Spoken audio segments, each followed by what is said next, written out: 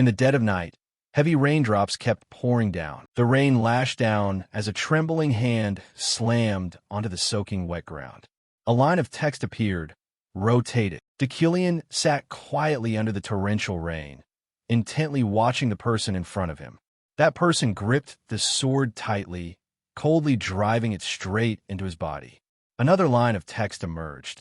If you want to kill me. Deucalion's expression turned completely deadpan at that moment. Ephorine's gaze looked incredibly cold. Her hand gripping the sword tightened even further. She forcefully plunged it straight into Deucalion's chest. Amidst the pain, he coughed up a mouthful of blood. Then, Deucalion suddenly raised his blood-stained hand. Another line of text appeared. You are still under the torrential rain. He flashed a melancholic smile and softly murmured, just as beautiful and heartless. His hand gently caressed Ephorine's face, but she coldly stepped back. Once she reached a certain distance, Deucalion stared at her in silence. That fucking bitch, he thought to himself. Seeing this, he let out a mocking smile. At the same time, the system appeared. Broken engagement. Deucalion's death required. Wujin looked at the congratulations notification and breathed a sigh of relief. Thank God. Wujin buried his face in his hands from exhaustion and muttered, finally, the bugs are gone. He looked at the screen, happy to have fixed this bug. It took dozens of lifetimes to fix, but I finally did it. The bug that kept happening throughout the broken engagement storyline. My name is Kim Wujin. He stretched his arms and yawned. I'm about to escape this endless overtime work. He introduced himself proudly. I am. Suddenly they appeared, and since their founding, they have only released top-tier games. Thanks to that, the company became world-famous. The game I'm testing and fixing is Rue's latest AAA game, a title worth as much as the whole company. Even though Wujin was exhausted, he still had to push through, because this was a matter of survival for the company. In other words, a game that will either take us to the top or drop us to the bottom. Let's see. It's about 11 o'clock. The main selling point of this game is that the difficulty and storyline change depending on the player's choices. Even though it's a single-player game, it has a complex plot revolving around named characters created by smart AI. This fresh approach has helped us grab the world attention. Plus, there are plenty of classes to choose from, some even rare like knights, mages, adventurers, demons, demon hunters, nobles, and even kings. Players can become anyone they want in the game. Which means if the game gets the recognition it deserves, we'll be swimming in money. Wujin pondered, but rewards always come with risks. If the game fails, the company goes under too. After a brief break, he plunged back into work. I should check the character info first. While I'm at it, let me explain why I've been working overtime like this for months. Wujin was very annoyed with the character Deucalion. It's all because of this bastard. Character info. Name, Deucalion von Greyhanyuk. Class, Senior Professor. Mana, 3357. The focal character in the Death of Deucalion segment. I finally cleared this segment without any bugs. Deucalion von Greyhanyuk, a notorious villain, one of the game's mid-bosses. Since he's a major villain with countless ties to other roles, there were tons of errors and bugs to fix. But today, I successfully killed him without any issues. The cause of his death this time was being slashed to death by his fiancée. Wujin stretched and loosened up his muscles, happily exclaiming, all done. But he caused a whole mountain of trouble throughout the segment. Suddenly, a female voice rang out from behind Wujin. Ah, you're smiling so gently. How's the testing going? The beautiful girl in front of me is Yua, my lead programmer, and also... He hesitated for quite a while. My ex-girlfriend. Wujin looked back at the past. We were together for 7 years. We were both so happy. Every single moment was filled with joy. He remembered the sweet kisses, the tightly held hands, and the days they lived together. Actually, she was a workaholic while I was lazy. He recalled being hired into the company by Yua and working together. But what drove her to improve was finding work for me and forcing me to do better. To do more. Remembering what happened after that, Wujin felt deeply pained. But in the end, we broke up. I know it's my fault. I couldn't change, even though Yua tried her best. Suddenly, Yua looked at him softly. I heard you were having a hard time with a bug. Glad you got through it. Wu Jin felt sad about the past. It's been 6 months since the breakup. I heard a rumor that she has someone new now. He coldly leaned his arms on the desk. Looks like things are going well with you and your new guy, huh? Hearing that, Yua just smiled gently. Rumors spread fast in this company. I'd say things are going well. Wu Jin felt a flash of irritation. It's so annoying to hear her say that. Pouting, he stared at his computer, then said, wishing you two a lifetime of happiness soon. Yua burst out laughing at his childishness. Stop sweating the small stuff and focus on your work. Yua suddenly remembered something.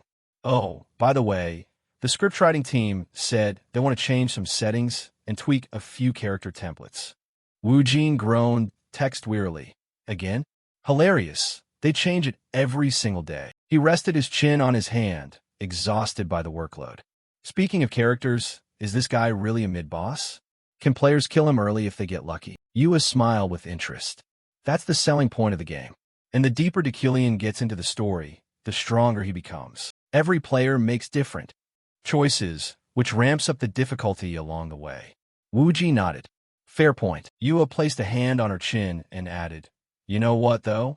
This character was actually designed based on you. Wu Jin was stunned. Decillion? Yua giggled, amused. When you were shaping him, didn't you notice? You both have that cheesy, fake look. Wu Jin was baffled.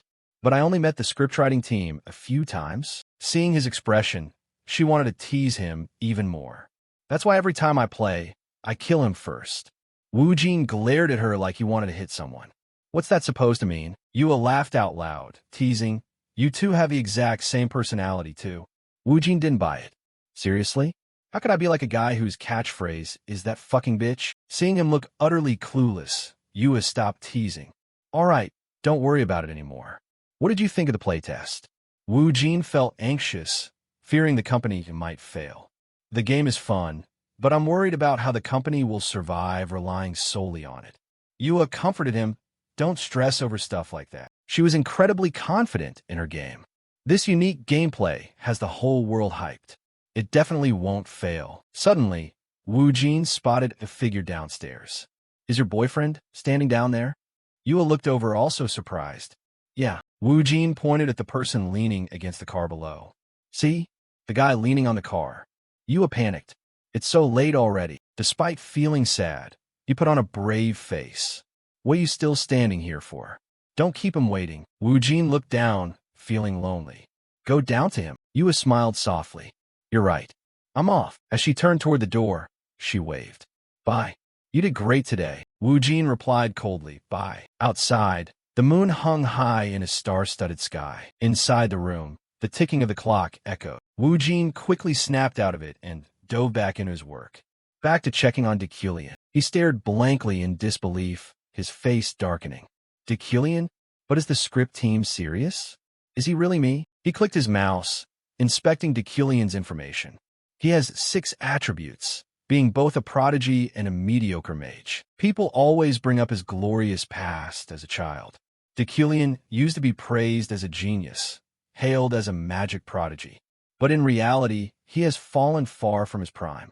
The combination of his pride and arrogance. Wu Jin suspected the character was based on him, creating the absolute worst personality possible in mankind. Putting it like this, can you even call him a human being? He was pretty, questioning his life choices.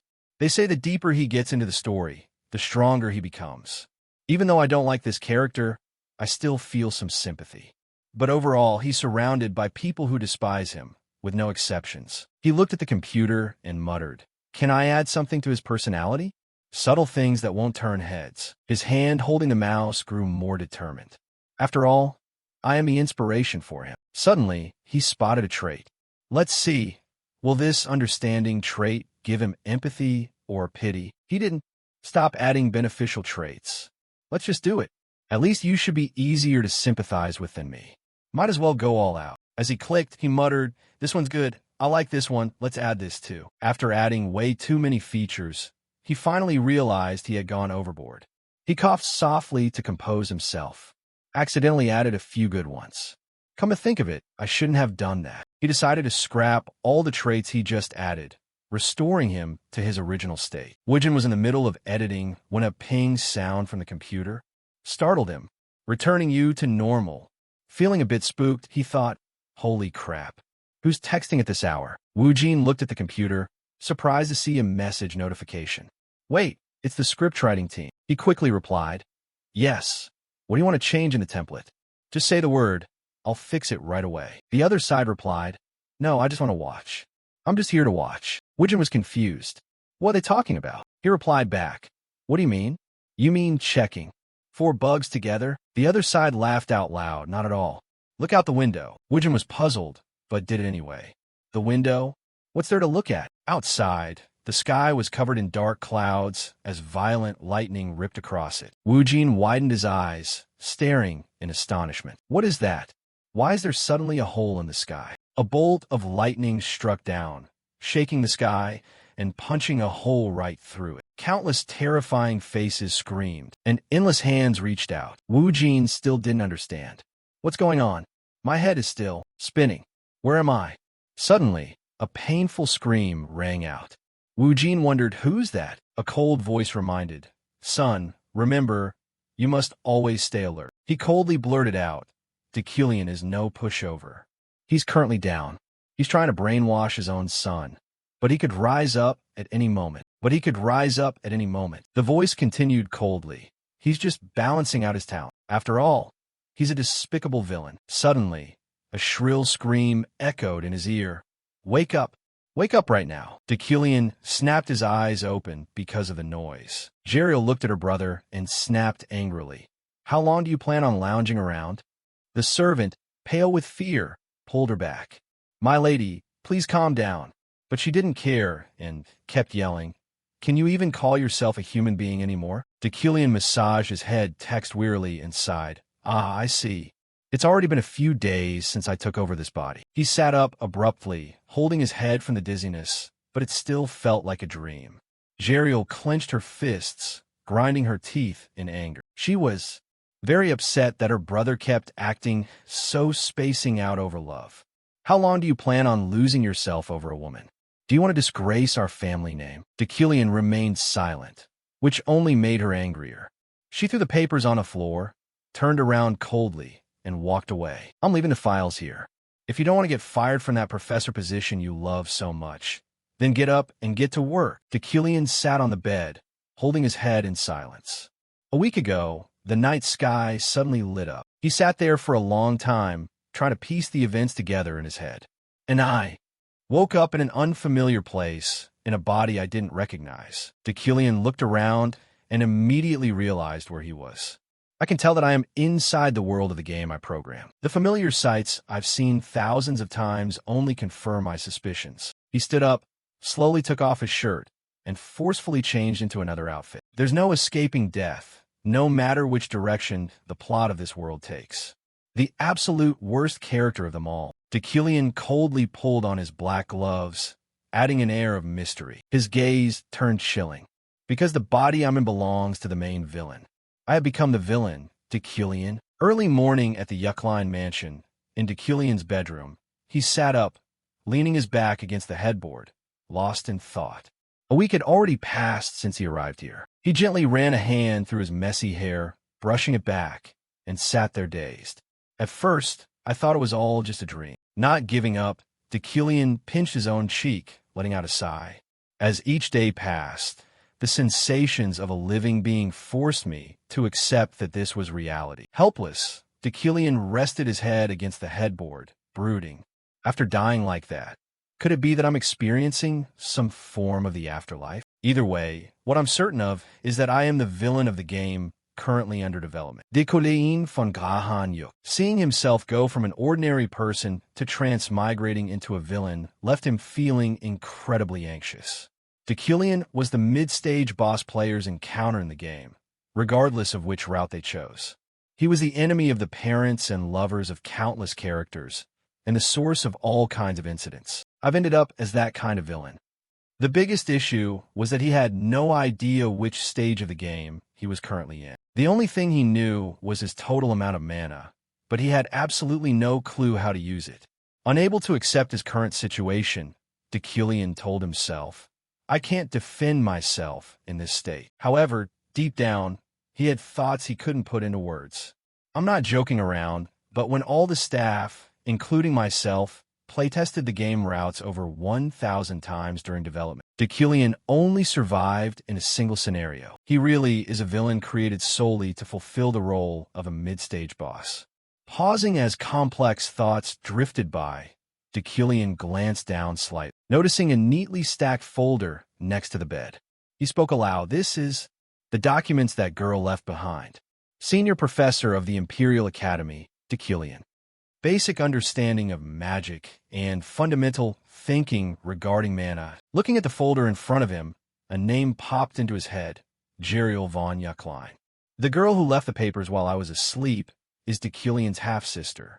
She's also the one acting as the actual lord of the Yuckline family instead of me. Moreover, he knew that she didn't have a good relationship with Deucalion. At the mention of her name, a fragment of memory immediately flashed in his mind. The woman Jeriel had brought up. The image of that white-haired woman appeared, most likely Yuli. It seemed like something was going on between Deucalion and Yuli. The image of Jeriel turning around and leaving the room in a fit of rage still lingered in his mind. I'll leave the documents here. If you don't want to get kicked out of your professor position, then get up and get to work. Snapping back to reality, Deucalion muttered to himself. Now that I think about it, she did mention a professor position. It took him a moment to realize he actually had a lecture to teach today. Afterward, Deucalion let out a breath, picked up the folder, and sighed. I should get going. Looking at the stack of documents in front of him, he fell into deep thought. Since I've never taught a class in my entire past life, I need to gather any information I can. Most importantly, a system panel suddenly popped up before his eyes. Goal: survive, become an essential character for the game. Quest: Academy lecture fee. Balance: 0.5. Seeing the system panel appear out of nowhere, Deucalion let out a soft sigh. These lines of text keep popping up. Disregarding it, he immediately got out of bed. He thought to himself, whether it's for this or for Jeriel, I have to take action. She's one of the factors that causes Deucalion's death. As he thought, Deucalion quickly made his way to the bathroom. The balance is also pretty important. So how exactly am I supposed to lecture? Of course I'm anxious, but it's still manageable. After all, this body possesses the innate talent of understanding. Just as Deucalion grabbed the handle to walk in, the system abruptly appeared. Notification: innate understanding. The ability to comprehend all things can be activated by consuming mana. Before becoming Deucalion, I had added this skill to him in hopes that he could become empathetic. Since this is an innate talent that appears in the latter half of the game, it should have some hidden uses. After a while, a large bathtub was completely filled with water. Pretty quickly, Deucalion finished his bath. As he put on his clothes, he weighed his options. The bathroom and clothes are unfamiliar, but I can use them more naturally than I expected. As soon as the words left his mouth, his inner self responded out of habit, as if I've always lived as Deucalion. Catching his reflection in the mirror, Deucalion mused, at first, I thought clothes like this were too flashy, but now they feel elegant and comfortable. He quietly adjusted his gloves, lost in thought. This is also due to the influence of Deucalion's traits regarding pretentiousness, dignity, and aesthetic sense. Realizing something, his face suddenly darkened as he muttered, it feels like my past life self is being choked by the character I transmigrated into. Along with the text, everything is saying that this is indeed your body. He quickly brushed it aside, unable to help but marvel internally. Honestly, I can't act against the etiquette this body expects. Even things that Kim Deucalion used to find uncomfortable now feel natural. As he walked, Deucalion casually pondered, even if it's just to gather information, attending my first lecture seems way too ordinary. Though he maintained a cold, expressionless face on the outside, deep within his mind lay pure arrogance. I am an outstanding and precious noble. On another side, a man with a face full of disbelief spoke up softly.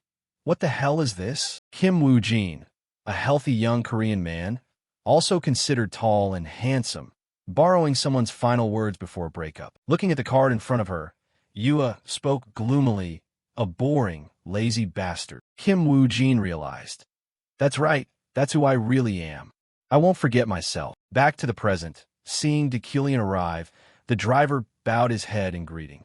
However, he still reminded himself not to let his guard down. As he stepped into the car, he completely forgot what he had just said earlier.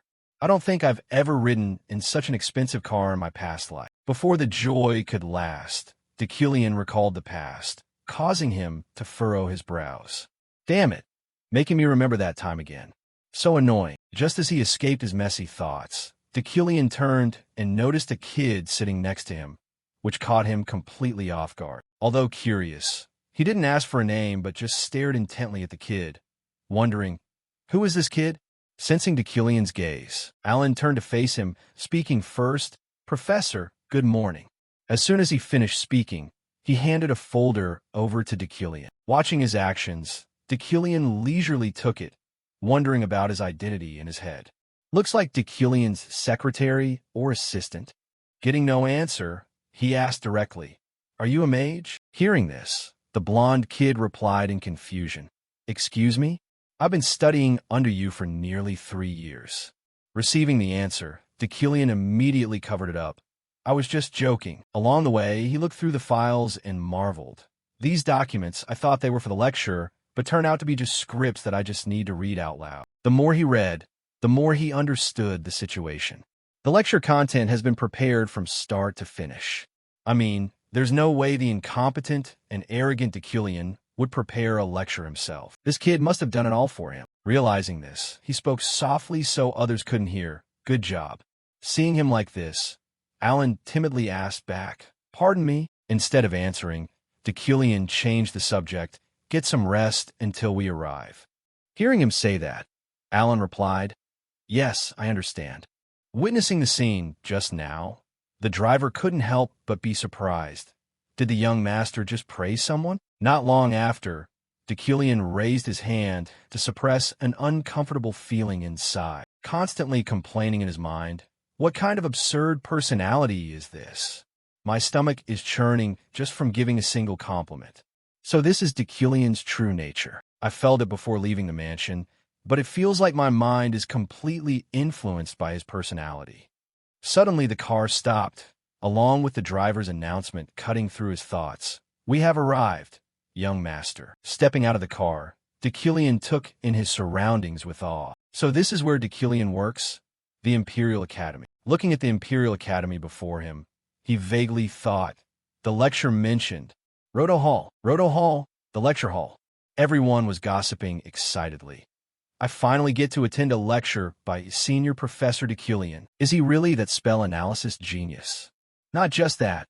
I heard he was a prodigy. Ignoring the chatter, Dekillian walked in leisurely, then spoke up, attention. Seeing that the students had settled into their seats, he stepped up to the podium and introduced himself. I am Dekillian von Greyhan-Yuckline. I have been assigned this lecture as a senior professor of the Magic Tower. Without wasting words, he set the folder down and said coldly, then, let us begin. Seeing Dekillian, the female students gossiped among themselves. He's so handsome, and smart too. So cool. Hearing this, Ephraim trembled slightly with anger. Cool? We finally meet in this place, Dekillian and the students. No one noticed Renee with a face full of murderous intent, cursing inwardly. Dekillian, that piece of trash bastard, my father's enemy. Ephraim began to recount her painful past. 3 years ago, my father committed suicide at his own funeral. She didn't cry, nor did she move, only staring silently at her father's remains with hollow eyes. She thought that after dedicating his life to researching and interpreting scriptures for years, he ended his own life due to the shock of having his research thesis stolen. The person who took my father's thesis was hailed by the public as a genius of scripture interpretation. The image of Dekillian in her mind suddenly shattered into pieces. She utterly loathed him. That's right, I'm talking about that absolute bastard, Dekillian. The notices sealing their belongings flashed clearly in her mind, but she blurted out helplessly. There was nothing I could do. After my father passed away, I lost everything. Back then, Ephraim's small, fragile frame stood lonely and lost in the very house that used to be so familiar. Once a noble, I didn't just lose my family, but also our territory and every asset we owned. In the end, I had nowhere left to go. Ephraim hugged herself, saying nothing, but her gaze was dead cold. Right then, I made a vow to myself. I will have my revenge on that scum. Now, to be able to sit in Killian's classroom, she had put in so much effort. After that day, I worked tirelessly day and night until I was finally accepted into the Imperial Academy, the place where Killian teaches. Ephraim clenched her fists so hard they trembled. I know full well what the other students don't. His ability to interpret scriptures is just a front. All his glory was stolen from my father after destroying my family. Her face was cold as ice, radiating pure bloodlust.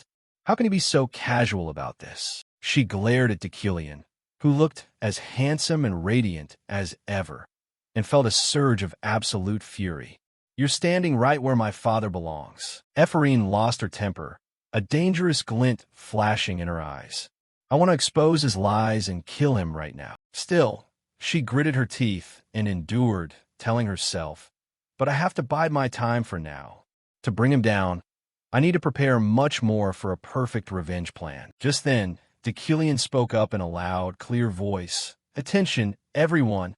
I will now begin the lecture. He crossed his arms, stood up straight, and faced the crowd of onlookers. Allow me to introduce myself.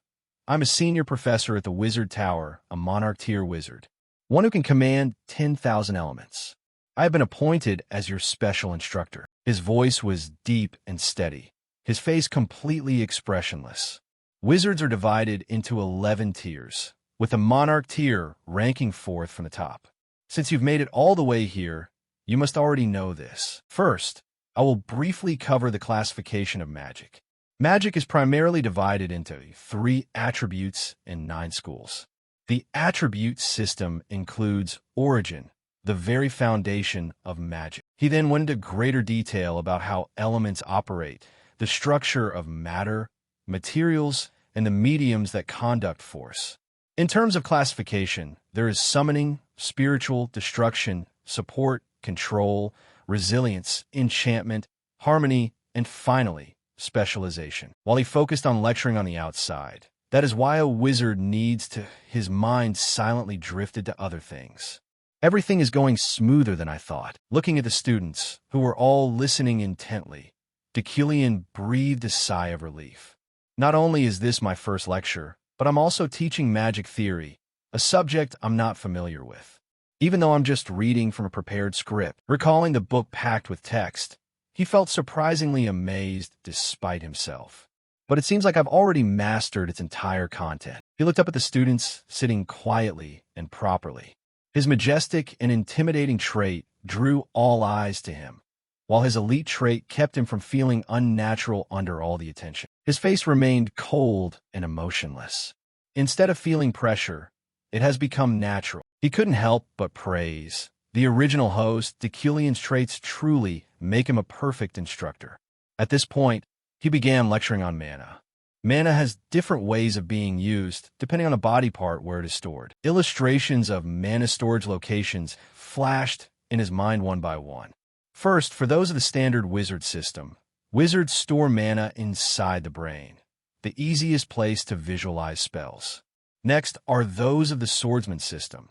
Swordsmen store mana in the heart, the organ that pumps blood throughout the body. Finally, for everyone, the dantian is the most suitable storage place for all, as it has a strong connection between internal and external forces. Killian wrapped up the lecture with a piece of advice. What I want to say is simple.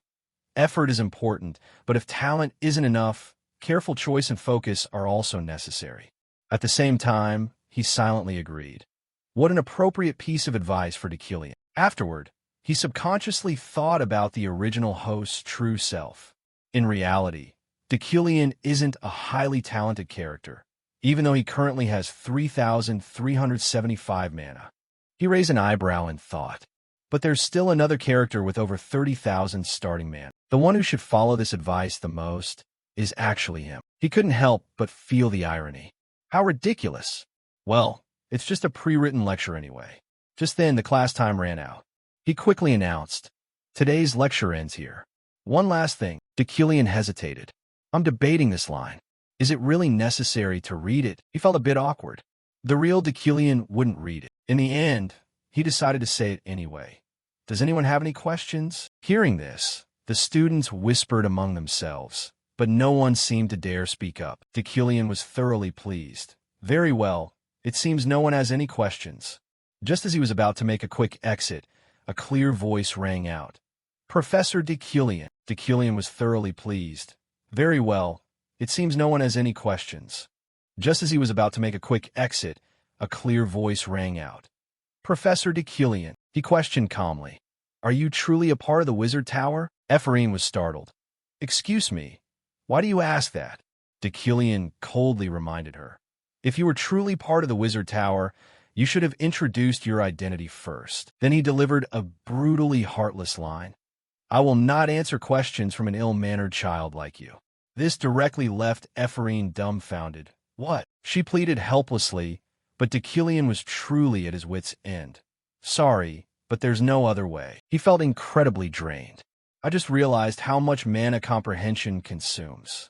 The mana panel popped up. Mana, 2005/3375. He silently calculated. Just to comprehend this lecture script took 1,300 mana. Who knows how much mana it'll take for a spell I've never seen before. His refusal to answer made Ephraim the target of blatant mockery from her classmates. Someone even intentionally badmouthed her out loud.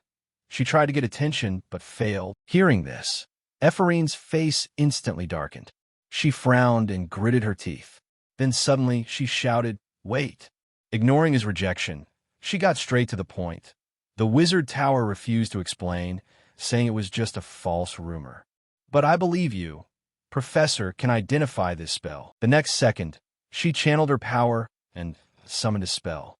The spell was released right in the middle of the classroom. Ephraim bravely declared, I officially request that you explain this spell. Dekilian had only just glanced at the spell when he instantly lost a massive amount of mana. Now it was down to 300/3375. Ephraim continued. A few apprentice wizards stayed behind at the dorms to analyze it, but there hasn't been any progress yet. If you could give us a hint. Without letting her finish, Dekilian quickly concluded. This is barrier magic. Ephraim was dazed. What? Dekilian didn't want to drag things out. There's no need for a hint. He coldly explained further. This is barrier magic belonging to the illusion school. Someone tried to imprison you guys in it. With that, he smoothly wrapped up the conversation. That is all. Leaving Ephraim stunned and speechless. With that, he smoothly wrapped up the conversation. That is all. Leaving Ephraim stunned and speechless. At the Wizard Tower Academy cafeteria, everyone gathered happily to eat and drink together. Ephraim came here too. She munched on large bites, food smeared all over her mouth, constantly muttering, "What an obnoxious guy." She angrily recalled the scene from earlier.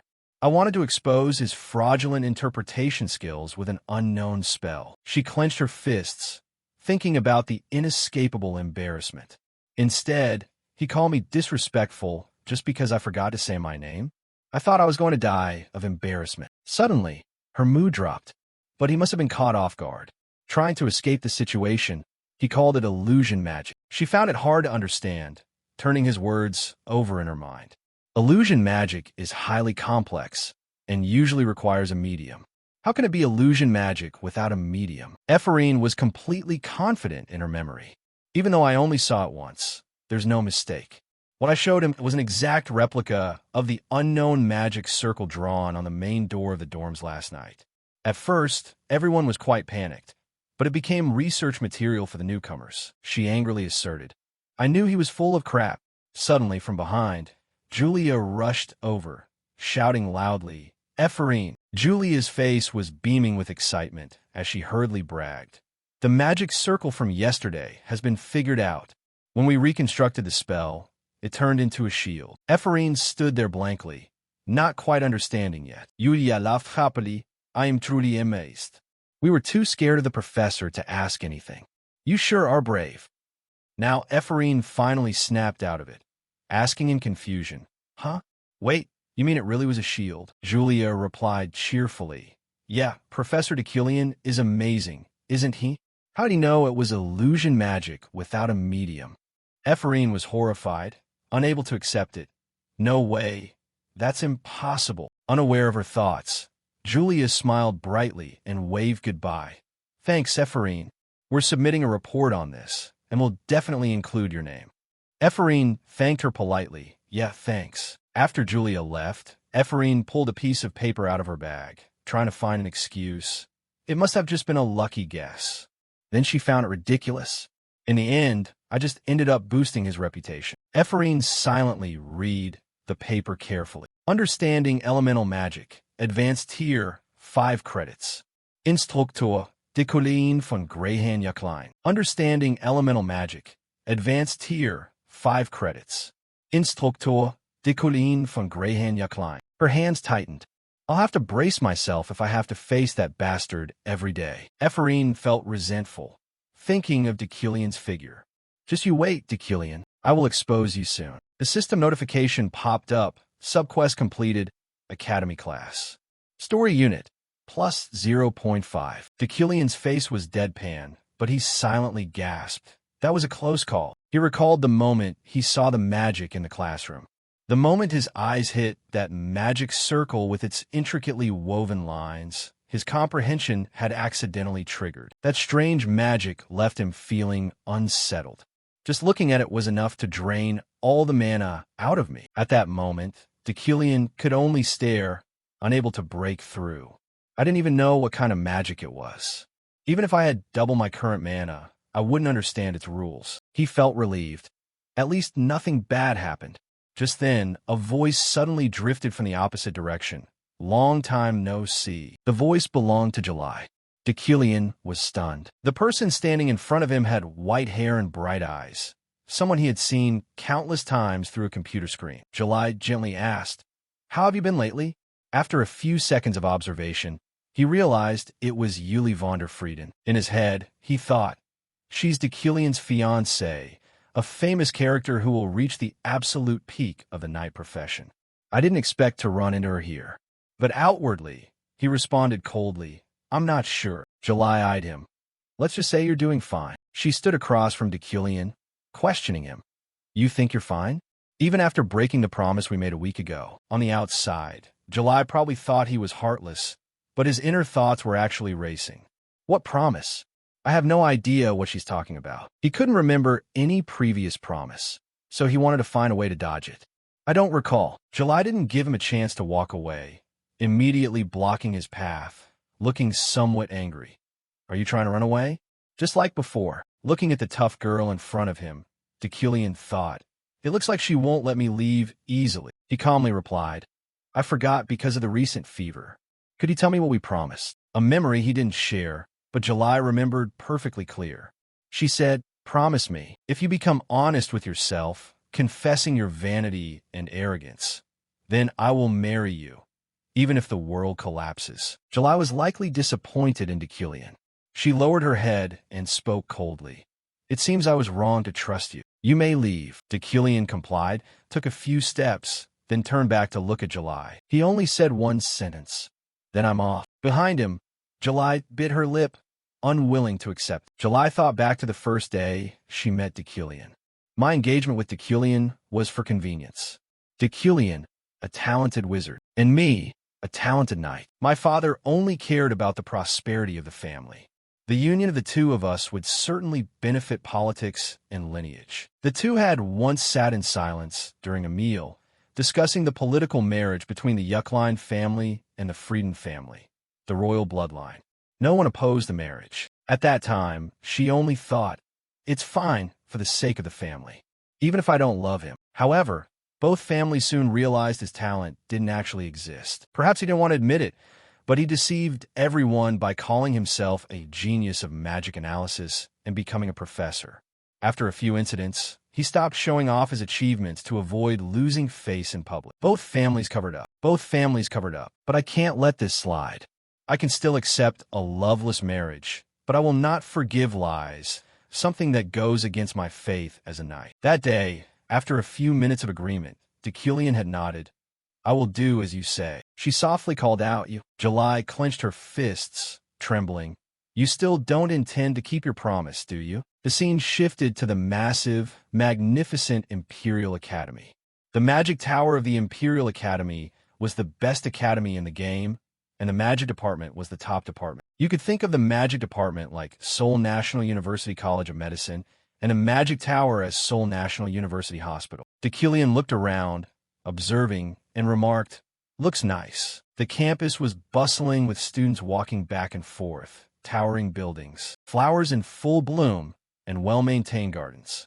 It reminds me of an American college campus. Dekilian thought back to the days before he crossed over into this world.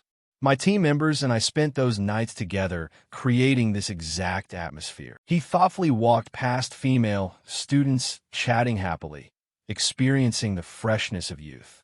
I could have done better if I were in a different body, experiencing this campus. Suddenly, someone tripped and fell forward while running in a hurry. Dekilian narrowed his eyes, completely on guard. Alan tripped behind him, causing the box he was carrying to crash into his chest. The items inside scattered everywhere, and he let out a cry. Alan fell to the ground, frantically apologizing while things spilled all over.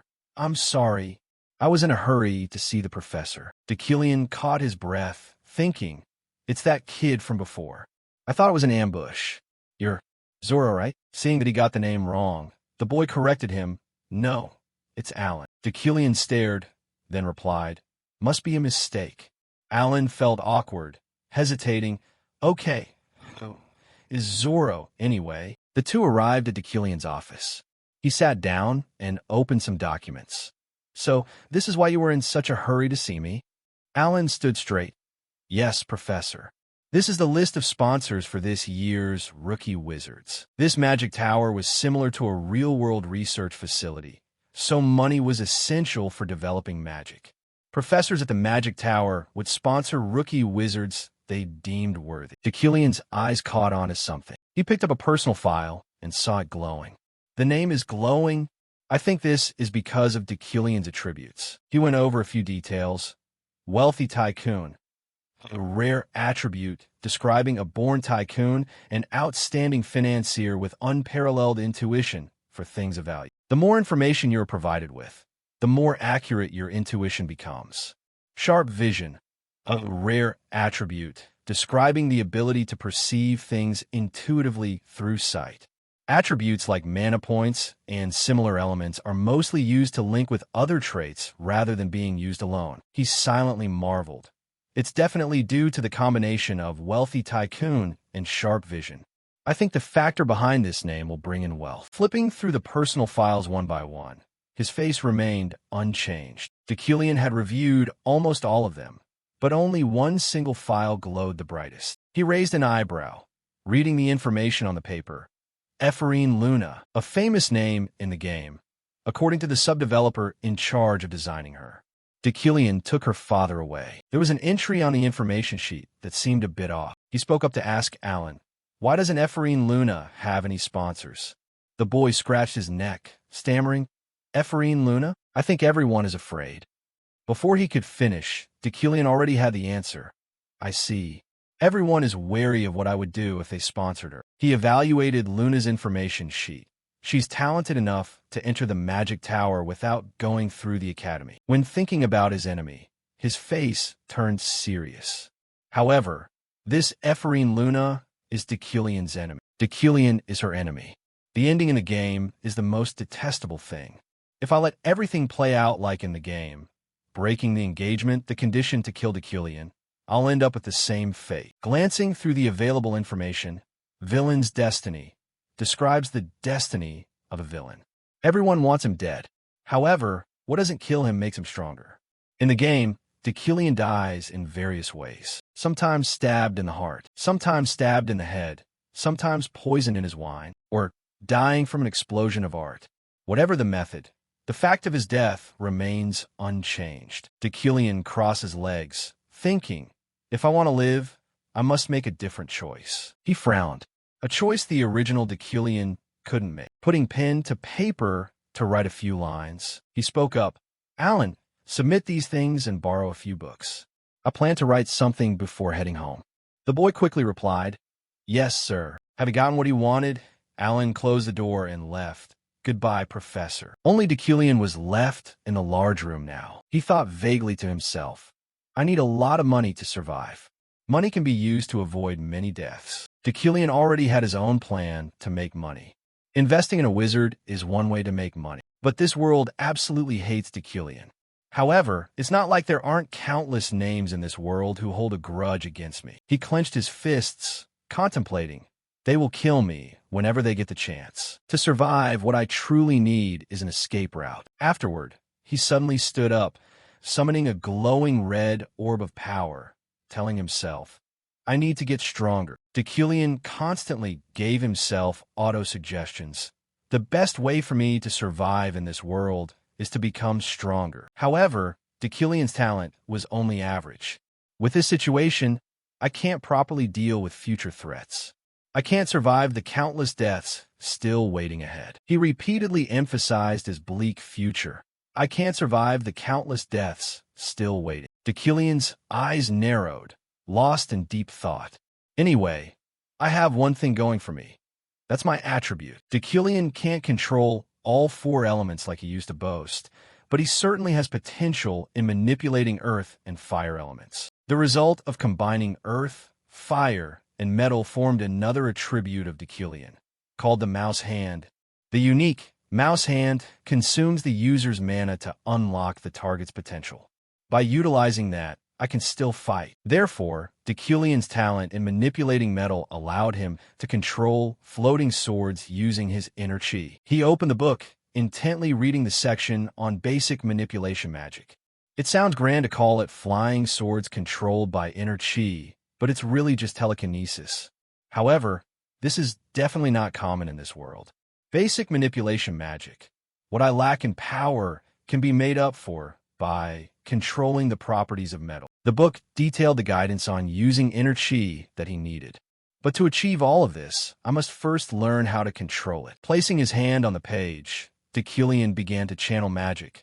Let's test this out. Power radiated steadily from his hand. The magic incantations and symbols in the book resonated, rising up into a magnificent magic circle that he instantly erected. The magic power swirled, penetrating Deucalion's mind.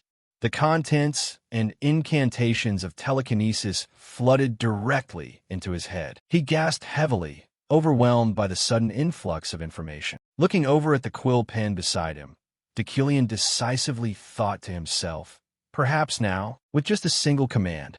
He successfully commanded the pen to hover in midair. Deucalion's brain had indeed become much sharper. Now I've memorized basic telekinesis and no longer need incantations to cast it. Seeing something that once only existed in a game materialize like this, he realized, memorization allows the brain to automatically cast spells you've understood. He calculated excitedly. Even though this is basic, if it's only this much, I won't reach the level I want, even with advanced telekinesis. Looking at the stack of spell books, he suddenly had an epiphany. What should I do? He asked himself. Can I place magic circles all over my body? In this world, the larger the magic circle, the more powerful it is. If I fully understand my own body through comprehension, not just the brain but also the heart, the core, I will carve magic circles across my entire body to enhance my telekinesis. Of course, there's a chance my body might overload or experience side effects. Iron Man, unique tier, physical capabilities, and potential innate attributes of the body rank among the absolute highest. This body has the Iron Man attribute, allowing me to endure those side effects. Deucalion carefully calculated everything. This can only happen to me in this world. My current mana level is 800, which should be enough for a small trial. No sooner said than done. He decisively repeated the process of channeling magic power. Knowledge flew in rapidly once again, straight into his brain. It circulated inner chi like white blood cells in the bloodstream. Deucalion's body handled an overwhelming amount of information, quickly growing exhausted. A terrifying pain struck. Deucalion gritted his teeth and endured an indescribable agony, a sensation like all the bones in his body were shattering, every muscle being torn apart. He stood firm, entirely unmoving. However, I will not falter. I won't let out even a single groan. That is the exact grace a noble must maintain. The pain gradually subsided after he finished the process. Deucalion's hands wouldn't stop shaking. Mana, 1, 2, 3, 4, 5. I feel completely exhausted. I failed due to a lack of mana. Glancing at his shoulder, he was visibly thrilled. But I've gained something. Now I have a magic circle on my shoulder. At this rate, it will take 2 weeks to carve it onto my entire body. A month later, at the Wizard Tower Academy, during Deucalion's seminar on the first day of the lecture, he presented a request board to the class. Below, I, the professor, wish to test your capabilities. Bring me any research results you can gather from this area. This place is filled with elements suitable for your experiments. Everyone gossiped curiously without end. This is different from what the upperclassmen told us. Are his classes always like this? Think about it. He's just telling us to self-study using the guidebook. People looked around, constantly questioning. So we have to do something with the elements? Is that why we're here? Where is Professor Deucalion? Ephraim snapped, cursing him silently. Of course. What an irresponsible man. She crossed her arms, muttering curses. Deucalion tells us to self-study on the very first day. What kind of asshole is he? Suddenly, Sylvia intentionally bumped hard into her. Ephraim yelled angrily. Hey, who do you think? Her attitude shifted instantly the moment she saw the other person's face clearly. She was stunned, whispering to herself, this person is more than anyone. Ephraim knew her identity perfectly well. Sylvia von Josephine Yucklein. Sylvia quietly stared straight at her for a moment, then coldly turned her back and walked away, leaving Ephraim glaring with rage, wondering in disbelief. Does she not recognize me? Deucalion was still nowhere to be seen during the class in the forest. Ephraim practiced magic by herself, still unable to stop wondering. What happened? If I'm not mistaken, that person must be a member of the Ed family. Last year, the Ed family, fearing my father's and my potential, used soldiers to surround our estate and threaten us. How could she not remember me? Suddenly, the castle she had built herself was destroyed. What's going on? Ephraim instantly felt as though her mana were being drained away. Sure enough, Sylvia, right beside her, had siphoned all of her meager mana to erect a massive fortress of her own. Incensed, Ephraim provoked her. Hey, what do you think you're doing? She aggressively called Sylvia out. Do you even realize you're taking everything I've gathered? Hey, are you listening to me? Sylvia remained dead silent, not even bothering to reply, which only drove her crazier. What the hell is wrong with this girl? Why is she ignoring what I'm saying? Suddenly, an idea popped in her head. Ephraim directly confronted her. Hey, why are you pretending you don't know me, Lady Sylvia? She intentionally brought up the memory. That's what I thought. There's no way you don't recognize me after threatening my family and forcing me to give up magic. Are you afraid I'm here to steal all your spotlight? Sylvia replied coldly and bluntly. I don't know you. Ephraim's blood boiled, and she snapped angrily. You dare look down on me now? But Sylvia's answer was completely unexpected. I don't know you, but I know your father. Ephraim froze and asked back, what? Sylvia icily singled him out, that arrogant aristocrat. I heard he died. This line completely shattered Ephraim's final thread of patience. A blinding magical light burst forth, making everyone scramble and shout to one another. Huh? Look at that. Ephraim officially lost it, deciding to throw down with Sylvia. What? What did you just say? Her magic erupted violently as she furiously challenged. Say that again. Facing Ephraim's overwhelming momentum, Sylvia quickly erected a protective barrier, tension clearly showing on her face. An earth-shattering explosion blew up rocks and dirt across the entire area. Everyone shielded their faces in terror. As the thick dust slowly cleared, they hurriedly tried to compose themselves. What just happened? Is anyone hurt? Ephraim had a tight grip on Sylvia's hair. Sylvia ordered coldly, let go. But Ephraim, completely out of her mind, screamed, I told you to say it again. You dare insult my father. Mid-fury, she suddenly froze as a voice cried out, I will end you.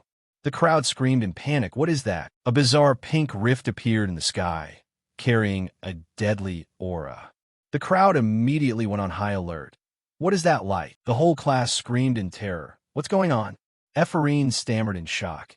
Is that a rift? Observing its movement, she realized that's where my mana and her mana collided earlier. It's sucking in everything around it. Facing the black hole's eruption, everyone told each other, it's about to explode. Run. Everyone scattered in a panic, except for Ephraim, who faced it calmly. No, if it explodes, metal fragments will fly out like stray bullets. She foresaw the most tragic end. Everyone here is going to die. Very quickly, the explosion occurred, with a destructive force rivaling hundreds of tons of TNT. Ephraim closed her eyes, gritted her teeth, and cast a barrier to try and hold out. Suddenly, she felt something was off. What's going on? Why is it so quiet? But it stopped, didn't it? As it turned out, Deucalion had arrived just in time to defuse the danger. The fragments from the explosion were blocked by him, hovering in midair. Seeing this, everyone wondered, when did he get here? Why are the exploding fragments frozen in midair like that? Deucalion smoothly shifted the fragments to another location. In that moment, they looked like a flowing stream. The narrator appeared, describing in detail the crowd's expressions as they witnessed Deucalion using telekinesis. Everyone around gasped in awe. The narrator explained the reason, because they were all students honing their magical knowledge. They couldn't help but feel the sheer elegance of that magic. An enchanting magic whose aesthetic beauty no one could deny. The glittering fragments were piled neatly into a stack by him. Deucalion coldly issued an order. Attention, everyone. Today's class ends here. His eyes were razor-sharp as he looked at the two who had caused this crisis. Everyone except for the troublemakers. Clear out. Ephraim worried. Oh great. I am screwed. She and Sylvia were led straight to the interrogation room. Question mark. The one speaking was Assistant Professor Rin. As expected, the serious demeanor of you two serves as an example for all wizards. Walking behind him were Spirit Studies Professor Redl and Magic University President Adelen Segan. Sitting next to Deucalion, they cheerfully greeted him back. Welcome, Professor Redl, Professor Rin.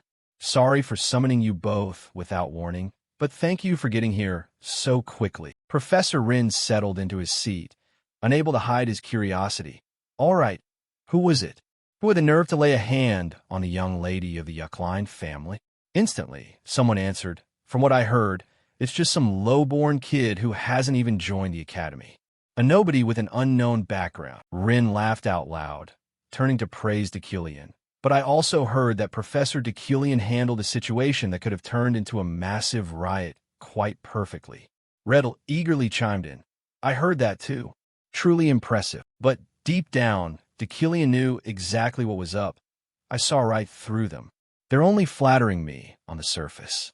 All the professors here are experts at playing politics, so the outcome of this disciplinary hearing is basically a foregone conclusion. The hearing is a mere formality to him. Sylvia, the daughter of the powerful Ed family, and Ephraim, a fallen noble, who is practically a commoner. It's blindingly obvious whose side they'll take. Deucalion silently resolved. So I have to change the outcome of this disciplinary meeting. Before this, he had noticed something interesting. A swirling dark red aura radiating from Ephraim. Only I can see it, thanks to my vision. The system suddenly popped up. Villain's destiny describes the destiny of a villain. The whole world wants him dead. However, what doesn't kill him makes him stronger. He was certain. It shows that the villain's fate has manifested. If I can't change the outcome, my death will only draw closer. The moderator's cold voice rang out. The disciplinary hearing between rookie wizards Ephraim and Sylvia will now begin. Rin roared right out of the gate. How dare you two fight inside the hall? If it weren't for Professor Deucalion, someone would have been seriously hurt. He lowered his voice, demanding of Ephraim, why on earth did you two fight? She just lowered her head and replied bluntly, I can't say. Rin looked at Ephraim, who still held her head up defiantly, and asked furiously, what? Ephraim thought carefully to herself. That bastard is watching from up there, so I can't say a thing. Remembering Sylvia's words, her eyes welled up with bitter tears. I heard your father died, right? Ephraim kept her head down, thinking of Deucalion, Sylvia insulted my father and slyly pushed my buttons, but I can't say that in front of that enemy. Rin suddenly stood up, criticizing her arrogantly. What are you playing at? An inferiority complex or something? He directly compared them. You should know damn well the gap in status between yourself and Sylvia. Yet you dare to openly. Brushing that aside, he turned to Sylvia. All right, Sylvia, you tell us. She replied calmly. During the class, I accidentally destroyed her results, which led to the dispute. Hearing this, Rin still fixated on blaming Ephraim. What? So Sylvia didn't even do it on purpose. And Ephraim used that as an excuse to cause a riot? A nameless, low-born brat dares to. Do you completely lack anger control, or what? To make matters worse, he went too far, turning to Adeline, the president. We should expel her. We can't tolerate that kind of attitude and violent behavior. Ephraim gritted her teeth tightly. She felt completely helpless. It's so cold. My mind feels like it's going to explode. Having to sit through these crude insults at a simple school disciplinary hearing. All the blame is pinned on me. Yet I can't give a single reason, and there's no one left to defend me. Yeah, everything is so cold. Her eyes were filled with resentment and indignation.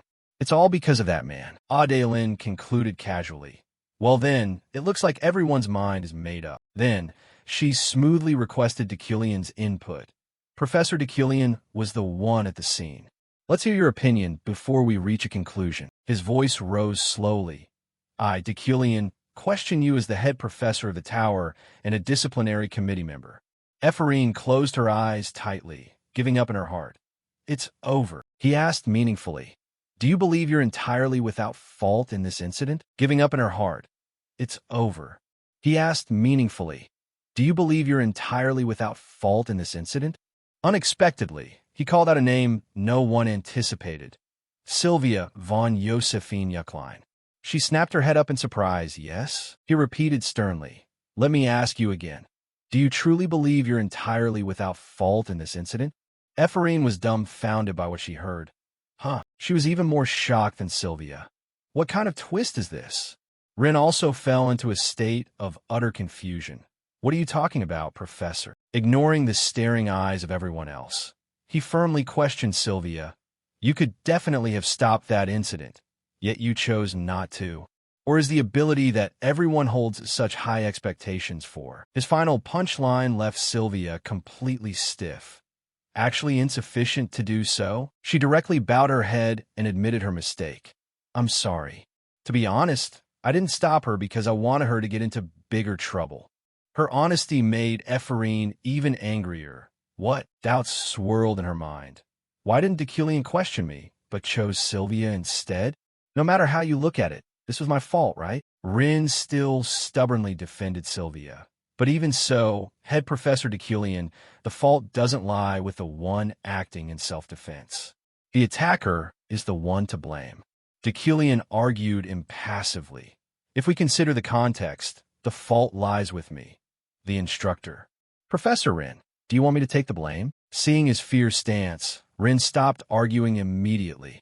Of course not. I just thought this wasn't ideal. Ephraim was astonished, thinking to herself. He even shut down the professor who was on Sylvia's side. Why on earth would he go that far? Suddenly, it clicked, leaving her stunned. To protect me? Adeline clapped her hands, cutting off the debate. Enough, she cheerfully proposed. They're just kids. Friction helps them grow. These children are only rookie wizards, so instead of arguing over who's at fault and tearing them down, let's let it slide this time. Then she officially declared, no one is being disciplined this time. Both of you can go. Ephraim's small hands trembled in shock. What? I was completely prepared to be expelled. The Deucalion I know would never do this. So what? As the hearing ended, Rin turned to flatter him. Just as expected of Professor Deucalion. You really have a unique way of analyzing situations. While everyone was talking, Ephraim's voice rang out, causing him to turn around. She clenched her fists as if gathering courage. Looking straight at Deucalion, I have a question. She silently asked herself. If you remember the name Luna, if you knew my father, and if you knew that he suffered his entire life because of you, before ending his own life. Ephraim kept her head low, thinking anxiously. But even if Deucalion does remember, what if he decided to overturn the verdict just to protect himself? Even so, she firmly held on to her original purpose. Even if that's the case, if he doesn't remember my father, wouldn't that be even more heartbreaking? As if understanding Ephraim's inner turmoil, Deucalion spoke up decisively. You don't need to ask. He advised her meaningfully, don't waste your talent on things of the past. Afterward, only the fading clacks of Deucalion's footsteps echoed through the room. Ephraim took it as an answer. Her previous doubts vanished. I knew it. Deucalion does know me and my father. If he didn't, he'd have no reason to help me. Deucalion must have felt a shred of responsibility. Her trembling hand clenched into a tight fist. His decision to help her brought back memories of that painful funeral, strengthening her conviction. So the reason he helped me was out of pity? The tears Ephraim shed now were tears of relief. Thank goodness. It turns out he didn't forget. And if you still remember me, I'm satisfied with that. She wiped her tears, happily comforting herself. At least for now, that's enough. The system notification popped up. Villain's destiny, defying death, altered. Story unit, +2. Sylvia was being driven by her father in a four-wheeled carriage. He turned back to ask his daughter, about that matter? This was Jan von Lied, head of the Ed family, a telepathy wizard. He reassured Sylvia, you don't have to worry about that kid anymore. He added casually, Ephraim certainly has talent, but she missed her chance. Sylvia blankly recalled the past, 10 years ago, on the day of the aptitude test to enter the academy. Sylvia blankly recalled the past, 10 years ago, on the day of the aptitude test to enter the academy. He had announced to Sylvia and Ephraim in astonishment. Both of you have the talent to become archmages. That result sent the crowd into a frenzy of gossip. What? 2 kids from our territory? Ephraim quietly looked over at Sylvia, and Sylvia looked back blankly. The debate was far from over. What is going on? A ruined path with a destination of paradise, the pinnacle of the eternal magic world, an entity at a level that even the Emperor could not touch. Those who reached that level were called archmages and were etched into the history of the continent. However, by tradition, only 3 people could become archmages in an era, regardless of what kind of wizards they were or what field they specialized in. That was the unalterable law of wizards. At that time, besides Demspot, there were 2 vacant spots. But one of them was already designated for Adelin, the Tower Master of the Magic Tower. Sylvia understood perfectly. In other words, I, the heir of the Yuckline family, and Ephraim of her Luna family, as our collaterals, must compete for the remaining spot. That was why the head of the Yuckline family had led troops to surround the Luna estate. I could figure it out without my father explaining. He firmly demanded of Ephraim's father, give up on sending your daughter to the academy, Kagan Luna. Sylvia drifted back into her memories of the past. That day, I knew the real reason the Yuckline family trampled on the Luna family was because of me. She absent-mindedly stared out into the distance. It was to help me become the Archmage instead of Ephraim. Sylvia whispered sadly, becoming an Archmage is my wish and my destiny. Her expression scowled as she recalled Ephraim once asking, are you afraid of being chased? Sylvia exhaled, quickly brushing aside her worries. It's not just because I was unlucky. Jan seriously reminded his daughter, you don't have to worry about that child. But you must be wary of Deucalion. He emphasized firmly, he is not a simple man. He might be struggling right now, but he was called a genius in his youth. He could rise to the absolute peak. There's just no telling. After the recent hearing, Sylvia had more or less sensed it. I know Professor Deucalion saw right through my trap. When that terrifying explosion erupted, it was obvious I had a hand in manipulating. I made Ephraim's mana vanish, setting up a trap so that it would explode the moment it came into contact with her mana. The bigger the explosion, the more trouble she'd be in. Deucalion's sharpness angered Sylvia, but Deucalion saw through my plan instantly. Even though I checked for any signs of observation magic in the room, through his fierce arguments, he still made me yield. He forced us to compromise instead of pointing out that I did it. Sylvia felt an invisible pressure from him. I know everything. Do as I say. Even though it was a threat, she had no choice but to accept. I thought he was just an arrogant guy with above-average talent. Her body shivered involuntarily with dread. What kind of man is he? A few days later, at Decillian's mansion, Roy's respectful voice rang out. It's Roy, sir. Are you ready?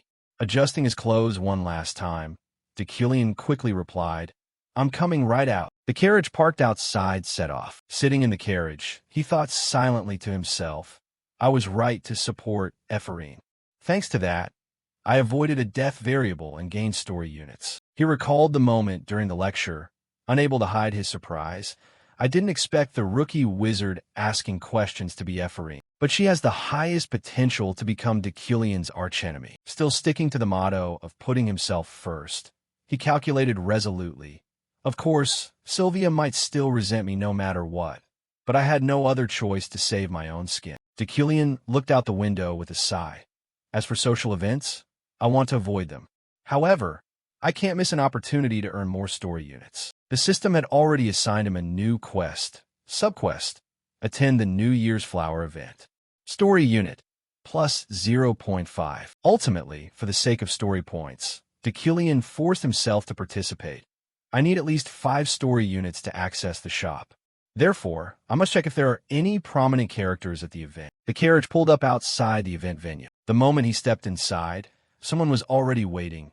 Welcome, Professor Decillian. Scanning the room, he noticed the guests were all dressed to the nines in exquisite dresses and fine attire. Decillian silently noted, they all look like high society nobles. I see quite a few famous figures I recognize. Looking off into the distance, a certain figure felt familiar to him. Decillian quickly locked onto his target. Uriel, the character I designed myself. He concluded firmly, coming here was definitely the right choice. Engrossed in watching Uriel, he didn't notice someone had already spotted him. The man struck up a conversation enthusiastically. Look who's here. If it isn't Professor Decillian, his welcoming voice drew the attention of countless curious onlookers. My child is taking your class. Suddenly, he was crowded by fawning nobles. Professor Decillian, I've always wanted to meet you. Professor E. He sighed helplessly to himself. I take back what I just said. Feeling drained, Decillian caught a familiar name, Ganessa. I read about your miraculous feats in the Continental magazine. While a noble was still desperately trying to invite him, Professor, would you like to have dinner together? My family is. He quickly signaled that he had other business. The man instantly choked on his words. Over there, he quickened his pace toward the direction where the name was mentioned. Who said Ganessa? Getting to know her will give me a major turning point in the plot. This is the best thing I can do today. Decillian scanned the crowded sea of people. But where is she? I heard her name somewhere around here. He resolved, I need to seize this opportunity to get acquainted with her. On the second floor, the person Decillian was searching for was quietly observing him. It was none other than the adventurer Ganessa, a character from the early part of the story. Decillian grew anxious. She must be nearby. Fortunately, he found her, spotted her. Decillian looked at Ganessa, silently evaluating her. A woman with a red ponytail, wearing adventurer gear. Ignoring everything else, he hurried up to the second floor. I need to move fast. Suddenly, a startled voice rang out. Is that who I think it is? A helm slowly approached him. Decillian felt a bit annoyed by the interruption. Why now of all times? He coldly called out the other party's name, Ehelm. The person was none other than Ehelm von Jurian Rewind, a royal monarch tier wizard, rank 4. Ehelm's tone was playful. Impressive. Head Professor Decillian actually remembers me. One honor. It's been a while. How is your research going? Out of nowhere, she added, I heard some rumors. Decillian didn't get her drift and asked back, Ehelm, are you serious? She intentionally dropped a provocation. Nothing, just that your research hasn't made any progress in 3 years, and some people are doubting your abilities. Decillian looked at Ehelm with utter contempt. Came all the way here just to push my buttons? He observed her more closely, remembering, this guy used to be Decillian's rival back in school. Ehelm kept rambling on. If you need help, I'm available. He completely ignored her, lost in thought. They used to be close, but after losing the head professor position to Decillian, she became jealous. He turned his head away in boredom. The original Decillian might have cared, but this kind of provocation means nothing to me. It's not like she's wrong either. Helm's rumor was the truth. He suddenly startled, looking up at the empty hallway. She's gone. Ganessa vanished. He looked back at Helm, who was still carelessly monologuing. If you keep being so arrogant, nobody's going to like you. Decilion was absolutely furious. I lost her track because I had to talk to this idiot. He abruptly stepped closer. Enough nonsense. Beat it, asshole. Helm was taken aback by the insult, stammering. What? You just... Decilion quickly walked away, wanting no further involvement. Right now, his mind was entirely fixed on Ganessa. Seriously, I need to find her quickly before she leaves the party and introduce myself. He was incredibly anxious. My entire plan is going to fall apart. After Decilion left, the party guests bustled around looking for him. Where did Professor Decilion go? Professor Decilion. Decilion. By this time, he had escaped to the balcony, sighing in exhaustion. Even after shaking off a helm, there's still too many idiots blocking my path. This is exactly why I hate parties. Suddenly, a voice called out to him. Professor Decilion? He looked at the person in front of him in surprise. Ganessa? Ganessa rested her arms on the railing, asking meaningfully, did we just run into each other by chance? Or were you looking for me? Decilion paused slightly, silently marveling. Incredible twist of fate. While escaping the leeches, I run right into Ganessa. He wondered, more importantly, are Ganessa and Decilion acquaintances? He replied calmly, I just got lost. Ganessa burst out laughing, being straightforward. I know you were looking for me. You have something to say. She crossed her arms, looking a bit helpless. I'm sorry about that mission back then, but I already returned the fee and the cancellation penalty. Can you just let it go this time? Decilion confirmed silently. It seems they know each other through a mission. Seeing his lack of reaction, Ganessa continued. I'm sorry for not bringing the child with magical talent like you asked. No, it's not that I didn't bring them. A trace of sadness flashed across her face. I accidentally grew attached to them, so I couldn't hand them over to you. Decilion was utterly baffled, having no idea what she was talking about. But it seemed the original Decilion had done this multiple times. He quickly envisioned the image of a child bound by chains. That was Decilion's true nature, trying to make up for his own shortcomings using talented children. Ganessa suddenly changed the subject. Let me ask you one thing. He immediately countered, what? Ganessa's gaze darkened, her voice turning cold. How long do you intend to live like this? Decilion fell silent. He also asked himself, until when? Then he remembered. Before he took over this body, Decilion had listened to the enticements of worthless people, destroying the trust around him, and hurting many people for personal gain. Leaning against the railing, he asserted, from now on, I will live different. Ganessa gasped, leaning over to look at him with a skeptical gaze. I didn't expect that. I thought you were going to kill me. She admitted her mistake, because I opposed the secret mission and ran away. Decilion sighed helplessly. You're overthinking it. He glanced at Ganessa, wondering silently. He seriously tried to kill Ganessa, a top-tier combatant, at a time like this? He really had a death wish. Looking at the woman standing casually in front of him, his thoughts were a complete mess. I know nothing about the original Decilion, but Ganessa is someone who can kill anyone with just a single strand of hair. He suddenly thought of an image from the game. Her attribute was an immortal body and martial arts mastery, a warrior at her peak. Decilion felt lucky. Because I am in this body, Decilion didn't send an assassin to murder Ganessa. If he had, she would have been dead. He immersed himself in thought. This is a bit different from what I thought. This made Ganessa feel strange. Did he eat something wrong today? Decilion secretly rejoiced.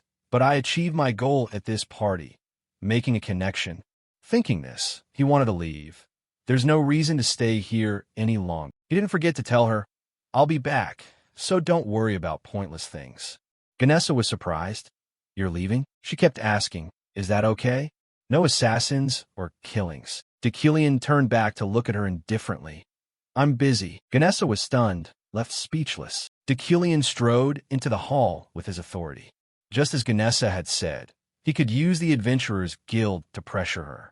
But if he did that, the variables regarding his death would increase. Suddenly, the system window popped up with a notification.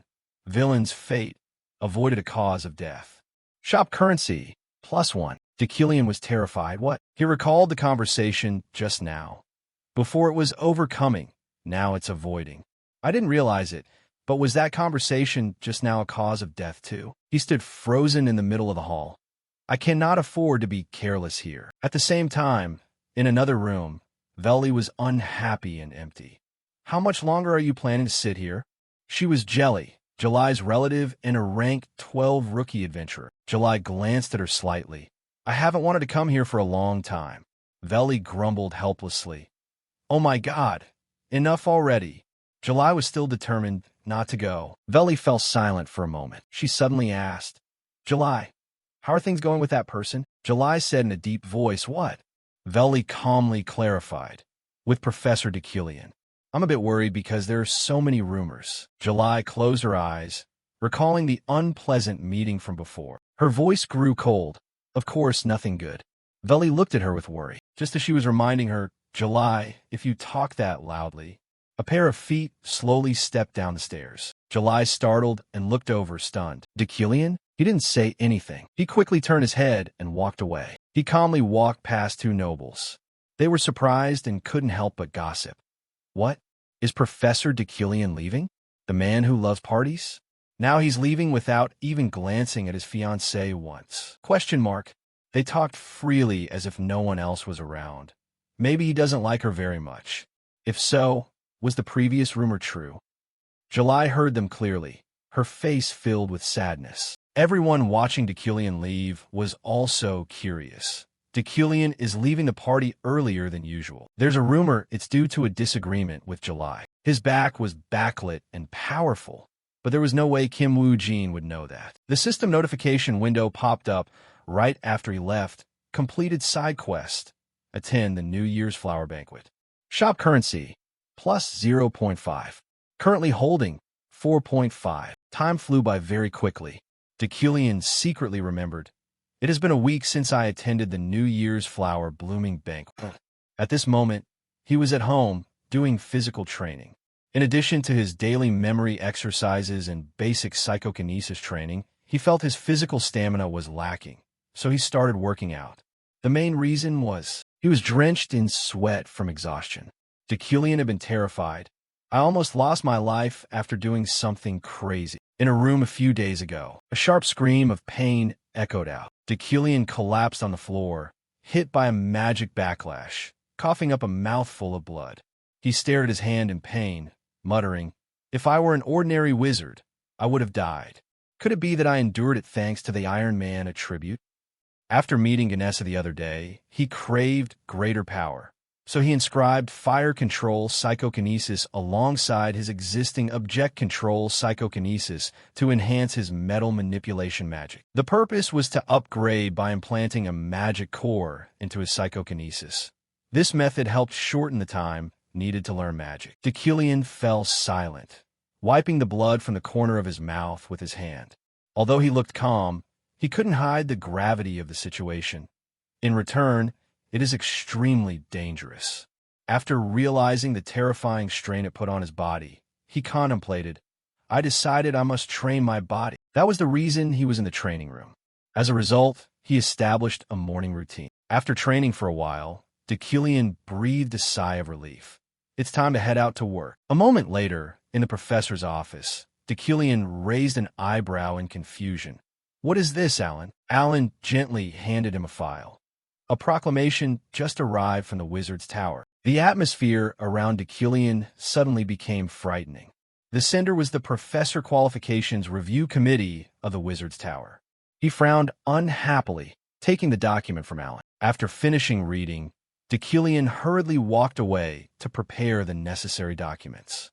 The proclamation read, We kindly inform you that a hearing has been scheduled within the next 6 months regarding the progress of the research you are conducting, Professor Dekillian. Until then, please fully prepare all relevant documents. Dekillian felt very uncomfortable. If an audit hearing is being held, it means Dekillian's research has been stagnant for a long time, even before I entered this body. This is a disadvantageous situation. He suddenly remembered Dekillian's character info sheet from a game. Deculian was always a genuine professor with a level 6 talent. He realized, perhaps the prerequisite for this mission is to maintain the professor title. If I lose it, all hope of returning will vanish. Deculian stopped in front of a door, the laboratory. He reminded himself, therefore, I must find something, anything, in Deculian's laboratory. He cautiously opened the door and stepped inside. The laboratory was completely desolate. Dust was everywhere, and papers were scattered all over the floor. He sighed tiredly. What a mess. Even though he felt tired, he still stepped inside. It looks like no one has set foot in here for a very long time. If Deculian really frequented this place, there's no way the lab would be this messy. Suddenly, something caught Deculian's eye. His gaze locked onto a strange pile of junk. This pile of junk looks highly unusual. Is it hiding something? He scowled in annoyance. I don't know who to blame, but this must be the most effective way to hinder Deculian. From a distance, he used magic to move the pile of junk. Lucky I managed to learn psychokinesis in time. Right after that, a mysterious book appeared. He quickly used magic to bring the book over to himself. When he opened it to read, Deculian was very surprised. It seems he encrypted all the research results to prevent them from being stolen. He smiled and muttered, "It's useless." He immediately used the skill understanding. A brilliant light erupted, catching Deculian completely by surprise. The light from the book is too powerful! Exclamation point. He was amazed. This brilliant golden light is blinding. It seems his research is truly extraordinary. Thanks to the combination of magnet of prosperity and sharp vision, he could see this magnificence. But the light quickly faded. Deculian frowned in thought. However, this research is still incomplete. It's torn and has many blanks. Even the logic in this section is completely flawed. As he turned to the next page, he was greatly astonished. Even so, this research is great enough for the magnet of prosperity to react. But what shocked him was the photo tucked inside. This child. Is she Ephraim Luna? Deculian fell silent. So that's how it is. It seems that when he was still working as a researcher for Deculian, Ephraim's father desperately tried to hide this. He felt a hint of sympathy.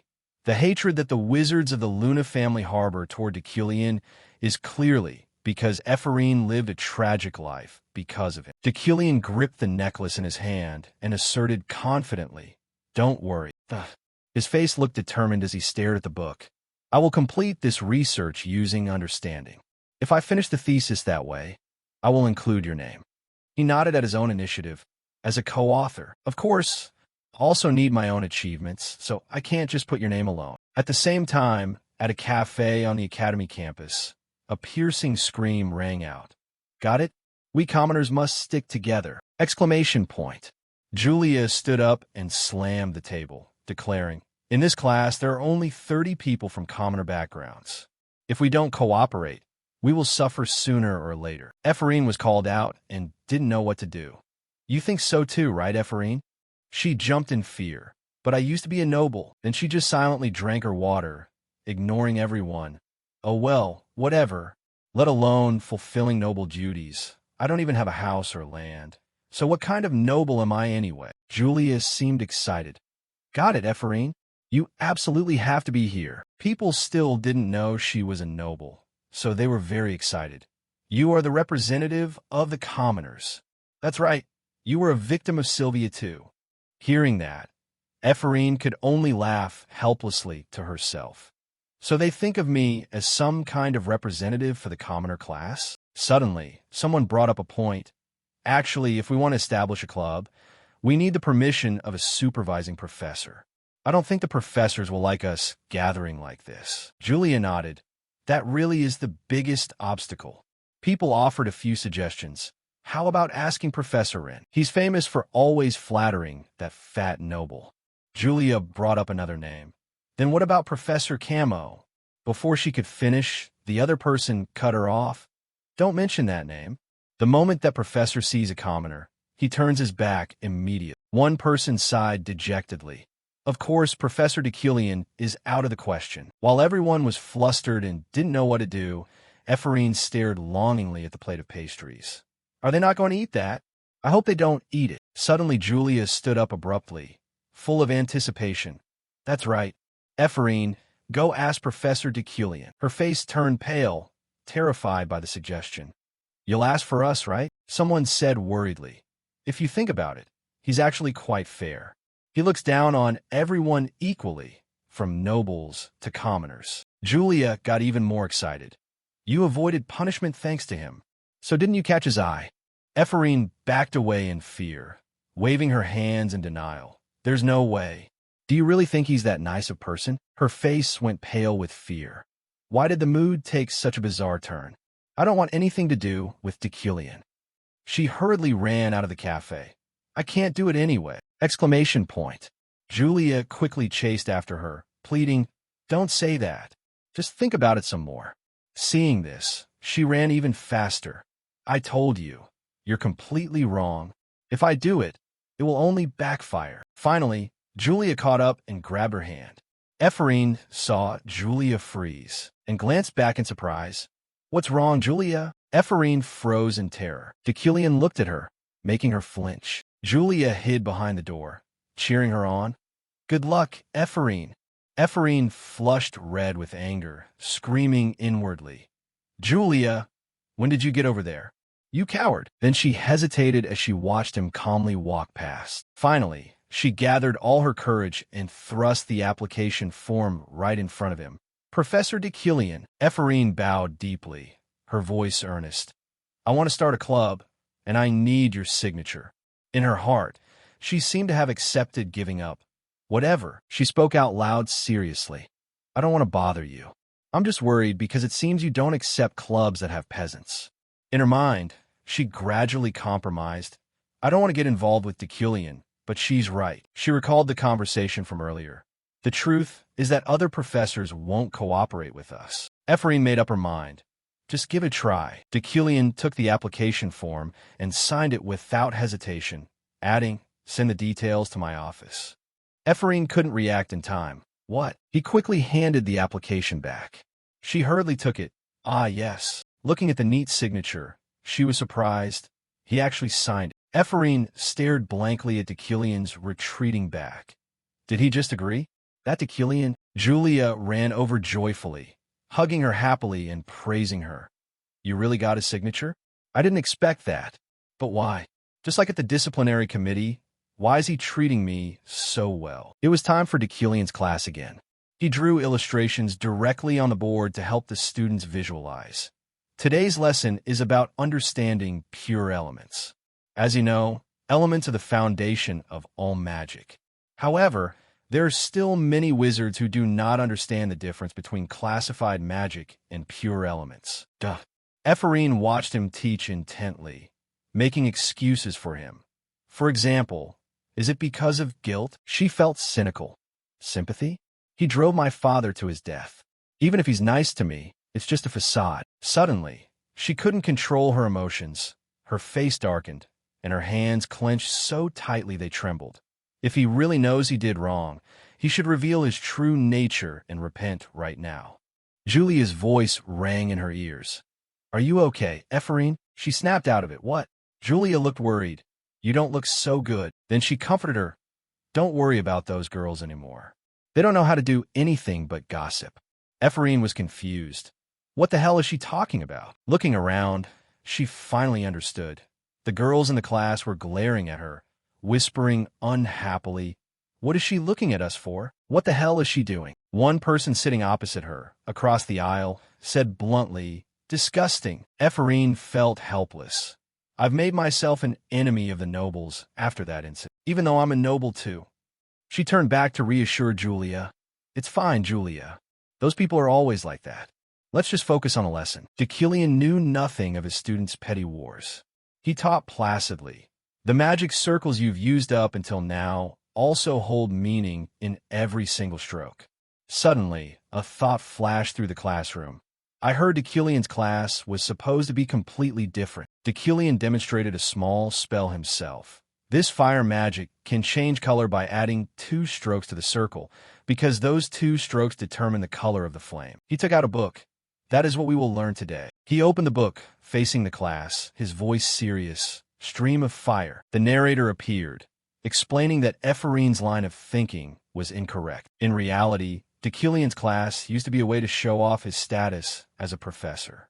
Now it belonged to Kim Deucalion, reproducing beauty through mana. The narrator emphasized the effect of Deucalion's teaching style. Explaining from a perspective of deep understanding, this was shocking to the new students in the lecture hall.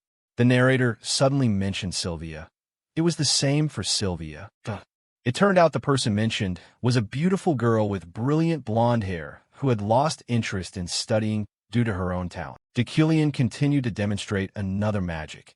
As you know, this magic circle is for summoning water. Then he combined it with a previous fire magic. However, if you combine this with fire magic, a brand new type of magic is created immediately. It will become like this. Sylvia was incredibly surprised, and Ephorine was no exception. Watching the stream of fire bend in the air, the students went wild. It really turned into a current. Fire is flowing like water. Sylvia was struck with awe. No way. She couldn't believe it. Looking at Deucalion, I didn't expect his class to be so theoretical. The narrator appeared again, using vivid imagery to describe it in detail. Most wizards who are called geniuses use intuition to cast magic. To them, theory is like a mold. If all wizards prioritize theory, all magic will fit the same mold. The narrator advised, if you focus too much on theory, there won't be time to learn magic. Trying to understand all magic through theory is inefficient. The narrator provided evidence, running into difficulties in practice. This is the paradox of magic. The scene shifted back to Deucalion. To become a high-level wizard, you must have good intuition. Then it shifted to Sylvia, but high levels cannot explain intuition. Sylvia stared at him, confused. For someone whose title of genius is being questioned, teaching a theory-focused class like this should be impossible. An exclamation echoed through the academy. It really is different from the rumors. At the Magic Tower dormitory, Ephorine tiredly carried her books back to her room. I've never focused on a class like that before. Suddenly, she stopped suspiciously, looking at her room door, which was covered in scribbled insults. She wondered, how long are you guys going to keep up this prank? Ephorine felt helpless.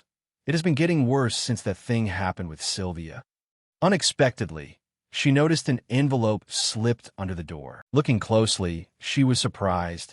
A sponsorship certificate? Picking up the envelope, she gave a forced smile. I almost believed it. There's no way this is real. Who would sponsor me when I'm hated by both the Yuckline family and Deucalion? Then she thought again. Actually, it's a good thing. I can report this and get a reward. At the Magic Administration office, Ephorine walked out dazed, unable to believe it was real. Recalling earlier, she had jumped and screamed out loud. What? The professor in the office calmly confirmed. It's not a fake. The seal is real. Ephorine still couldn't believe it. Are you kidding me? Yet now, she happily held her face.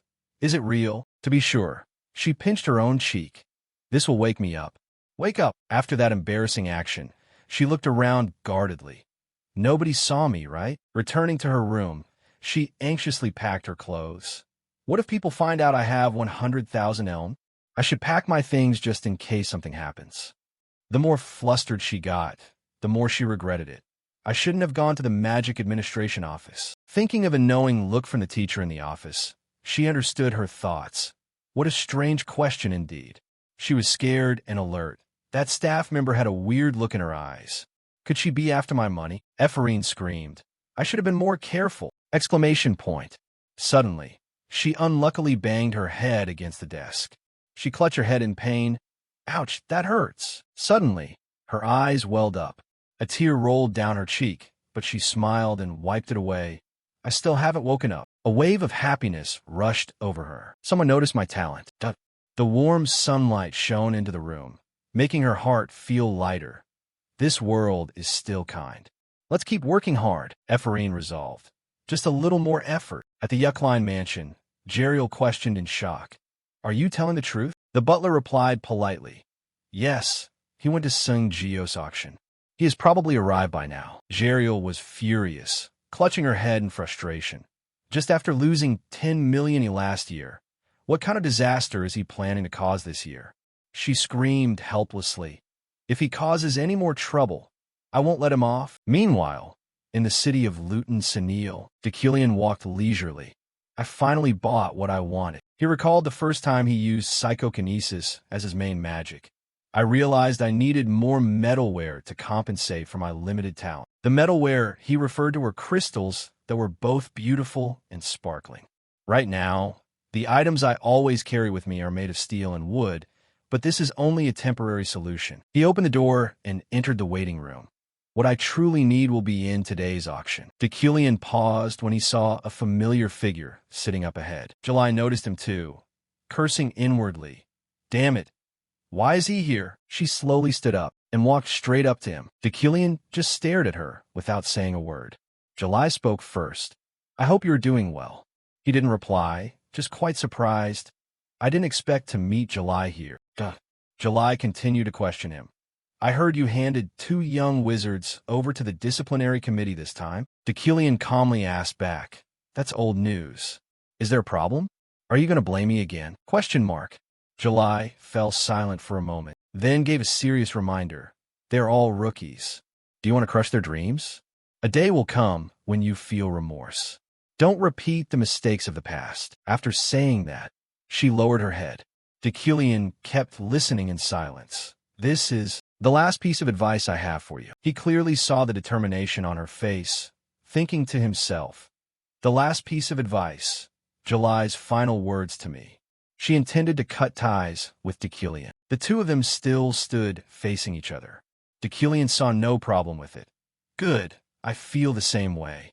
No matter how beautiful she is, I don't want to get married, something I've never experienced in real life, especially for something as uncertain as this. He thought about the complex relationships surrounding July.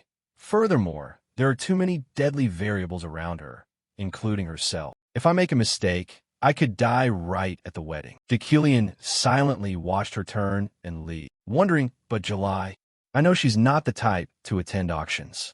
Why is she here? He couldn't help but ask. Did you come all the way to the auction just to talk to me? July was instantly taken aback, turning her head around. Huh. Then she unleashed a long rant to justify herself. Stop being so delusional. There's no way I came here looking for you. I only came here because there's something I need. I told you, I really came for the auction. Dekilian quickly cooled things down. All right, calm down. He reminded her with amusement. I understood the first time you said it. July was both embarrassed and angry, puffing out her cheeks. Dekilian couldn't help but praise her in his mind. How cute. This is the first time I've seen her like this. July turned away huffily. It's because you misunderstood first. Suddenly, he noticed something strange. Wait, what was that feeling just now? I was just thinking about how dangerous it would be to be with her. Dekilian recalled anxiously. Was I influenced by Dekilian's emotions?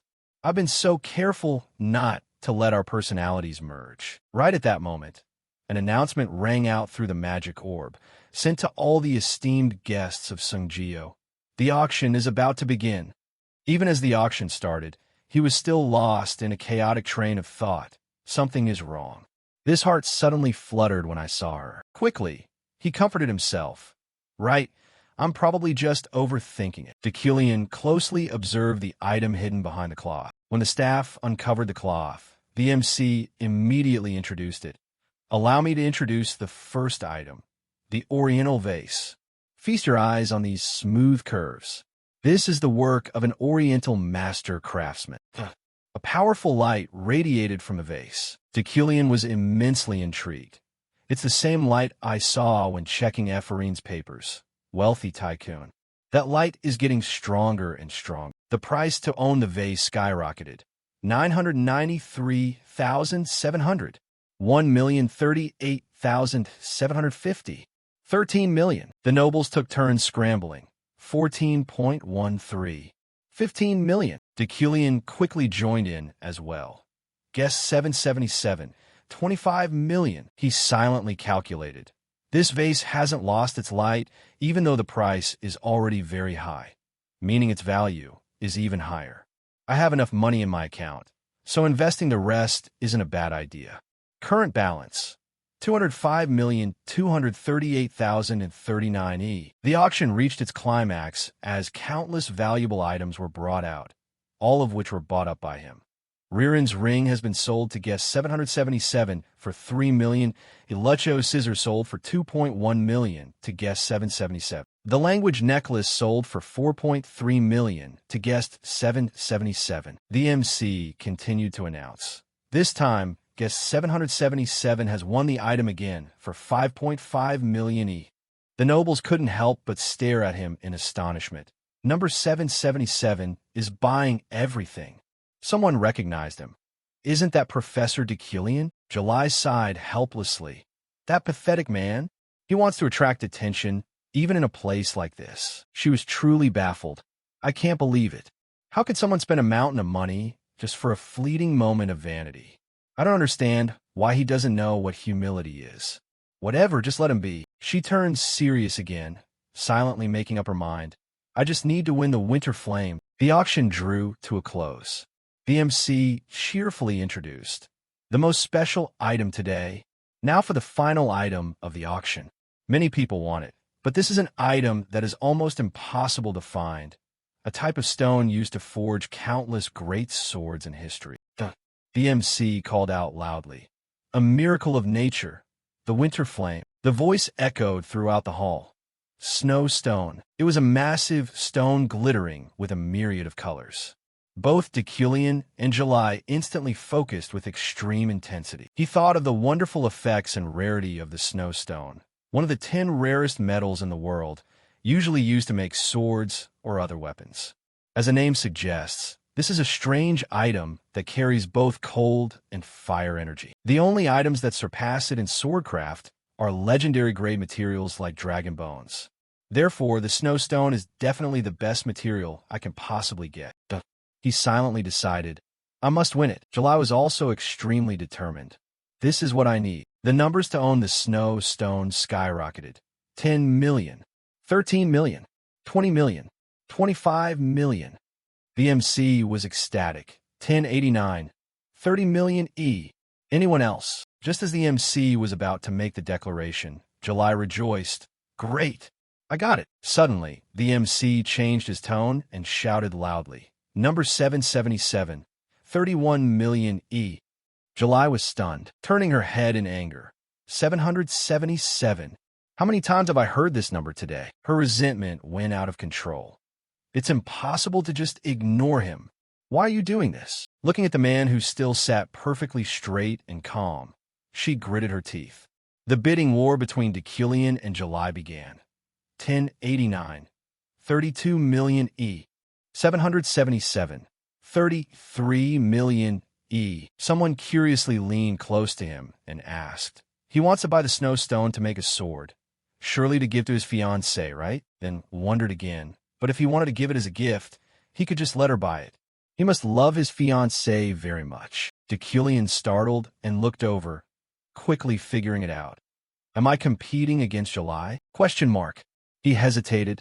She must be interested in the snow stone too. If I take it, she'll hate me a lot, but I need it too. Seeing the determination in her eyes, he thought of the rarity of the snow stone. This is the first time it has appeared in 3 years. Who knows when a second chance will come? Dekilian worried. I might run into danger. However, he still chose to compete. The two of them seemed to stand face to face over the snow stone. Dekilian was resolute. I absolutely must win it. The MC's voice rang out one last time from the auction room. 42 million elm. The owner of the magic metal snow stone is... The MC declared loudly. Guest number 777. Instantly, the stands erupted into applause. The nobles whispered among themselves in excitement. How interesting. Professor Dekilian bought it, didn't he?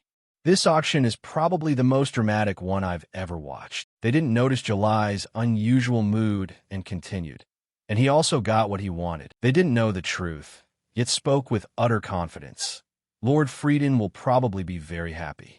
Professor Dekilian worked so hard to get a gift for his lover. They didn't know the truth, yet spoke with utter confidence. Lord Frieden will probably be very happy. Professor Dekilian worked so hard to get a gift for his lover. They didn't notice July's unusual mood and continued. And he also got what he wanted.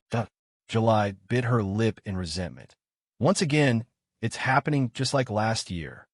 She was extremely uncomfortable. I don't want it to be like this. She recalled the image of Decilion arrogantly spreading a pile of red soil gem jewelry in front of her, gloating, I can give you all of this. And if you want, I can buy even more. I will do anything for you. July suffered immensely.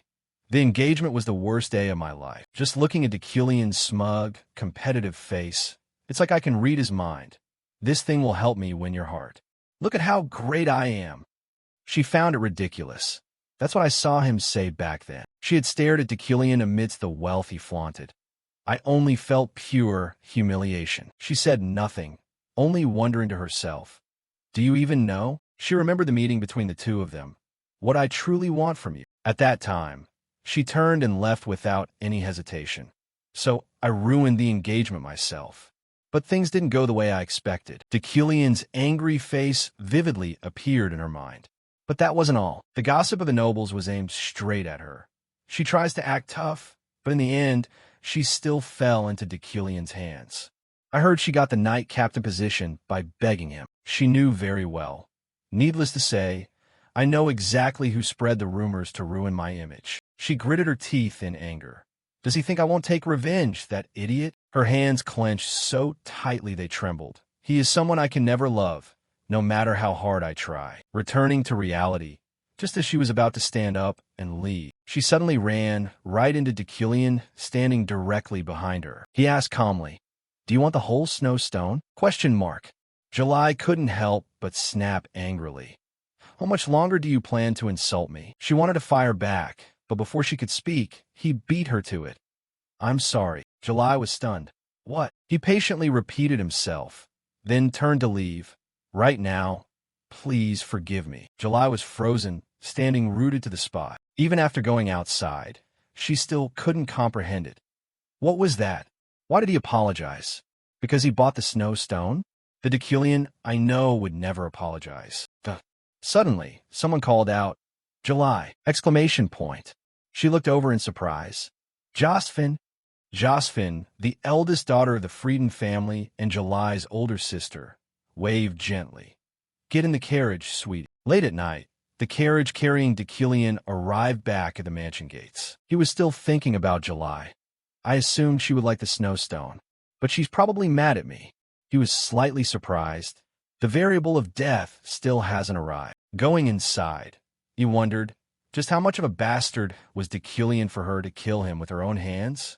The servant saw him, bowed respectfully, and said in unison, Welcome back, young master! ! He sharply noticed something unusual. Did something happen? The fearful expressions of the servants made him wonder. They immediately replied, Lady Jeriel has returned home, sir. Going up to the second floor, he saw a silhouette standing in the middle of the hallway. He intended to ignore it and just walk past, but he was called back. That's my money. What did you take it for? ? He was quite surprised. I didn't think she would have that much money. Have I always been this thoughtless? Decilion explained calmly. Don't worry. I only buy things that generate a profit. Out of nowhere, Jeriel screamed, her voice filled with outrage. You treat me like a trash can. Decilion turned his head anxiously. Oh dear, I have a bad feeling about this. Sure enough, with tears streaming down her face, Jeriel questioned him seriously. Do you think I'm someone who will just follow you around to clean up your mess? Her emotions seemed completely out of control. The family finances are in bad shape. The workers and I have to work non-stop just to keep this business afloat. And you take that money and squander it. A powerful surge of energy erupted. Jeriel said in a deep voice, Just how much of a bastard are you? She completely exploded, shouting loudly. Just now, you took the family's money to go gambling. Decilion backed away in fear, cursing inwardly. Damn it. The villain's fate has been triggered. He clearly saw the energy fluctuations around Jeriel, a golden glow within her red aura. Magnet of prosperity has been triggered too. Facing Jeriel, he silently calculated. The meaning is simple. If I don't overcome this, I'll die. But if I pass, I'll get a mountain of money. Very quickly, he came up with a solution and spoke up hastily. Don't worry, Jeriel. Jeriel grew even angrier, firing off questions repeatedly. Shut up. Do I look like I'm just worried? Do I work hard just for you to throw it out the window? Do you think I want to do this? Do you know that I dropped out of college and lost the chance to find a lover all because of you? Tequilian was put in an awkward spot. You didn't need to do that. This pushed Jeriel over the edge. She rushed forward as if ready to fight. What the hell are you talking about? You do nothing but burn money. After our parents passed away, now you spend a whole 150 million elm in a single day. Not letting Jeriel continue her rampage, he quickly cut her off. I will hand over the position of family head to you. A single sentence caused Jeriel's mood to soften. She stammered, what did you just say? Tequilian repeated calmly. I will hand over the position of family head to you. Jeriel took a moment to process it, blushing in embarrassment, and shouted out, utter nonsense. Tequilian said placidly, that is no way for a noble to speak, especially a family head. Jeriel remained stubborn. Don't trick me. Tequilian was helpless. I am not lying. But he had to resort to his final move. I can swear an oath if you don't believe me. Jeriel was startled. An oath? You mean a wizard's oath? You will die if you break it. Are you serious? Tequilian was confident. Yes. Jeriel's mind was a mess. But that makes no sense. What? Question mark. She suddenly leaned forward to inspect him. Did you hit your head somewhere? Tequilian still stood tall. It's fine if you don't believe me. Jeriel immediately became embarrassed, crossing her arms and declaring, if you go back on your word, I will kill you right away! Exclamation point. He calmly asked further, are you still leaving this place? Jeriel said haughtily, of course I am. Someone spent all the family money, so I have to do something. Tequilian silently watched Jeriel slam the door and leave. The system window popped up. Villain's fate. Overcame death. Variable. Story units. +2. He breathed a tired sigh of relief. The storm has passed. Good thing nothing happened to me. But handing over the position to her isn't bad either. He closed his eyes and tilted his head back. If I change things one by one like this, Tequilian silently calculated, I will be able to escape. Suddenly, a voice interrupted. Have you really changed? Tequilian looked in surprise at the person hanging by the window. Ganessa? He watched her lightly jump down, teasing an uninvited guest. Ganessa explained, sorry, I was passing by, so I dropped in. Because I was quite surprised to see you like this. He sighed and asked back, why are you surprised? She strained her voice. I handle business better than you. She put her hands on her hips, but her eyes narrowed. Jeriel von Greyhan Yuckline. Ganessa lowered her voice, revealing a piece of secret information. She doesn't carry the bloodline of the Yuckline family at all. Tequilian startled, unable to believe it. What's she talking about? I don't remember any such thing in the game. At the Yuckline mansion, Ganessa said nonchalantly, Jeriel is not related by blood to the Yuckline family. Tequilian, despite knowing beforehand, couldn't help but be surprised. Jeriel was supposed to be a half-sister. I already knew she wasn't Tequilian's full sister. The little sister turns out to have no blood relation whatsoever. However, she has absolutely no blood ties to the Yuckline family. How did I not know about this at all? Ganessa looked at Tequilian's expression and asked, is this really okay? You were the one who asked us to do this, Professor, to determine whether you and your sister are blood related. We discussed it, didn't we? Tequilian's face remained cold, still immersed in his thoughts. So that's the background setting. He looked into the distance. Even so, Jeriel is still Jeriel. Ganessa was surprised, crossing her arms. You really surprised me today. I didn't expect you to say that. Tequilian only thought to himself. I'm surprised too. I didn't expect such a background setting to exist. Ganessa turned toward the door, looking back to promise. All right, I guarantee I will keep your sister's secret. She placed one foot on the doorway. One more thing before I go. She turned back to announce. I heard the six-headed serpent has started to make their move. Hearing the name, Tequilian immediately thought of those dangerous venomous snakes. The six-headed serpent, they're a notorious criminal organization on the continent, poison wielders. The bounty on their heads is up to several million.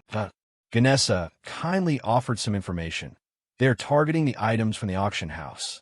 Even though the auction house tries to transport them safely, you should be on high alert when the items are delivered to your home. She turned back to add, it seems you've been neglecting defensive magic lately, Professor. That's why I broke in so easily. I'm off! Exclamation point. Her hand dissolved into smoke, and then she disappeared. Deucalion rubbed his head, leaning against the desk. Calculating. That's something I didn't need to know. Even knowing it changes nothing.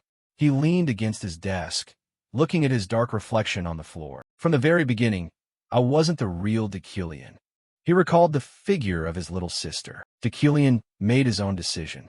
Whether Jeriel was his real sister or not, he would still treat her the same as always. Looking up at the brightly shining moon, he told himself, Jeriel will always be Deucalion's sister. Therefore, it's better to hide the truth. Under the moonlight, a group of people was sitting around a campfire. Ganessa smiled happily, resting her chin on her hands as she told them, I told you I was right. Professor Deucalion has changed a lot, like a different person inside his body.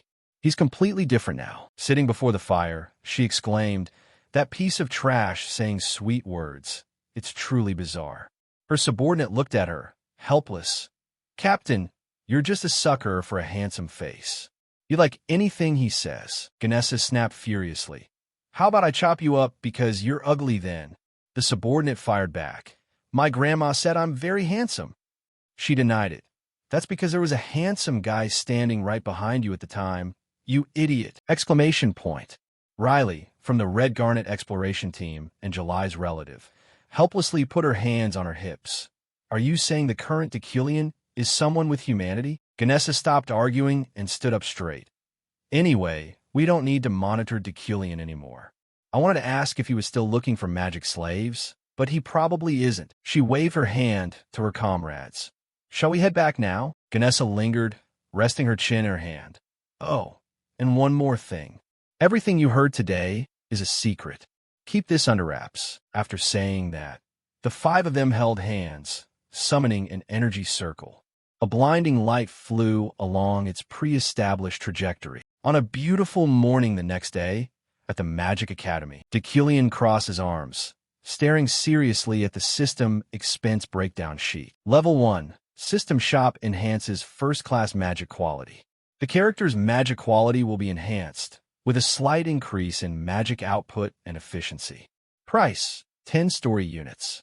He thought to himself, I can finally use the System Shop, but I still don't have enough money to buy what I need. The System Shop allowed the use of story units to strengthen characters. Not just player characters, but also well-known NPCs. Deucalion stood before the system screen, staring at the notification. Opportunities to use the shop are very scarce. Only 6 chances before the end of the second half. The system explained, you can only use the shop once per level. Each time you level up, the cost will double. Deucalion crossed his arms cold. I cannot rush and miss this valuable opportunity. He recalled the arduous training period, biding his time. I continuously trained my memory, worked on my physique, manipulated energy through Qigong, and integrated them into my daily life. But I still lack combat power compared to those notorious criminals. He pondered, to develop, what I need is to enhance my magic quality. Deucalion placed his hands on the desk, weighing his options.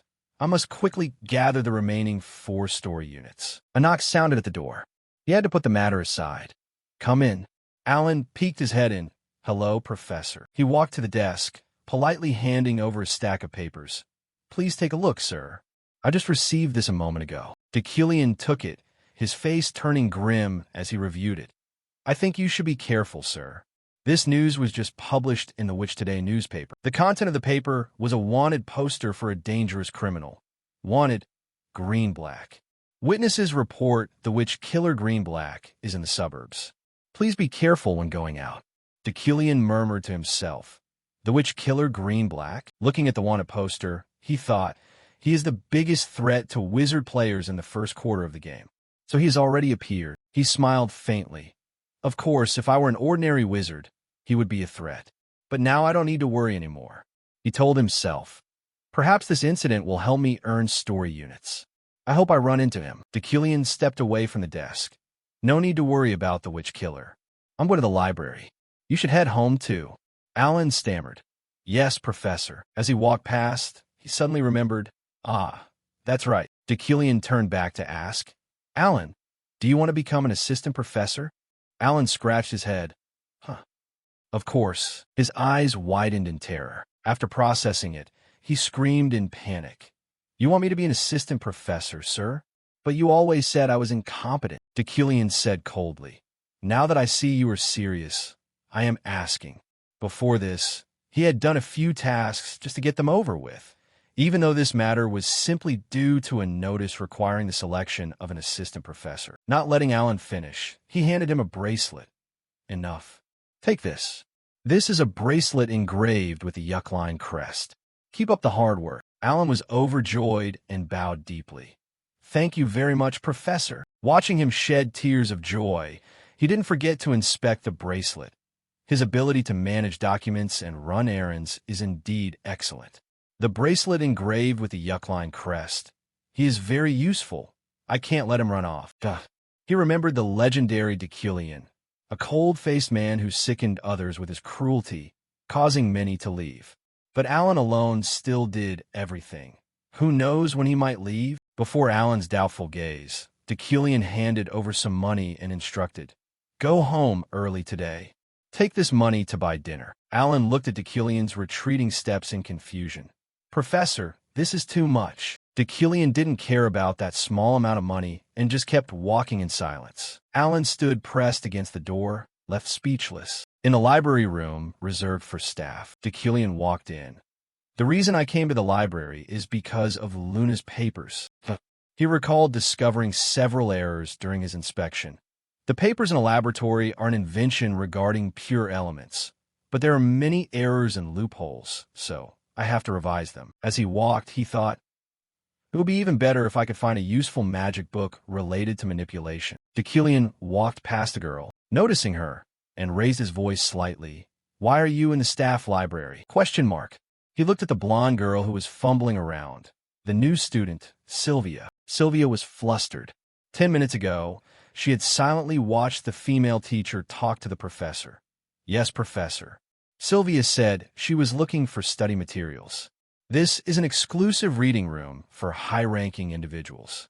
However, Rin's image in the magic orb appeared, laughing merrily out loud.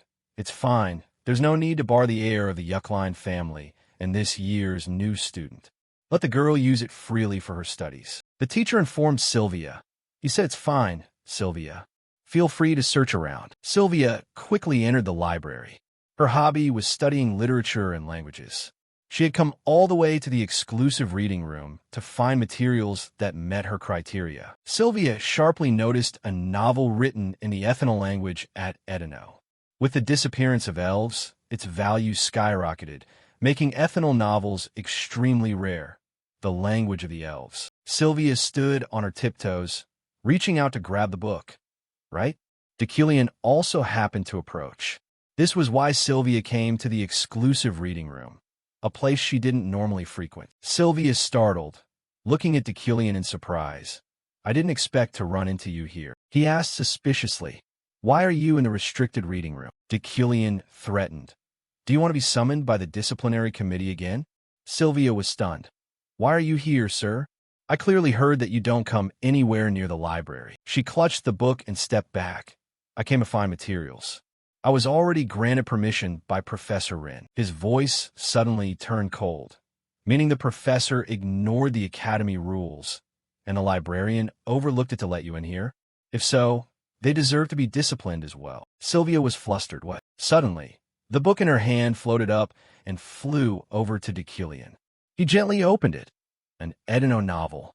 You violated the rules just to find a romance novel written in Ethno? Sylvia blushed in embarrassment, wondering, how can you read the Ethno language, sir? Wait, that's not the important part. He threw the book back to her. You like literature and languages. I'll let it slide this time. Before leaving, he reminded her, however, if you come here again without valid permission, I will discipline you. Therefore, if your purpose isn't to flaunt your family's influence, send someone else to borrow the books for you. Sylvia watched his retreating figure in silence. Clutching the books sadly, he insulted me. She sighed, looking at the closed door. I just wanted to learn about elves through a novel written in Ethno. Sylvia wondered seriously to herself.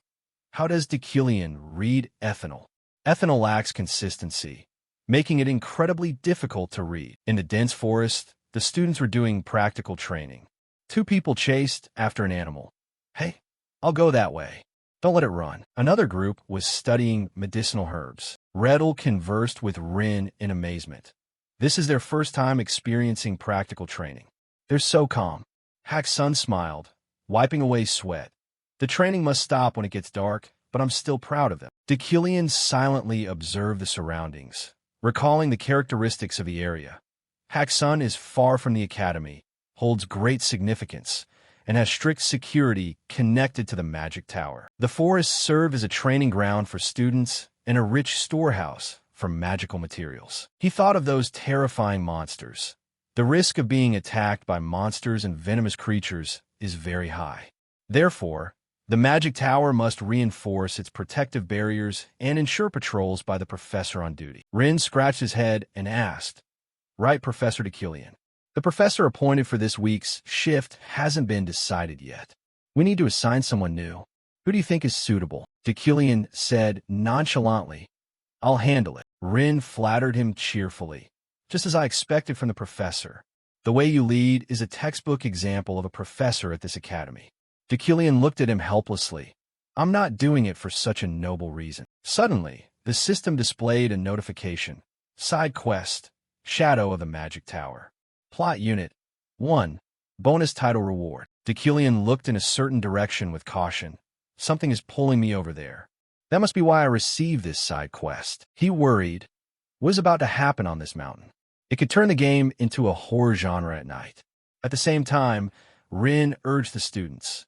"All right, everyone, start packing up." The students bowed politely. "Goodbye, Professor." He replied, "All right, see you all at home." 9 hours later, at a cafe near the Magic Tower, cool and delicious ice cream sundaes were spread across the table. Cries of exclamation rang out one after another. "They're so beautiful. Too pretty to eat? And they look delicious, too." Someone asked, "Did you really buy these for us?" She smugly lifted her chin. "Of course, dig in," she said happily. "I have 100 million elm now." She emphasized, "It's on me." Julia clapped her hands happily, beaming. "I've already submitted the plan to establish the club. It'll be approved soon. This is our first gathering." The classmate across from her quickly responded, "I just hope the others won't be too hesitant. There aren't many people registered yet." Julia reassured her, "Don't worry. As long as we run the club well, everyone will join." Julia changed the subject. "By the way, I heard there's a training session at Black Mountain today." Her eyes sparkled as she looked at the ice cream. "That's right. There are 50 volunteers, even though many accidents happen there." Suddenly, a thunderous explosion drew their attention. The group panicked and ran to find the source. Julia shouted, "Can you hear that?" She hurriedly replied, "You heard it too? Where is it coming from? We need to check it out." They ran off impatiently. Suddenly, a shrill scream rang out. "Save me." Julia urgently pointed. "Over there." Very quickly, she realized something was wrong. "Wait." Julia grabbed her in fear to stop her. "Something is not right. Stop right now." She turned back, confused. "What did you just say?" Even before she could finish speaking, realized she had wandered into a deserted place. "Where am I?" "I was just on the street." The plea for help rang out again. "Save me." Started. "That's right. Someone's calling for help." She shouted loudly. "Where are you?" "I'm coming to help right now." The person hurriedly replied, "Over here," ran to the girl with loose hair in front of her. "Are you okay?" Suddenly, she froze, her eyes widening in horror. The girl was splattered with blood, screaming miserably. "What the hell?" Clenched her fists, channeling magic. "Someone is attacking." She stopped in her tracks when a calm pair of feet appeared in her field of vision. She looked at Dekilian in surprise. She asked angrily, "Professor, did you just attack that woman? How could you attack a civilian?" He coldly reminded her, "Open your eyes and look again. That is not a human." Gasped what? Before her eyes was a ferocious demon. She stammered in fear. "What is that?" He calmly explained, "It seems you fell under a hallucination cast by a demon." Right after that, her body floated into the air. Dekilian ordered sternly, "Don't interfere with this and leave." Finishing his sentence, she was flung away by the wind, screaming, "What is this?" Dekilian faced the demon majestically. "Now it's time to hunt." He frowned as he observed. "It's angry because it lost its prey." He jumped up powerfully. The attack speed was so fast that it was impossible to see clearly. Deucalion nimbly dodged the attacks. His face darkened. He speculated, looking at the core on its forehead. The attribute must be hallucinations. He remembered his own resolve, something that resists mental attacks. However, it is ineffective against me. He was excited. My blood is boiling. His face was serious as he watched the demon. Deucalion makes me angry. The status board appeared. Yuckline attribute. Unique rank. Description. A lineage with superior strength in slaying demons. When facing demons or in areas with many demons, you can purify the surrounding mana using their mana, utilizing that magical power. Purified mana increases by 1 level as you grow stronger. However, you will become more aggressive and gradually lose control of yourself. He nimbly dodged the demon's claws, full of hostility. The heir to the Yuckline family legacy, famous for hunting demons since ancient times. It being in Deucalion now is obvious. He would not let this demon survive. His eyes were more fearsome than ever. His anger erupted. The demon charged again. A stream of red blood sprayed out. The system displayed a notification. Side quest. Shadow of the Magic Tower. Plot Unit 1. Bonus title, Slaying the First Demon. Plot Unit 1. Yuckline family lineage unlocks the Yuckline attribute. Deucalion looked at the defeated demon with disgust. You filthy creature. You spew filth even before you die. This is your end. He glanced up at the sky. The demon's appearance signaled the beginning. The full moon shone down on the forest, covering him. That is a sign for the start of this difficult game. Another new day arrived, warm sunlight shining on the academy. Ephraim slowly opened her eyes, jumping up in a startle. The nurse standing next to her immediately asked, "You're awake, Luna?" Ephraim looked around blankly. What happened? Was I in the forest? The nurse calmly confirmed, "That's right. It seems you don't remember everything clearly." She began to tell Ephraim, "Last night, a demon appeared at Black Mountain. You were hit by its dark magic and passed out." The nurse continued, "After that, you were found and taken to the clinic. Black Mountain has been closed off because of that demon, and the Magic Tower is investigating everything." She added, "The person who saved you was Professor Deucalion." Ephraim cursed in frustration. Damn it, him again. Then she hurriedly asked, "What is the date today?" The nurse pondered. "It's been 36 hours since you got here. Today is Wednesday." Looking at the clock behind, Ephraim said in a low voice, "Wait, if today is Wednesday." She shouted at the top of her lungs, "I'm late." The students curiously looked toward the door. Ephraim braced her knees, panting. "I almost made it," Julia called out cheerfully. "Hey, over here." Ephraim saw her. Julia asked worriedly, "Are you okay, Ephraim? I came to the clinic to visit you, but you hadn't woken up yet." Ephraim reassured her, "I'm fine. Actually, I'm in the best state because I slept so much." Looking at the strange things on the table, she wondered, "But what are these? Is there a new announcement about today's class that I don't know about?" Julia was honest. "I don't know either. It's been like this since I arrived. Maybe there's some special class today." Just then, Deucalion walked in with Alan. Seeing the unfamiliar face, Ephraim was curious. "Who is that?" Deucalion stood at the podium and announced clearly, "I have an announcement I want to make before starting the lesson. This is Alan. He'll be my teaching assistant." The students immediately whispered, "What? I thought Professor Deucalion preferred teaching alone." "That's right. I heard he's never had an assistant." In their hearts, Deucalion was someone standing at the peak, not someone just anyone could walk alongside. But to become an assistant, one had to build a personal profile through the professor's evaluation. There's no way Professor Deucalion would let that happen, right? Hearing those words, Ephraim was shocked. That means, she quickly thought, that's also why my father was only a researcher at 30. He didn't have the ability to become an assistant. She shifted her attention to Alan.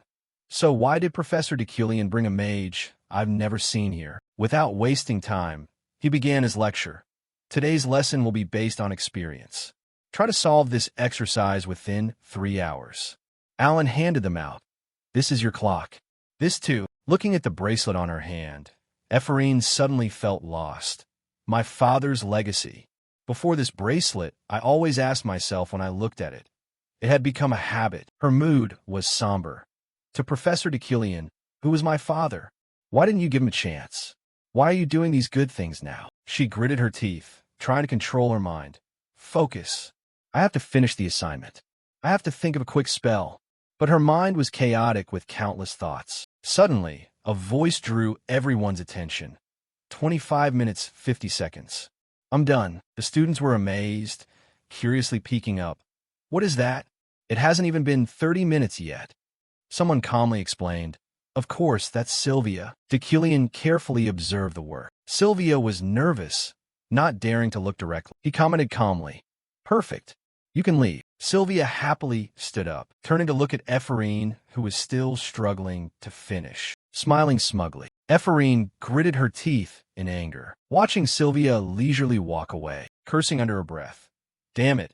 I have to finish this too. One by one, they quickly finished. DeKillian's voice rang out continuously. Julia, you can leave. Lahin, you can leave too. More and more people finished, but Ephraim still made no progress. Roten, you can leave. Ken, you can leave. Jan, you can leave. Dren, Alan noticed the time was late and reminded him. Professor, it's been 3 hours. Let's go. But until that moment, Ephraim still hadn't done anything. She collapsed. I'm done. She buried her face in the table, clenching her fists. Please, think of something. Remembering Sylvia, she suddenly felt useless.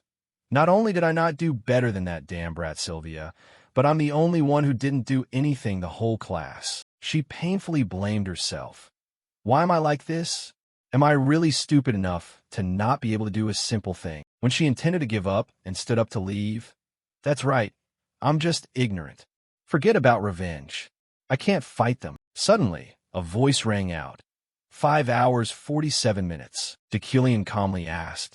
How much longer do you intend to make me wait? Looking at his cold face, Ephraim was shocked. Is he still here? DeKillian criticized.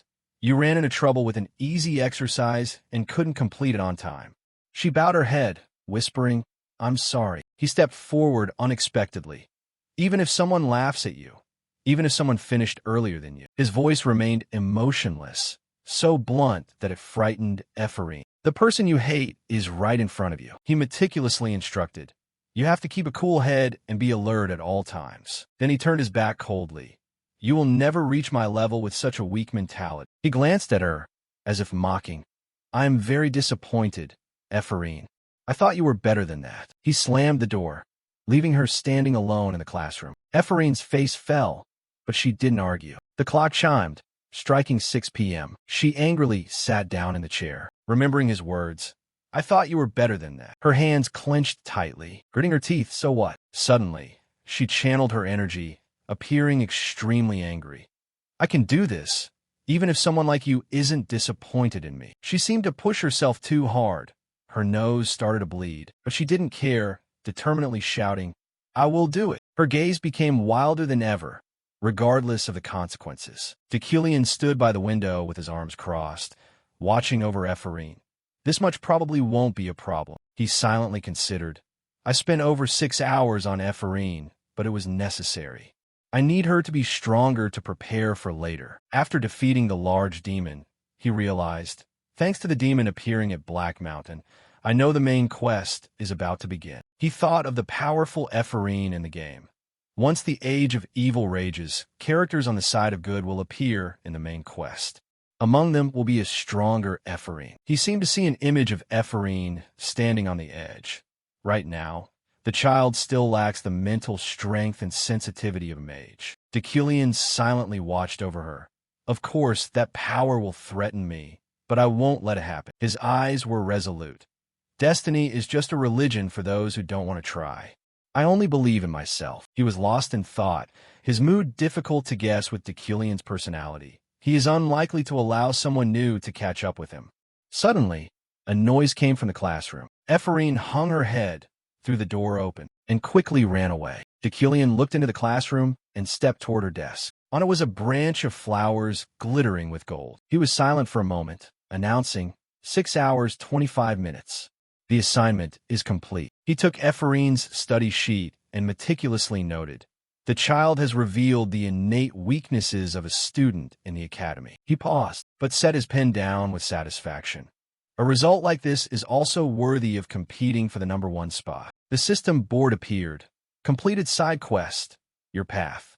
Balance. +1. Decilion slowly left the teaching building. Now that Ephraim is gone, I will go home. Suddenly, someone called out, Professor Decilion. He was surprised. The other person laughed loudly. Long time no see. Decilion frowned in annoyance. What is he doing here? It turned out to be J.I.S. von Brentfried, head of the Frieden family, July's brother. He recalled the setup in the game. He is the one who pushed for the engagement between Decilion and July. More importantly, he looked at J.I.S. with concern. His early game combat power is even higher than Ganes's, who ranks 3rd. He is a character famous for his terrifying strength. Why would someone like that come looking for me? Decilion was skeptical, thinking of the snow stone. Could it be because of July's snow stone? He swallowed his saliva. Could this situation be a deadly variable? I have no strategy to deal with this monster. J.I.S. put his hands on his hips, happily. It's so good to meet you like this, really good. Recently, I heard that you and July are getting along, so I was quite worried. Decilion was awkward. Is that so? J.I.S. asked. So I intended to arrange a dinner this week. Do you have time? He let out a sigh of relief inwardly. At least he's still friendly for now. He intended to reply, I'm free. But J.I.S. patted his shoulder, laughing heartily, very decisive. I like that. I prepared the dishes you like, just come. I'm arranging it. So it will definitely be taken care of, he suddenly said in a cold tone.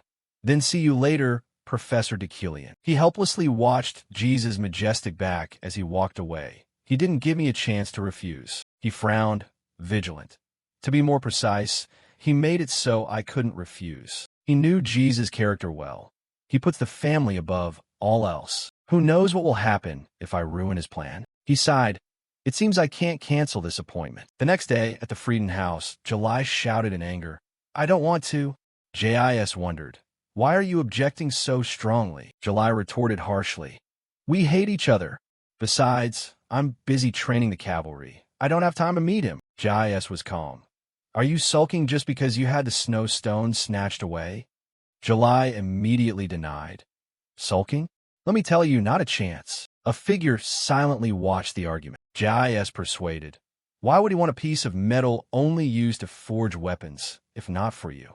But July rolled her eyes. If he intends to give me a sword, she gritted her teeth.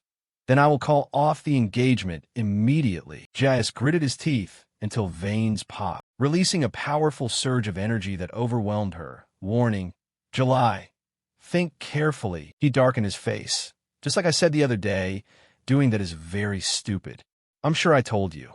In politics, there is no room for personal feelings. He provoked her. As far as I know, there is no man who loves you like that. Or do you already have someone you like? July bit her lip. No, J.I.S. asked. Are you that interested in Decilion's past? July denied.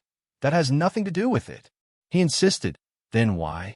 July was silent. J.I.S. turned his back to leave, ordering, remember to be there on time. If there is a problem, it must be solved. J.I.S. turned his back to leave, ordering, remember to be there on time. If there is a problem, it must be solved. She clenched her fists. She suddenly drew her sword, screaming in anger, swinging the sword wildly. The sharp sword cut through the air, venting her mood. Done. She was motionless again. A voice rang out. Your sword technique is sloppy, master. She turned her head. Varen. That was Varen, of the High Kin Army, July's subordinate. Her voice was still angry. I'm sorry, I let you see my bad side. Varen was calm. It's nothing. I understand, master. Varen was indignant. I also don't believe that deadbeat is suitable for you to the point where the family head has to force you to marry him. July shouted. That's enough. She warned seriously. I am a knight. Speaking ill of others behind their backs is not appropriate. She turned her head to look at Varen, her face gentle. Don't dirty your hands for me. I'm Fina. He looked at her without saying anything. July quickly. I'm going back. Get ready. Varen respectfully bowed. Yes, master. But his eyes clearly showed malice. Looking at July's back, he thought, my master. He carefully observed her face. Finally, I have found the answer to this suffering. I have found a way to prove my loyalty as your subordinate. He coldly stroked the sword. This is something only I can do. Deucalion leisurely walked under the sunlight, unaware that someone was targeting him. I will make you happy, master. At the Council of Elders, a low voice rang out. They said a demon appeared at Black Mountain. That voice recounted. Initially, the mages had to use secret arts to prevent the demonic nature.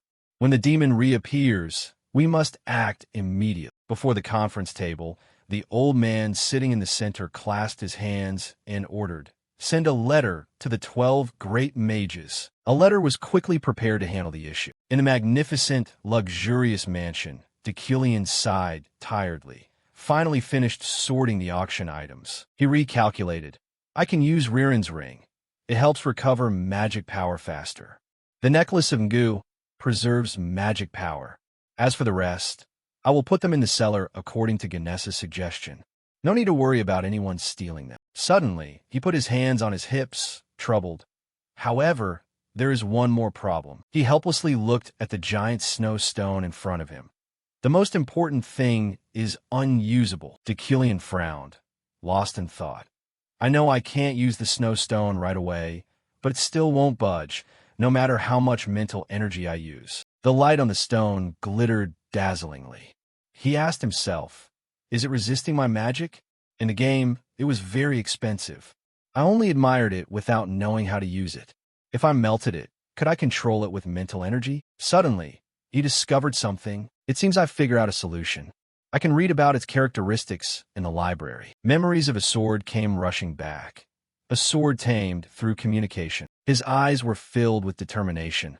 I must communicate with and understand this stone. He reached out to touch it. As Deucalion's hand gently made contact, his face twisted in pain. Light emitted from the stone, enveloping his entire body. Once done, he slowly let go. The system board appeared. Insight, plus 0.1%. Mana, 13,722,570 He was helpless.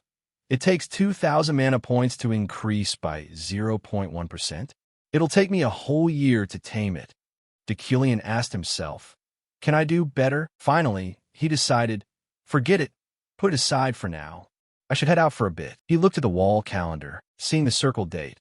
I have dinner with Jais tonight. His face twisted in annoyance, staring fixedly at that number. There's some event from before I took over this body, planned 3 days ago. Sunset fell upon Von Mel restaurant. Jais walked beside Deucalion, speaking up, thanks for coming.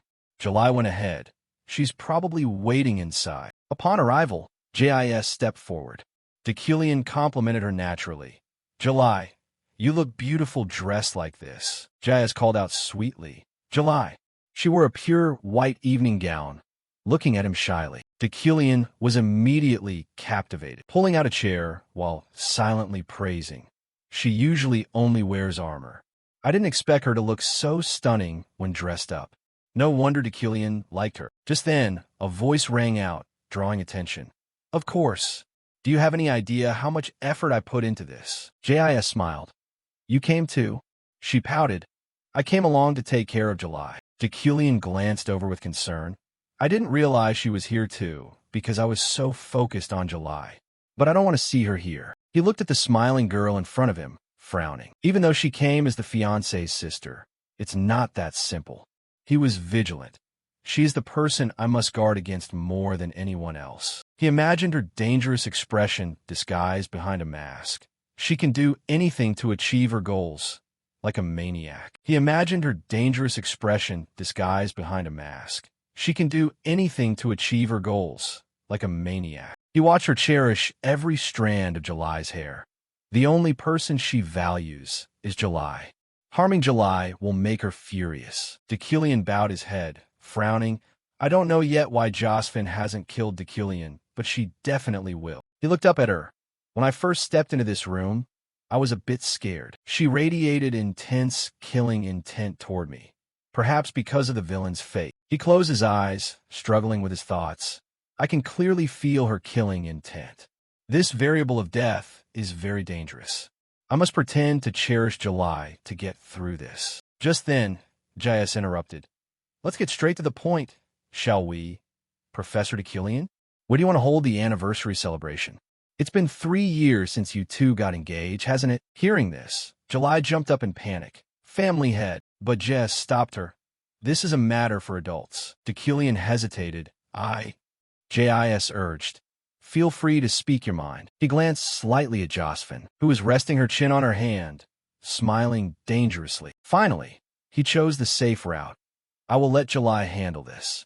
If she doesn't trust me, I am willing to give up the marriage. July sat there, gritting her teeth in anger. Jis turned to reproach him. Marriage is a big deal. Why are you taking it so lightly? Each word made her feel more resentful. Jis suggested. Is it because you two have been apart for too long, right? If so, just go rekindle your affection. A marriage isn't something you can just discard like that. The family elders wouldn't accept it either. July couldn't stand it, shouting in a low voice. Family head, she hung her head, requesting. Please let us speak in private. Please. Jis glanced at Killian, and seeing him nod, he complied. Very well. Let's go, Josephine. Josephine quickly replied. All right. Before leaving, she poked her head back in, smiling as she advised. You two have a nice chat. The room now only had Killian and July face to face. She spoke first. What are you trying to do this time? She glared angrily. After all, outside, Jis and Josephine were leisurely listening. Josephine's expression was cold, hearing every word. July asked, What do you want? July questioned in a low voice.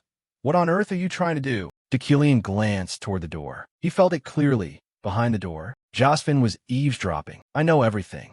She acted like she was going out, but it's definitely to hide a listening device. He thought, as if she really left. He felt as if a pair of eyes was always watching them. However, he told himself, this is also an opportunity. Josephine doesn't know I've discovered it. He calculated silently. If I make her believe Killian truly loves July, I can avoid the deadly variable. He hesitated. Josephine listened silently to every word. He continued, I will tell the truth. July gritted her teeth, wondering, the truth. He explained calmly. As you can see, I cannot cancel the engagement as I wish. There is nothing we can do. Everything has gone too far. July clenched her fists. So what dirty method will you use this time to torture me? She said with contempt, listing, before the engagement, you used your connections to force this marriage. You promised compensation to my family elders. Do you remember what you said to convince me? He called out gently. July, she roared in anger. Fighting is dangerous. She seemed unable to control herself, feeling resentful. You forced me to give up the Imperial will. You suggested I take over as captain of the High Kin team, the team managed by the Yuckline family. When I refused, you spread all sorts of rumors about me. July's eyes welled up with tears, questioning, what are you trying to do? Killian looked at her awkwardly. I know all of this. He understood Killian's true feelings. He wanted to lock her up with shackles. He confused his obsessive fixation to keep her by his side with love, destroying everything around her, so she would have no choice but to stay. Killian did unforgivable things. He looked quietly at the resentful July. Therefore, I understand your resentment better than anyone else. He affirmed, I won't do that anymore. She quickly refuted, I don't believe you. He continued to admit his fault. I know, I pushed you too hard. July was surprised. What? He bowed his head. I realized that what I did was wrong. She looked at him in shock. Killian continued, but I didn't do it alone. Your sister and brother have also gone too far. July wanted to deny it. No, that Josephine outside was stunned. Killian gently cut the meat, speaking directly. Furthermore, shouldn't you leave your family behind to pursue your dream of becoming a guardian? She was surprised. How did you? He explained, Night Guardians are not associated with any family. They only protect the Emperor. His voice was even, emotionless. July, I am neither honest nor loyal. She was confused. What are you saying? He was blunt. I am completely the opposite of your ideal type. I'm not a match for you. July lost patience, slamming the table. Get to the point. He remained calm. There is only one thing I can do for you. He said directly, maintain the engagement, but don't marry. I truly want you to be free. But considering this tangled web of interests, I can't do it.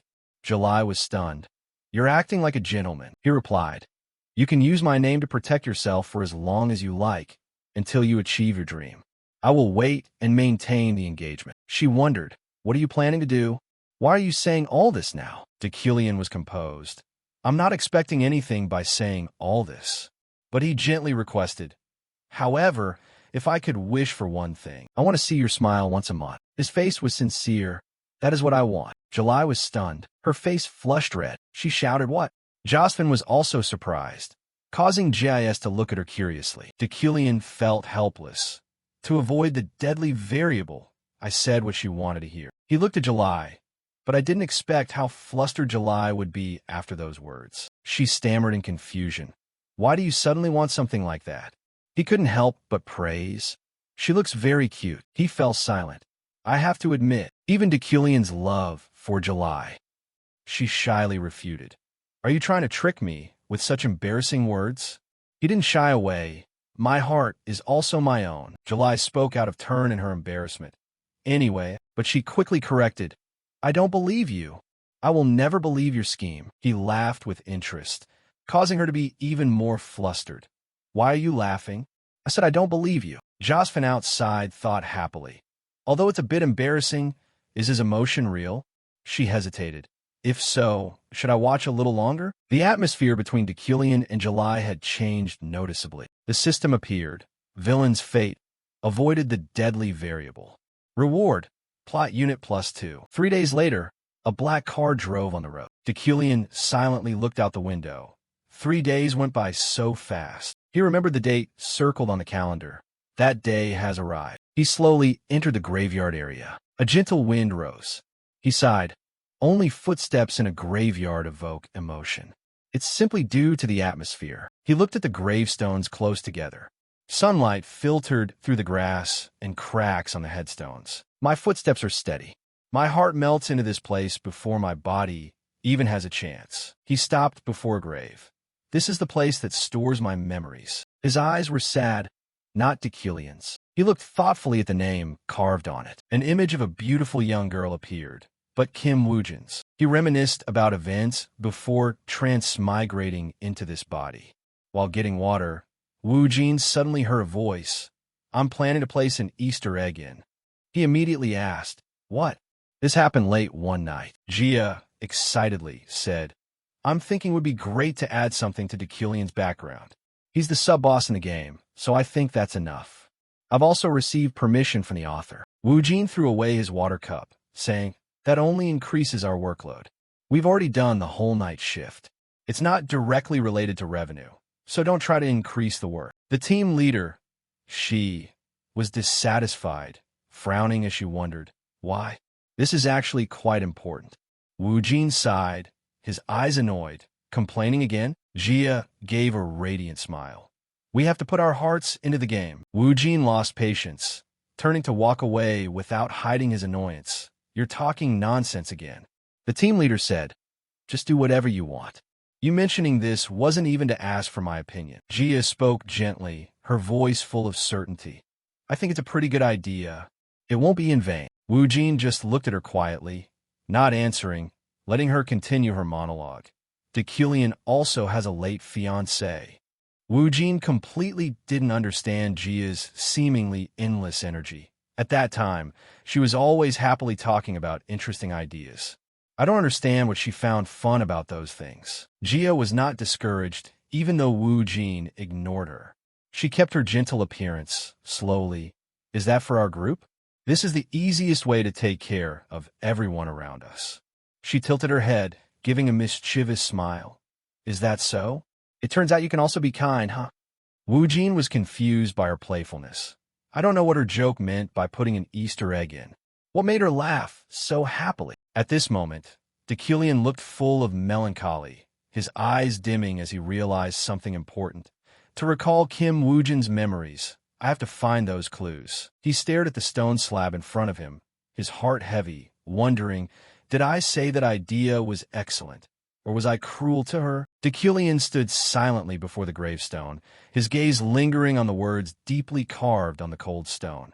You Erevan Fis Mahin, always grateful. Suddenly, a light breeze blew past, carrying a melancholic silence. He stood still, a question rising in his heart without an answer. Why did you carve your name on this gravestone? He was silent, harboring thousands of questions. Deucalion was created based on Kim Woo-jin. Why did Era use her own name to name Deucalion's late fiancé? The lines on the gravestone left me speechless. And why is she thanking me? His gaze was sorrowful, his heart heavy. Deucalion knelt before the grave, his hands slowly gliding over the cold surface, feeling every deep-carved line. Without knowing since when, his tears fell silently, soaking into the cold stone face.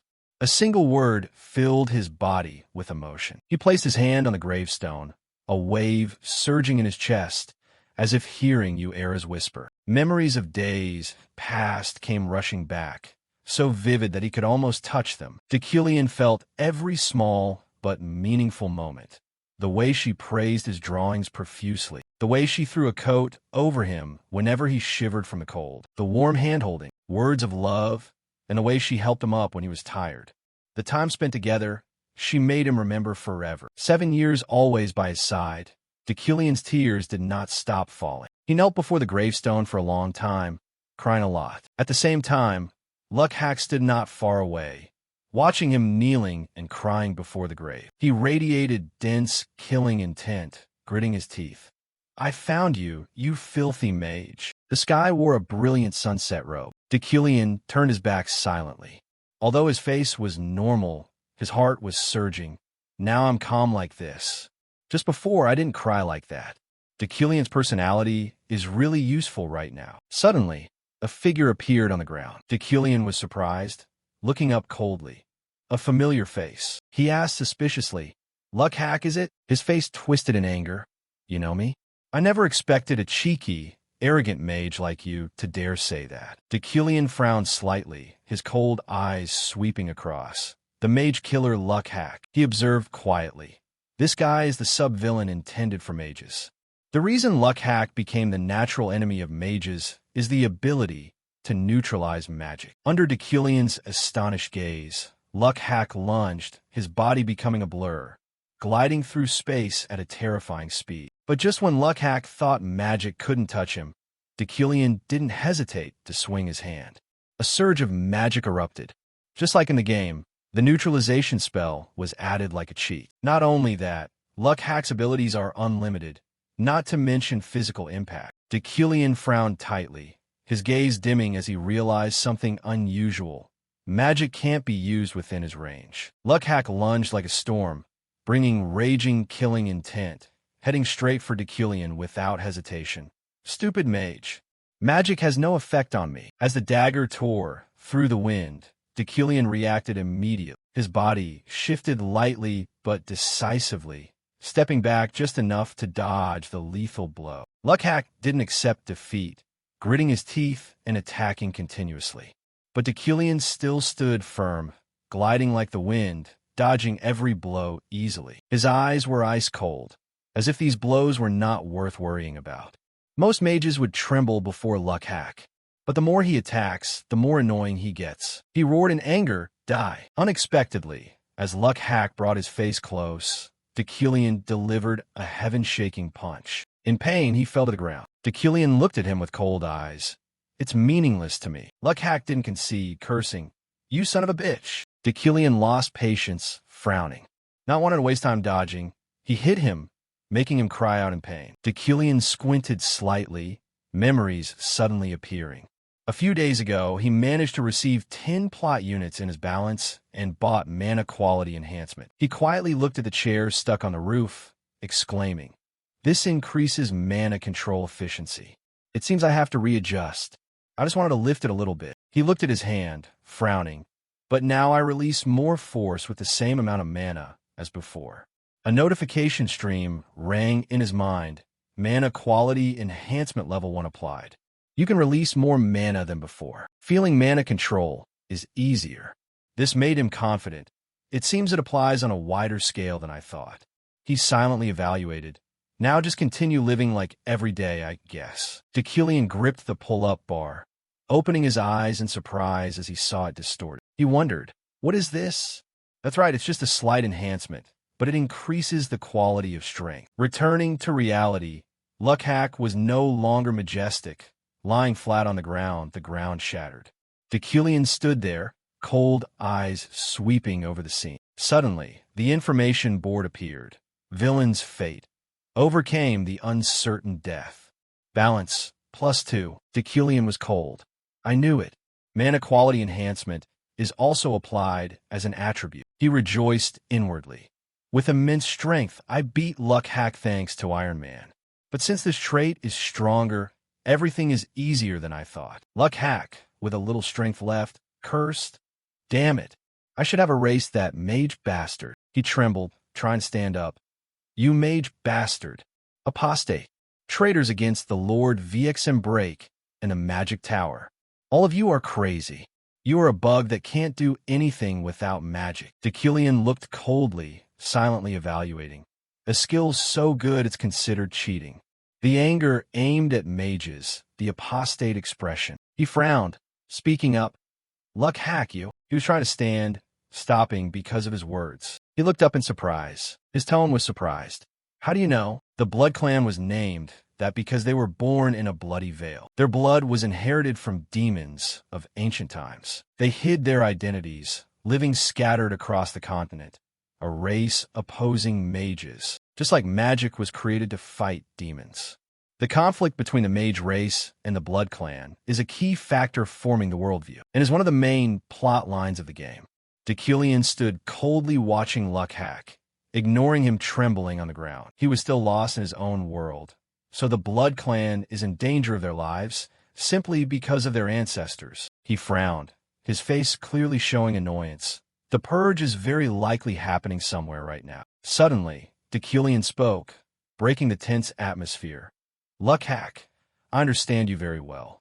The oppression you've experienced all this time is truly miserable. Lukhak froze, his eyes widening. Deucalion didn't pay attention to his complex expression, continuing in a calm but heavy voice.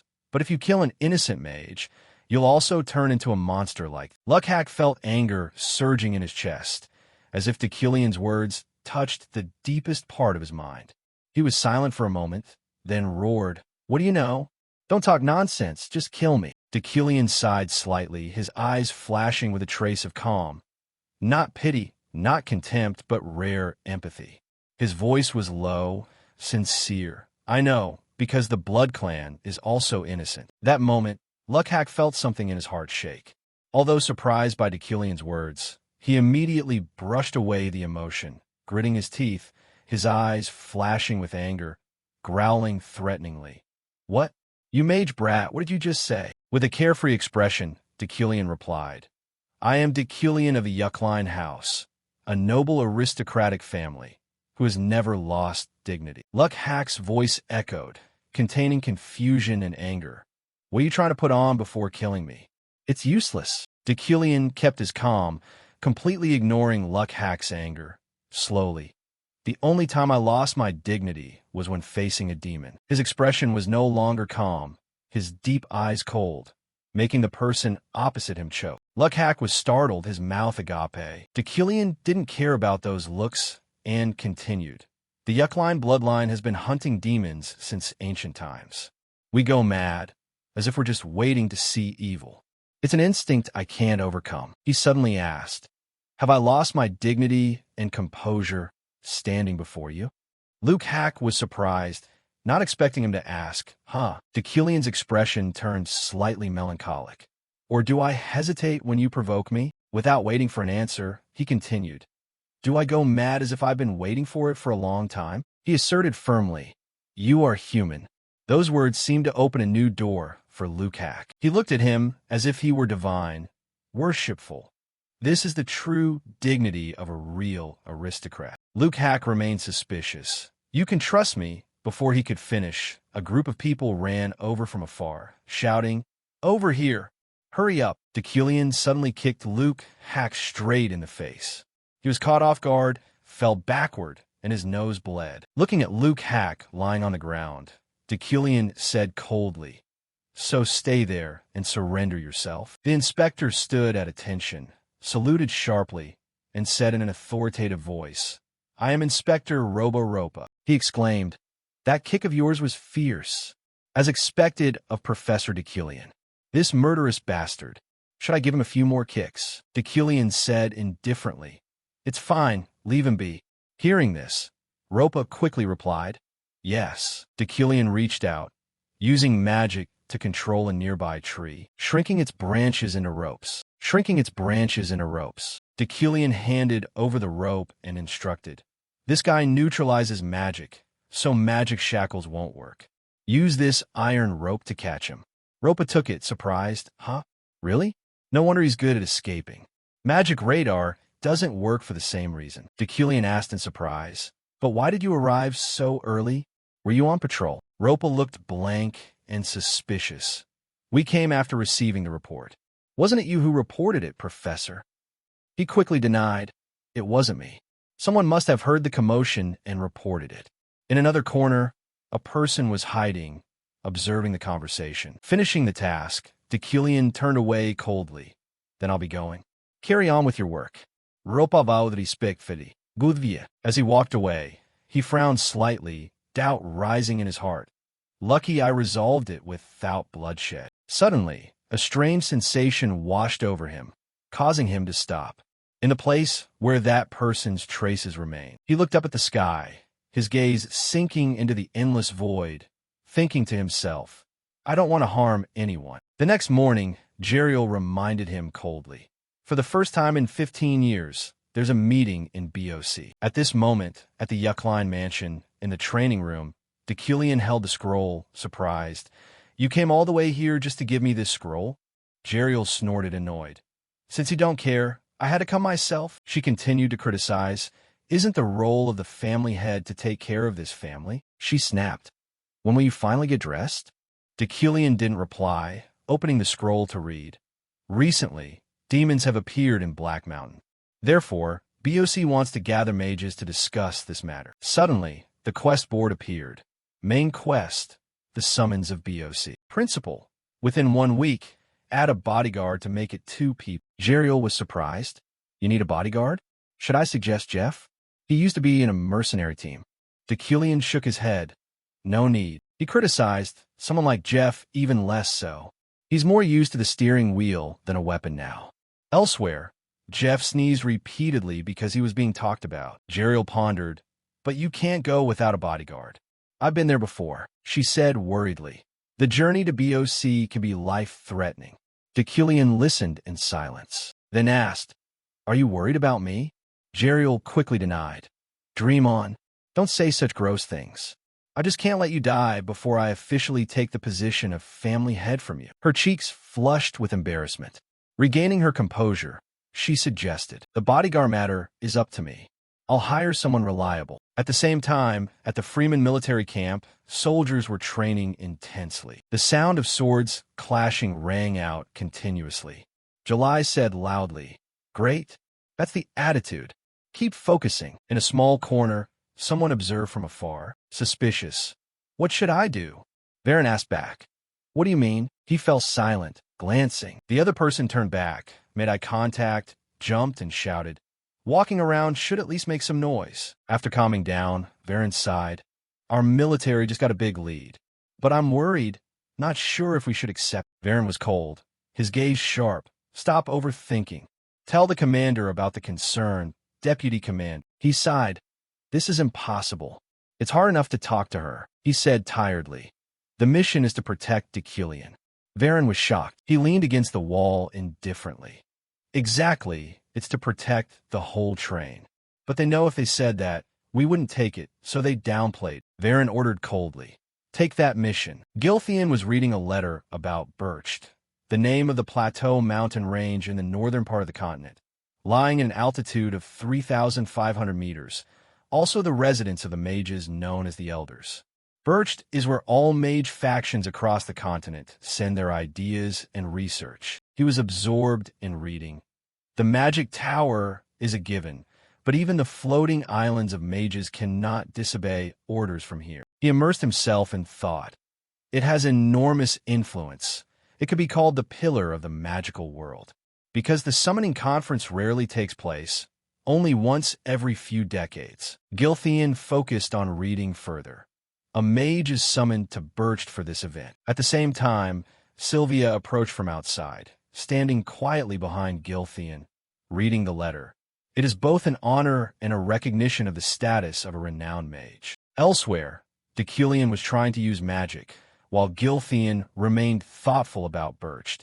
But a summons from here is also known as the Mage's Graveyard. At that moment, at the train station to Break Airport, many mages had gathered. July asked worriedly, "Are you well prepared?" He answered immediately, "Of course, don't worry." Suddenly he spoke loudly, his voice echoing. "He's coming here." Alan followed Deculian, walking up, mouth constantly exclaiming, "It's April, yet the snow is so thick, Professor." "Truly, we are in the north," July quickly greeted. "Thank you for coming all the way here." Her voice was calm, but full of authority. "From this transfer station, the Freeman Association will be responsible for protecting the first half of the train." Deculian looked at her, surprised. July's face turned red with shyness, but she tried to complete her task. "We will do our best to protect you and ensure a comfortable trip." He looked at her with a speechless expression. July remembered the previous conversation, blushing. "I hope you will show me a smile once a month." She shivered, asking herself, "What to do now? Should I smile now? Should it be radiant or just light?" Her hand tightened. "Why do I have to endure this?" He stood behind, misunderstanding the scene. Even though she hates him to the bone, she still does her best for him. "She deserves respect, Captain." He spoke up. "Captain, I'll take care of." Suddenly, Varen introduced himself. "My name is Varen," he said coldly. "This time I've been assigned the escort mission."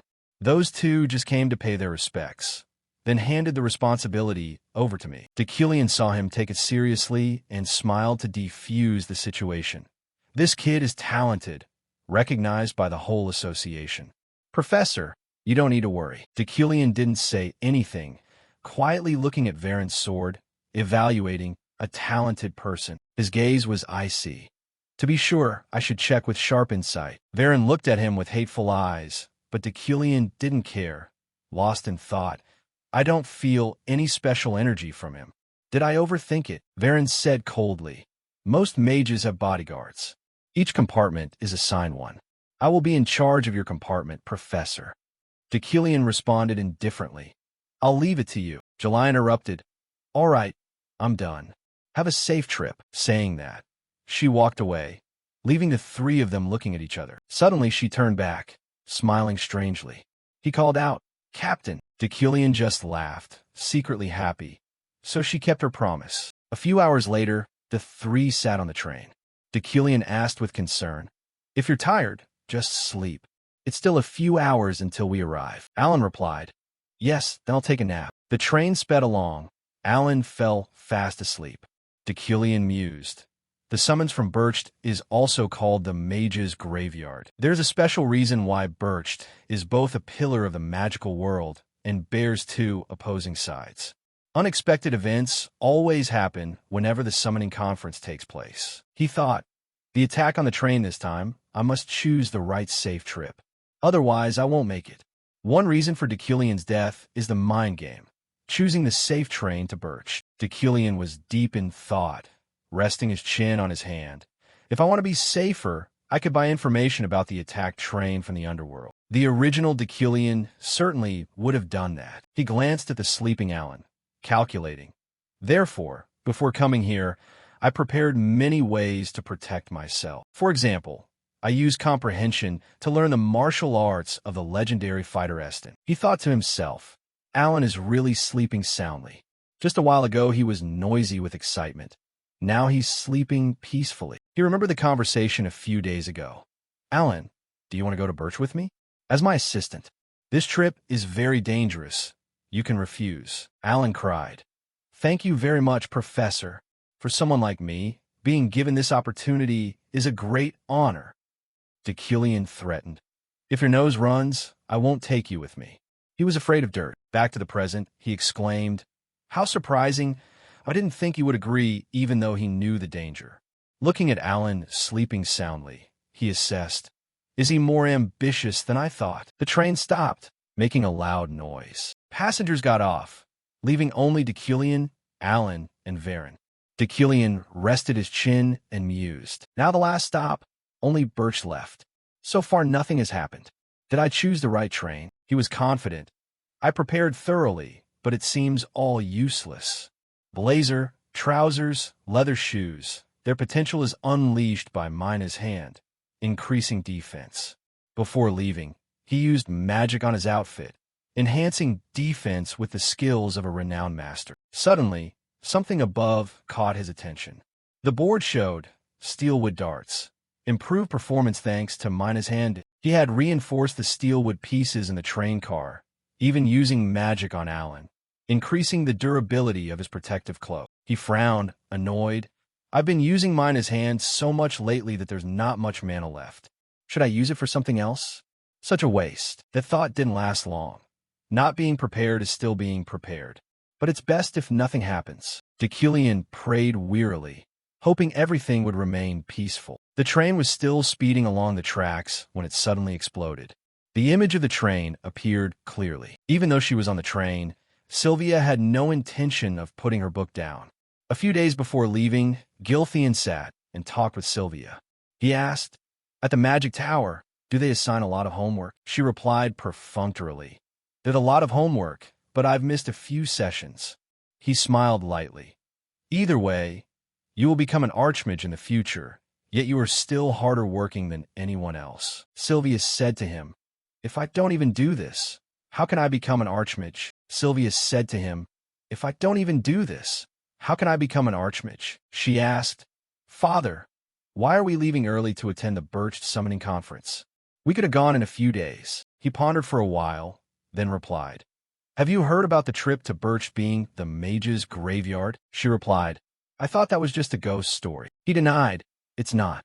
That statement made her a bit surprised. Giltheon explained, "Whenever there is a summons to Birch, there are always some mages who lose their lives.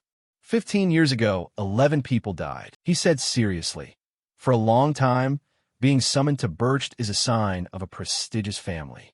If you're chosen among the 20 families and attend, the family name will be engraved in history." He warned, "But families that are summoned but do not attend will be permanently removed from the list.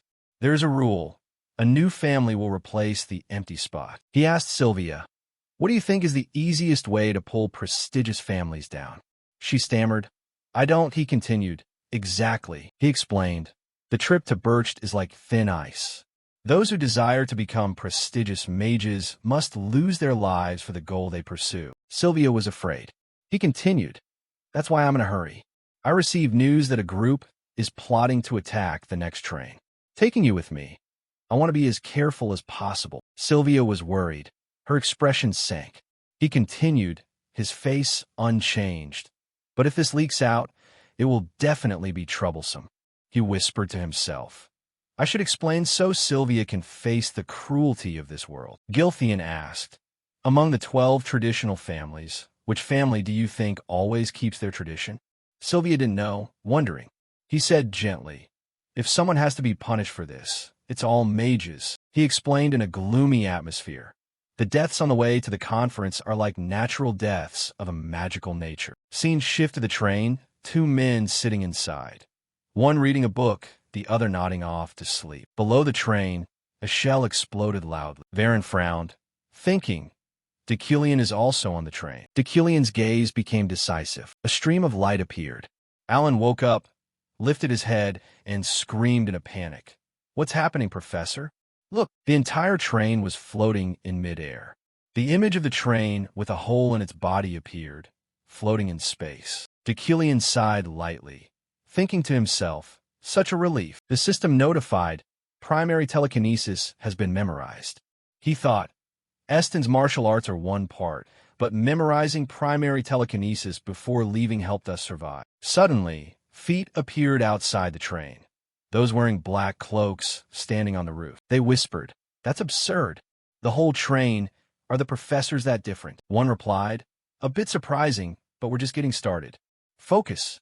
If successful, the reward is well-deserved." They swung down to the hole caused by the bomb, near Deucalion and Alan. He didn't care, muttering, "Idiots." The space suddenly appeared with sharp stones. He thought, "Pity for them.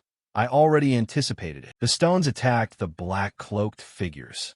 One person outside the train was stunned, not understanding what happened. Alan stammered, afraid. Professor, this is an attack. What the hell is going on? A force struck his neck. Deucalion hit hard, knocking Alan out, turning back to ask, Is that Varen? Take this kid to a safe place. If there are passengers in other compartments, evacuate them. Turning back to ask, Is that Varen? Take this kid to a safe place. If there are passengers in other compartments, evacuate them. Deucalion stood above, looking down, frowning. It feels too soft. With the 5 sharp senses of the Yuck-line vision, there must be a difference. He whispered to himself. Deal with everything first, then think later. He remembered the incident, speaking up. You started this, you must know your death is here. The black-cloaked group turned pale with fear. Deucalion said, It's also a natural death. A source of blue power radiated around him. A hand appeared beside Alan.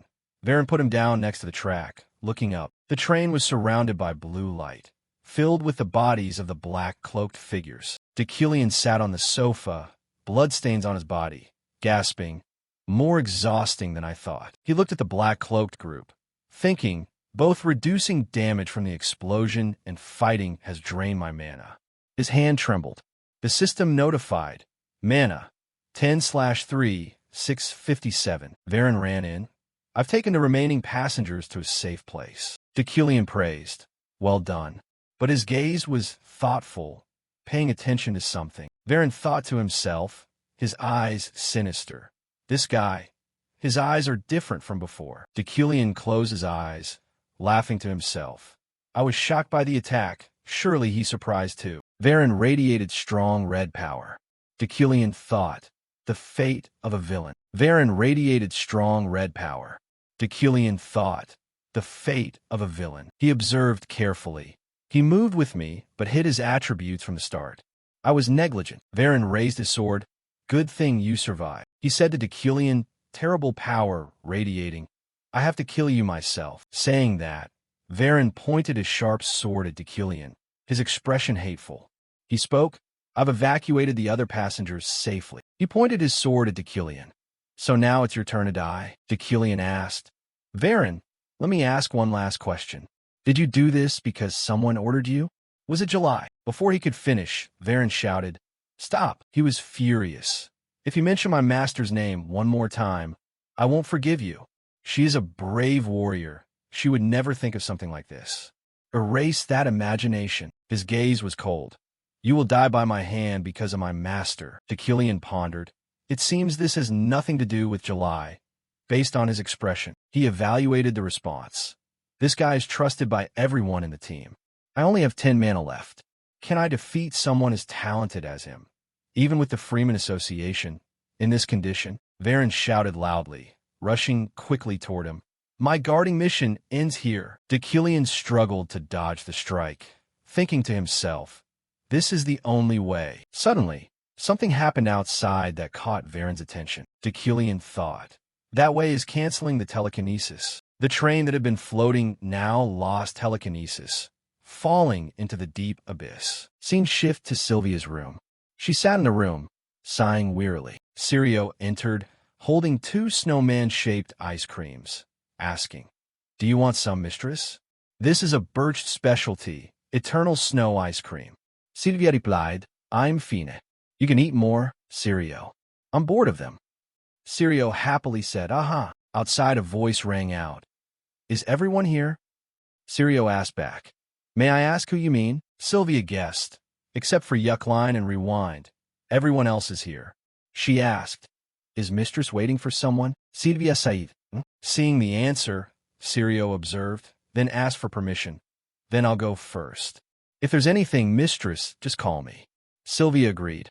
All right. She whispered Deucalion's name, looking at the sunny sky, musing, I didn't intend to witness that. Sylvia came before a white bouquet, placed on a grave. Sylvia came before a white bouquet, placed on a grave. The tombstone was engraved, Zelia von Ellenjed, proud wife of Mage Jiden and mother of lovely Sylvia. She sat down, chatting. How have you been lately, mother? This is just a normal day, coming to visit and talk to you. She confided in her late mother. Professor Deculian is terrible. He assigns too much homework, as if I only study his class. Suddenly a noise rang out, catching her attention. Sylvia looked up, wondering, what is that sound? She hid behind a large tree, observing, surprised by the scene. In front was Deculian's back, she thought. Even if I only see the hunched back, I still recognize that aristocratic figure. Just one look is enough to know it's Deculian. She pondered, why is he here? I don't think he's someone who would grieve over someone else's loss. From afar, Sylvia continued to observe. Deculian was crying, his face pained. She was surprised. He's crying? The one who is always cold, strict, is shedding tears? How wonderful. Afterward, Sylvia left, thinking to herself, I always thought he was a pesky professor, pretending to be high and mighty. But he also has memories of losing loved ones. She remembered the scene of tears rolling down Deculian's cheek. Those tears are like shooting stars, creeping throughout my mind. Sylvia placed her hand on her chest, pondering, remembering Gilthian's words. I received news that a group is plotting to attack the next train. She thought to herself, those things are really annoying. Sylvia continued. After hearing Deculian's lecture that day, I wanted to try something. She observed the mana stone. If I use it, that can be done. In the 3 original magical attributes, everything is created from source spells and its transformations. My magic is a combination of the 3 basic attributes. Initially, she used the mana stone as a medium, transforming it at will. The stone glowed, then her body also emitted different colors. Sylvia said to herself, I did it. On her hand was a bright yellow bird. She named it. From now on, you are sweet. She and the bird touched heads. Then she tossed it into the air. Fly and show me what you see. Scene shift back to the train memory. Deculian, in the ruined train, body full of wounds, tried to stand up. He thought, lucky the train clung on, didn't fall. It's hanging precariously between the cliffs, in a thousandth of a second. He whispered to himself, maybe I have a few broken bones, but I will recover soon thanks to Iron Man. The source of red power surrounded him, causing him to panic. Varen rushed over, hitting hard. Deculian was knocked back. The attack is too fast. He used his remaining strength to counterattack, hitting the source of green energy toward Varen. Varen guessed, defensive force? He was surprised. You are truly resilient and powerful. He continued to fight. Both of their faces were tense. Deculian evaluated. He is truly strong. He is far beyond my current self. Even at my best, I couldn't beat him. As he thought this, he was attacked again. The system notified. Rare resolve. Even when broken, they do not succumb. This activates during battle, maintaining mental strength until the end. Almost immune to psychological magic. Deculian thought, I will never fall in this situation. He watched Varen prepare for the finishing move. He slashed Deculian's defense into 4 pieces, his face full of hatred, wanting to destroy him. Deculian was tense, racking his brain for a way out. Sweat rolled down his face. Varen lunged with immense power. He muttered coldly, damn it. Varen swung his sharp sword. In a life-or-death moment, Deculian asked thousands of questions. If I'm cut by the sword, does the game end? Will I open my eyes at the office like nothing happened? If not, then what? After that, a streak of blood, whose it was unclear, splattered across the space inside the train. Juvia's golden bird hovered above the train, hanging between the cliffs. Varen lunged toward Deculian with lightning speed. He looked at the sharp sword point in front of him, smirking. Everything ends. Suddenly, Deculian was startled. He clearly felt everything around him. What?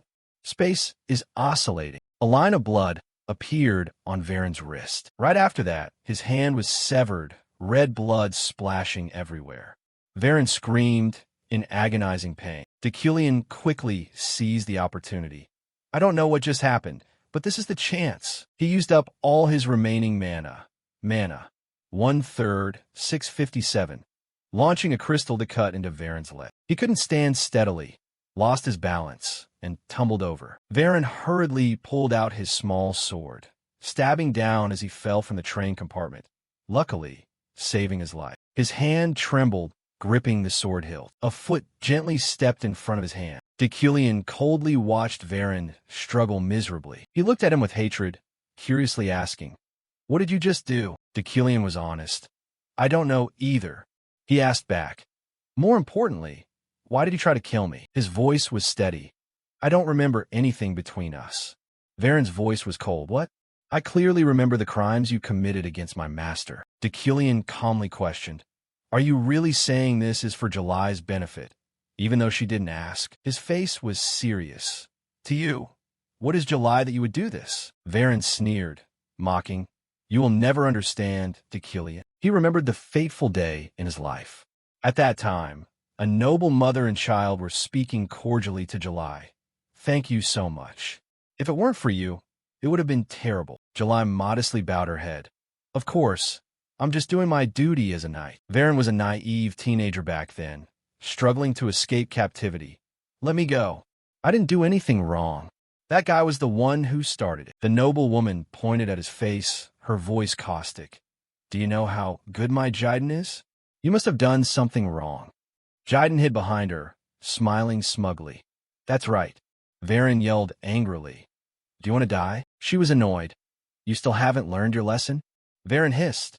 "What?" July silently witnessed it. She was arrogant. "I'm about to hand you over to the police. See what happens to you. Kneel and beg for mercy." She was sharp-tongued. "You hit my son, so you will be charged with assault and trespassing." Suddenly, July interrupted. "Wait a moment, my lady." She glanced over. July wondered. "Are you saying the boy was trespassing?" Her voice echoed throughout the mansion. "That's right. His character is exactly like his social status." July silently looked at Varen, the scrawny boy climbing high walls. She seriously suggested, "My lady, I will take the child to the police station myself. You should rest." She replied immediately, "That works out well for me." Finally, Varen was taken away, still trying to justify himself. "Let me go. I was just defending myself. I didn't do anything to have to meet the police." From beginning to end, July was silent, making him say no more. Suddenly, she said calmly, "The Freya family is famous for their behavior. I'm sure you are telling the truth, at least in part." Varen shouted, "Not just in part." July shouted louder, "But you still shouldn't hit people." Varen was startled. She gently touched his hand, firm. "If you follow me, I will teach you how to control yourself. What do you choose?" Varen was stunned, his voice soft. "Will you feed me?" He reminisced. "That's how my master and I first met." He recounted. "After that, I joined the Knight's Order." The image of him helpless, lost appeared. "Because of my childhood and personality, I didn't get along with others. But when I turned around, the person who cared for me the most was July." Her face gently asked, "Varen, are you having any trouble?" He lowered his eyes. "Everything is fine." In his heart, he thought, "That's right, everything is really fine, as long as I am with the cap." He remembered her powerful figure when she fought, when she was happy with commoners, always helping others. He didn't forget the image of her straightaway throwing away dirty bags of money, never compromising with injustice. He always silently watched, his respect and admiration growing. Varen put his hand on his chest. "And my love for her is the same." Now facing Decilion, he was blunt. "I know my feelings only hinder her." He was heartbroken. "I know it's a burden." He gritted his teeth, determined. "However, I must kill you. One day, you will bring destruction to my master." Decilion was silent. He's right. Every bad thing in a game is a butterfly effect from what Decilion did. But he said in a low voice, "However, you are wrong." In his head, he knew, "I am originally Kim Woo-jin. I will change what Decilion did. Surely his fate is not destruction." He seriously held out his hand. "Take it, Varen. No matter what happens, I will not harm July." Varen was stunned, listening to every word. Suddenly, he raised his severed arm. Decilion was startled by the aura erupting. He gritted his teeth, angry. "Don't even think about changing your decision." Varen was emotionless. "No, I'm not changing it. No matter what, I will kill you." Decilion gripped the stone in his hand. "Fool!" He raised the stone, his voice cold. "Your foolish choice today." Varen calmly watched the stone strike down, hearing him say, "It will torment you forever." At the same time, July was startled, panicked. The man beside her asked, "Captain, are you not feeling well?" July replied, "It's nothing." He reassured her, but she worried about Varen. How can he take care of himself? She smiled. That's right. At this moment, Varen shed his final tears, silently leaving his last wish. "Master, I hope you will be happy." A golden bird flew on the roof of the train car. Sylvia, through the bird's eyes, clearly saw everything that had just happened. Decillion killed his guard, and the guard fell off the cliff very quickly. She corrected her thought. Not exactly. The knight tried to kill Decillion first, and in self-defense, Decillion killed him. Just then, a servant approached, interrupting her train of thought. "There you are, Miss Sylvia. Let's go back. The conference is about to begin." Sylvia replied quickly. "Okay." She worriedly looked into the distance. "Decillion, will he arrive on time?" At the wreckage on the tracks, a group of people appeared. A solemn voice spoke. "It's an honor, Deputy Director." That person was Lilia Freeman, Deputy Director of the Security Bureau. She calmly confirmed. "Was there an explosion and an attack?" The train driver explained. "That's right. However, this is common as the Birched Summoning Conference approaches, so it's not a big deal." Lilia bowed her head, checking the records. "I understand. Any casualties?" He reported. "Yes, but no one was injured. 2 people are missing. A guard named Varen and Professor Decillion." He pointed toward Alan, who was unconscious nearby. "You can hear the details from that survivor." Lilia wondered, "Who is that?" He replied, "I don't know. He hasn't woken up. Maybe he's in shock from the incident." Lilia began taking statements from those on the train. One person said, "A knight saved me." The train hovered in midair for a while. "When I woke up, it had fallen. I think the assassin tried to attack again." Lilia was suspicious. In midair, that person handed over a photo. "Here is a photo." I was so shocked that I had to take it. Lilia looked closely, curious. Did he lift the whole train with magic? She mocked slightly. How ridiculous. Suddenly, a voice rang in her head. "Knight Varen is dead." I don't know why, but Varen tried to kill Decillion and failed. Professor Decillion survived. Lilia was alert. "What? Where am I receiving a telekinesis signal from?" She silently looked at the crowd. Suddenly, someone pointed behind, shouting loudly, "Someone is coming from the other side." Looking at his disheveled face, that person recognized Professor Decillion. He fearfully remembered when Varen was preparing to strike.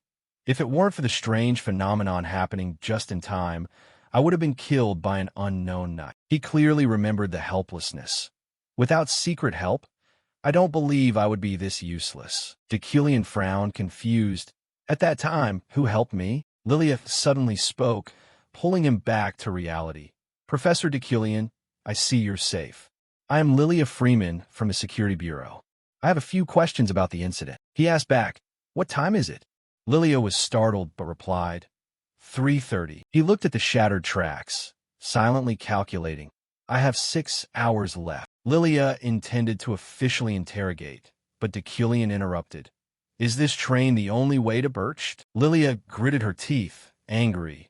"No, there's a land route and a sea route on the other side." She returned to the task. "Let me ask again. Please listen to me until the end. The knight was with you." But when she looked up, Decillion had disappeared. Lilia turned to the train driver. "Wasn't Professor Decillion just here?"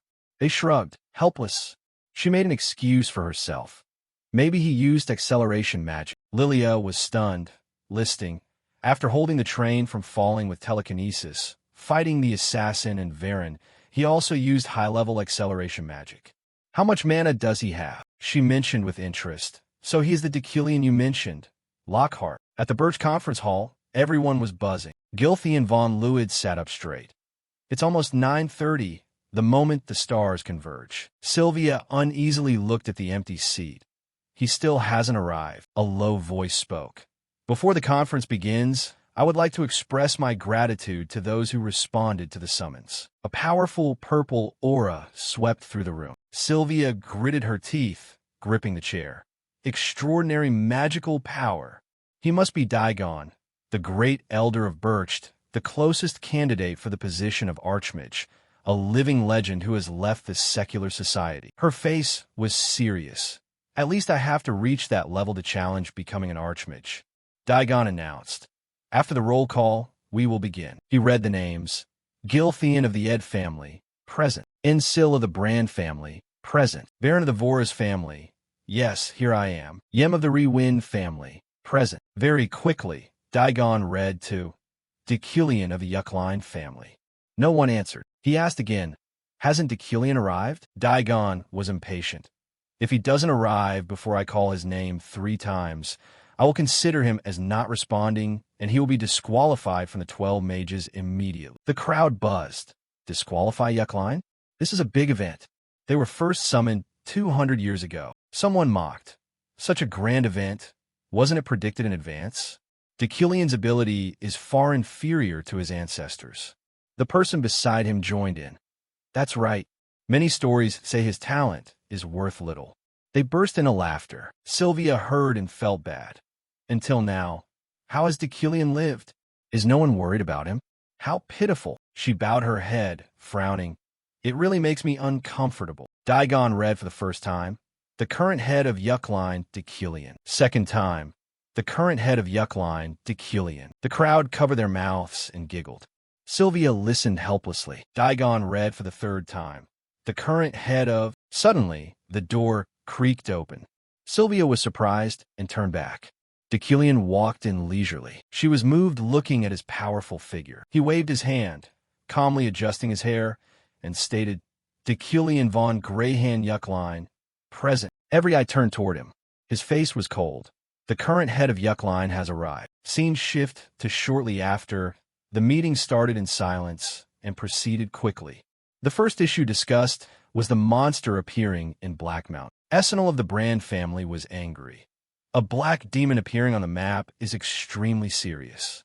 Therefore, we must issue directives to every magic faction or cooperate with the temple.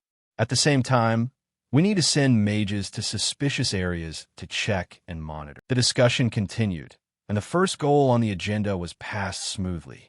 A family head spoke up to express his point of view.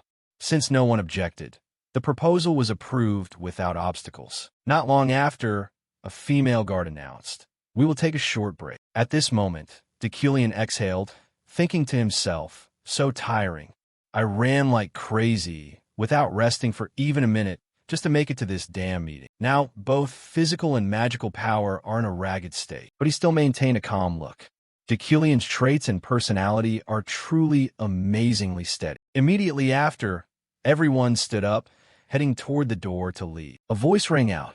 Deculian turned, seeing Alan running over with a panicked look. He stammered, Professor, are you okay? I apologize for being late, so I wasn't allowed to participate in this important meeting. Deculian calmly replied, I'm fine, don't worry. In his heart, he thought, now I don't look at this kid with pure eyes like before. He silently evaluated. He definitely knows I'm hiding my identity. But why is he doing that? For what purpose? Deculian's gaze showed thoughtfulness. He remembered a line from a famous movie in his previous world. Keep your friends close, but your enemies closer. He spoke up. Alan, from now on, stand next to me. Alan was surprised, only saying yes. Deculian thought, it's better to keep a very close eye on him. Alan, I will definitely find out whose side you are on. Scene shift to after the break. Everyone returned to the meeting table. The chairman's voice rang out. The next issue we need to discuss is handling the recently appearing Blood Mage. The announcement changed the atmosphere. Deculian quickly realized, thinking to himself, with such a sensitive issue, this definitely won't end easily. A loud slam on the table rang out, shaking the room. Betten of the Beerad family was angry. Blood mages are no different from cockroaches. They multiply by creeping into society, gradually eroding this land in a filthy way. Essenal sternly countered. Where is your evidence for saying that? We have no way to distinguish blood mages from other races. Betten replied. Then we just need to find a way. There must be a clue, some characteristic of their race. They must be exterminated early by royal magic at the magic tower. Essenal angrily shouted. Old man Betten, watch your words. Exterminate them all? What the hell are you talking about? Deculian pondered. I knew their views would conflict like this. Betten shouted. I don't know the reason, but blood mages are recognizing each other, gathering into groups. There must be a leader guiding them. We don't know what they are plotting by acting like that. Esenel slammed the table, refuting. That's just your one-sided speculation. Betten didn't concede, his voice harsh. Speculation? The blood mage leader is hiding, secretly gathering accomplices, while we don't know what they are plotting. Doesn't that disgust you? Other representatives nodded in agreement. Betten said loudly, 60 years ago, countless mages lost their lives just because of your hesitation. The atmosphere reached a dead end. No one spoke. After a moment of silence, someone asked, so Deculian of the Yuckline family, what do you think? Everyone knows your family is a great lineage of exorcists, long standing at the forefront in the fight against demons. Deculian was silent for a moment, thinking, as someone of this era, I clearly understand such situations. Hatred arising from abandoning reason always leads to unnecessary unhappiness. But disregarding everything, suppressing blood mages is wrong. Even if I can't stop them, I must delay as long as possible to complete the main mission in the future. The common enemy of this world is not blood mages. He spoke up. For a long time, blood mages have indeed been the common enemy. However, if considering the documents, everything stems from a mistake. Betten was annoyed. A mistake? Deculian was calm. That's right. 237 years ago, in the Rodenwich event, Roden was accused and burned alive innocently. Since then, a large-scale persecution broke out, causing countless blood mages to be killed. They resisted, and the cycle of slaughter continued. But now everything has subsided. The event you mentioned 60 years ago was actually a political issue, because a magic stone mine was discovered on blood mage land. Betten was annoyed. Politics? I think a Yuckline, the one who occupied that mine 60 years ago and slaughtered the most blood mages, has no right to speak like that. They're a blood race born with demonic energy, violent and aggressive in nature. The Yuckline family, specializing in destroying demons, must know that better than anyone. Deculian was calm, his gaze icy. Our family tradition is hunting demons, not slaughtering blood mages. Betten shouted, blood mages are demons. The atmosphere was tenser than ever. Deculian continued, do you dare to take responsibility for your words? Beside him, Alan was silent, listening anxiously.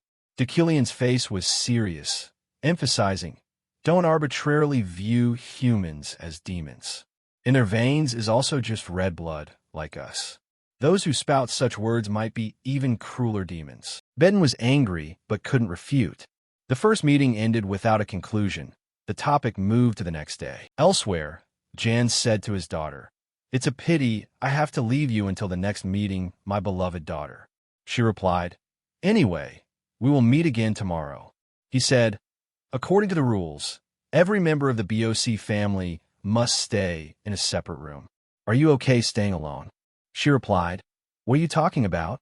Children my age already have their own rooms. Don't treat me like a kid anymore. He was sad, muttering, my daughter doesn't love this old man anymore. She was speechless, not knowing what to say. After a few seconds of silence, he laughed happily. Then see you tomorrow. BOC family members have high magical density, so all kinds of magical phenomena can happen at night. Read the hotel rules carefully. She sighed. Okay, I will be good. Don't worry, father. Scene shift to the rest area. She held the paper, muttering, looks like these rules only instill fear in children. I just need to sleep normally. At night, when she was resting, a golden bird appeared nearby. Not long after, she opened her eyes, getting up because she was thirsty. She went to the table, holding a glass of water to drink. Suddenly, her eyes changed. A sense of danger spread throughout the space. From behind, a stream of death energy approached, like a black curtain covering everything. She was surprised, immediately entering a preparation stance, thinking, did the space turn into a hallway?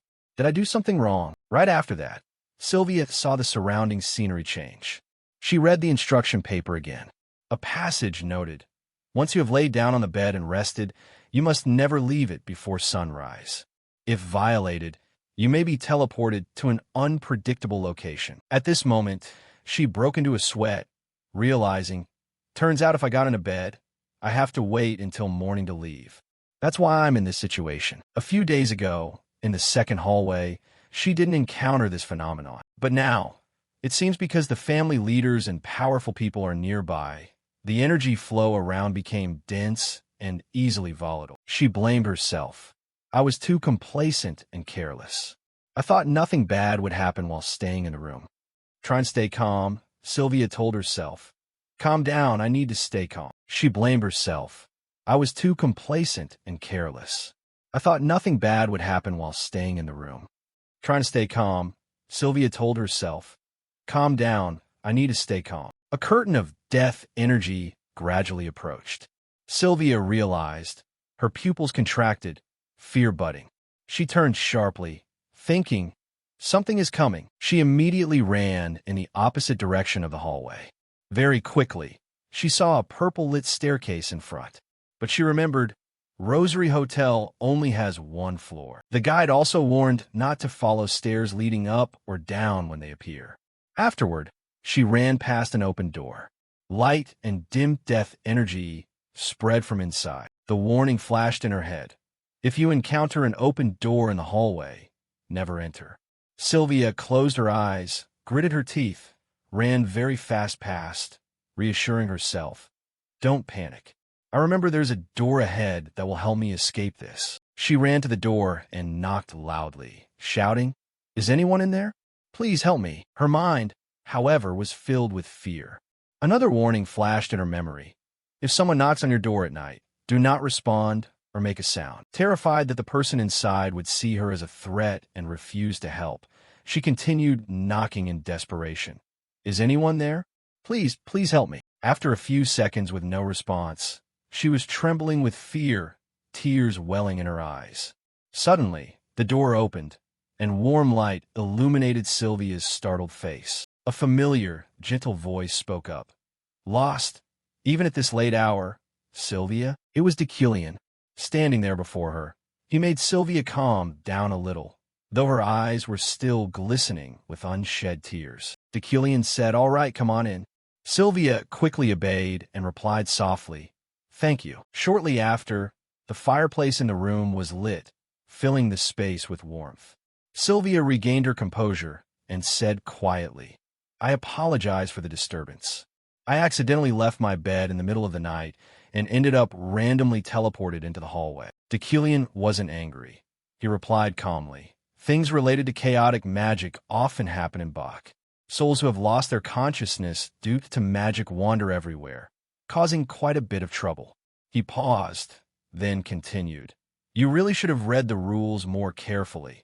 Then you wouldn't have run into this kind of trouble. Sitting behind him, Sylvia listened and watched him, thinking to herself, He's always so calm, his gaze so steady. Is it because he has experienced so much loss and pain that he chose to defy the rules and open the door to help me? While she was lost in thought, a cold, growling sound emanated from the gap in the door. A purple substance seeped through the cracks, morphing into a terrifying skull, screaming as it lunged toward her. Sylvia was frightened, but Deucalion's voice rang out calmly. Stay calm. There's no need to be afraid. 2 projectiles whizzed past her, striking the dark soul head-on. It was hit and dissipated. As it turned out, they were just 2 floating ice crystal shards. Sylvia was surprised and exclaimed, That's amazing. That wandering soul has been completely wiped out. Deucalion said softly, No need to be surprised. It's just a spell designed for killing. Nothing worth mentioning. He paused, because magic shouldn't be created for the sake of killing. His words made Sylvia blush, not knowing how to respond. She looked at the flame and wondered, Isn't it the flowing flame? Deucalion looked away from his book and replied lightly, That's right. Sylvia began casting a series of spells, lightning, transmutation, wood, and elemental fire, to grab his attention. But Deucalion didn't even notice, which made her angry. He didn't even bother to glance at the light in my hands. She thought to herself, Should I do something more groundbreaking? But Deucalion's voice rose. You're doing very well. Sylvia blinked. He continued. However, the wind magic circle you attached when casting fire was a bit unstable. Sylvia was surprised and asked, Professor, What kind of instability is that? Deucalion said coldly.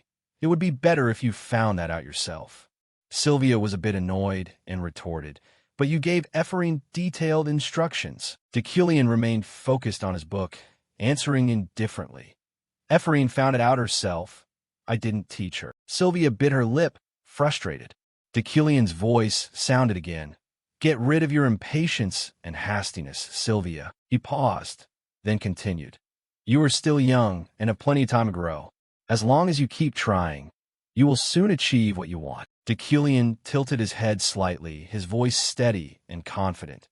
Therefore, you can take your time, but step forward with certainty. He closed his book and looked at her. After all, you're one of the 3 most talented young mages in the world. Sylvia was surprised.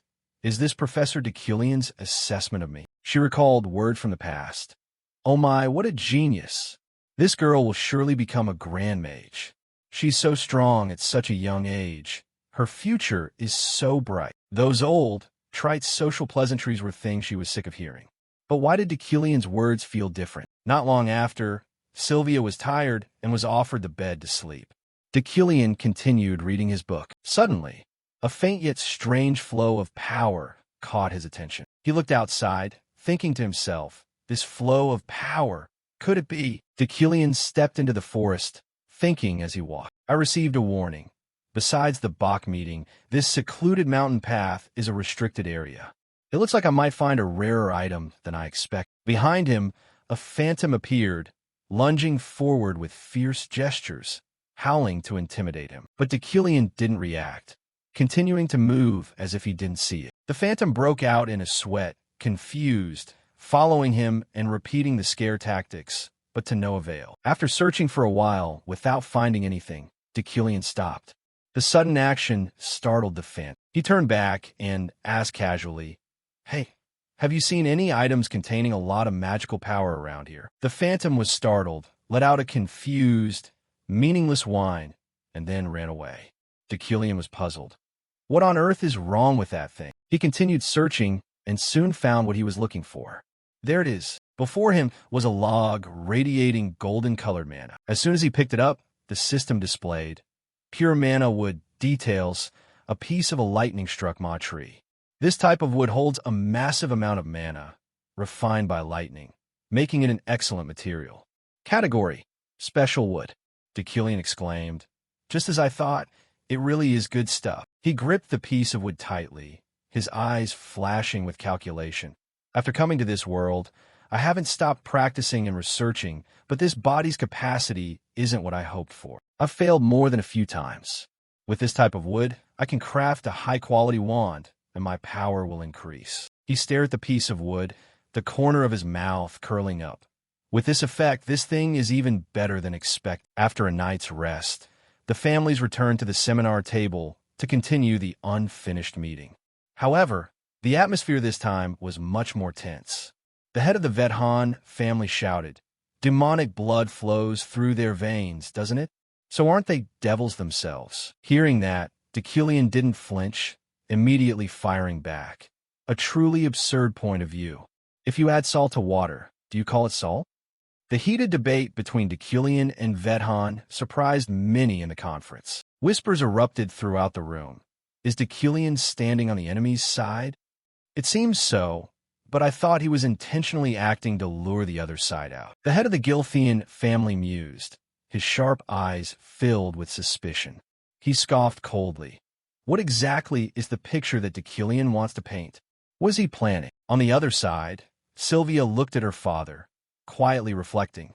She was certain that not only her father, but everyone here thought the same. They believed Professor Deucalion must have a profound reason for siding with the enemy. But she was different. The words he said last night still echoed in her mind. All of them are wrong. He's just stating the obvious truth. During the tense argument, a dignified voice rang out, cutting it off. Enough. It was the respected elder. He said in a deep voice, a formal conclusion cannot be reached in such a lack of consensus. The issue regarding the Bloodline clan will be added to tomorrow's agenda. Now, let's focus on discussing other issues. Unlike the Bloodline topic, the remaining items were passed quickly. After just a few days, the meeting concluded. Everyone left the room one by one. The head of the Vethan family, having failed to gain the upper hand in the argument, angrily slammed into Deculian as if to vent his frustration. Deculian frowned at that childish display, feeling uncomfortable.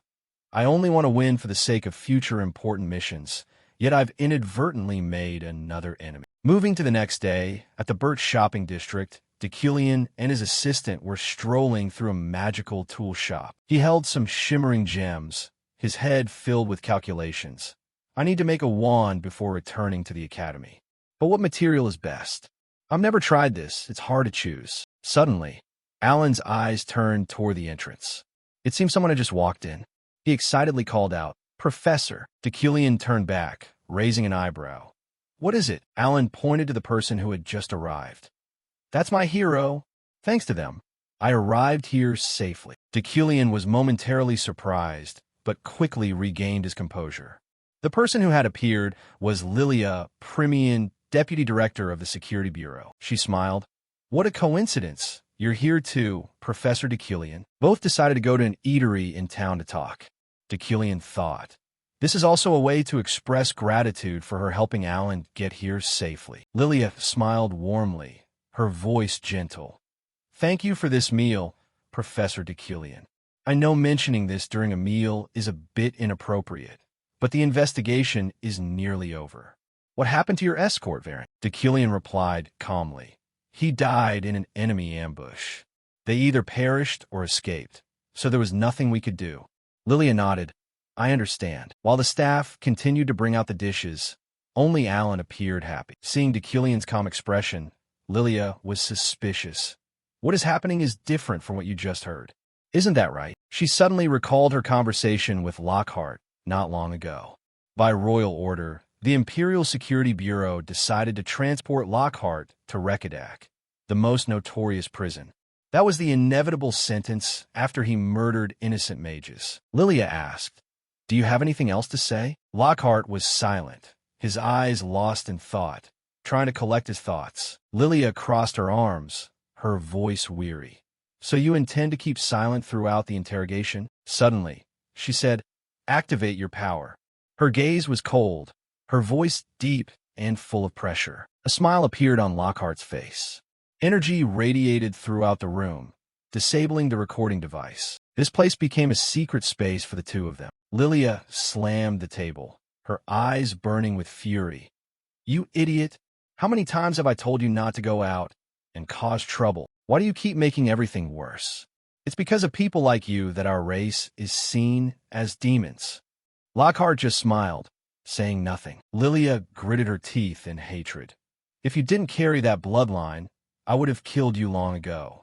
If this truth gets out, not only you, but I will also face pressure from other families." Lockhart laughed. "Do you think you can escape the Empire?" He said in a deep voice.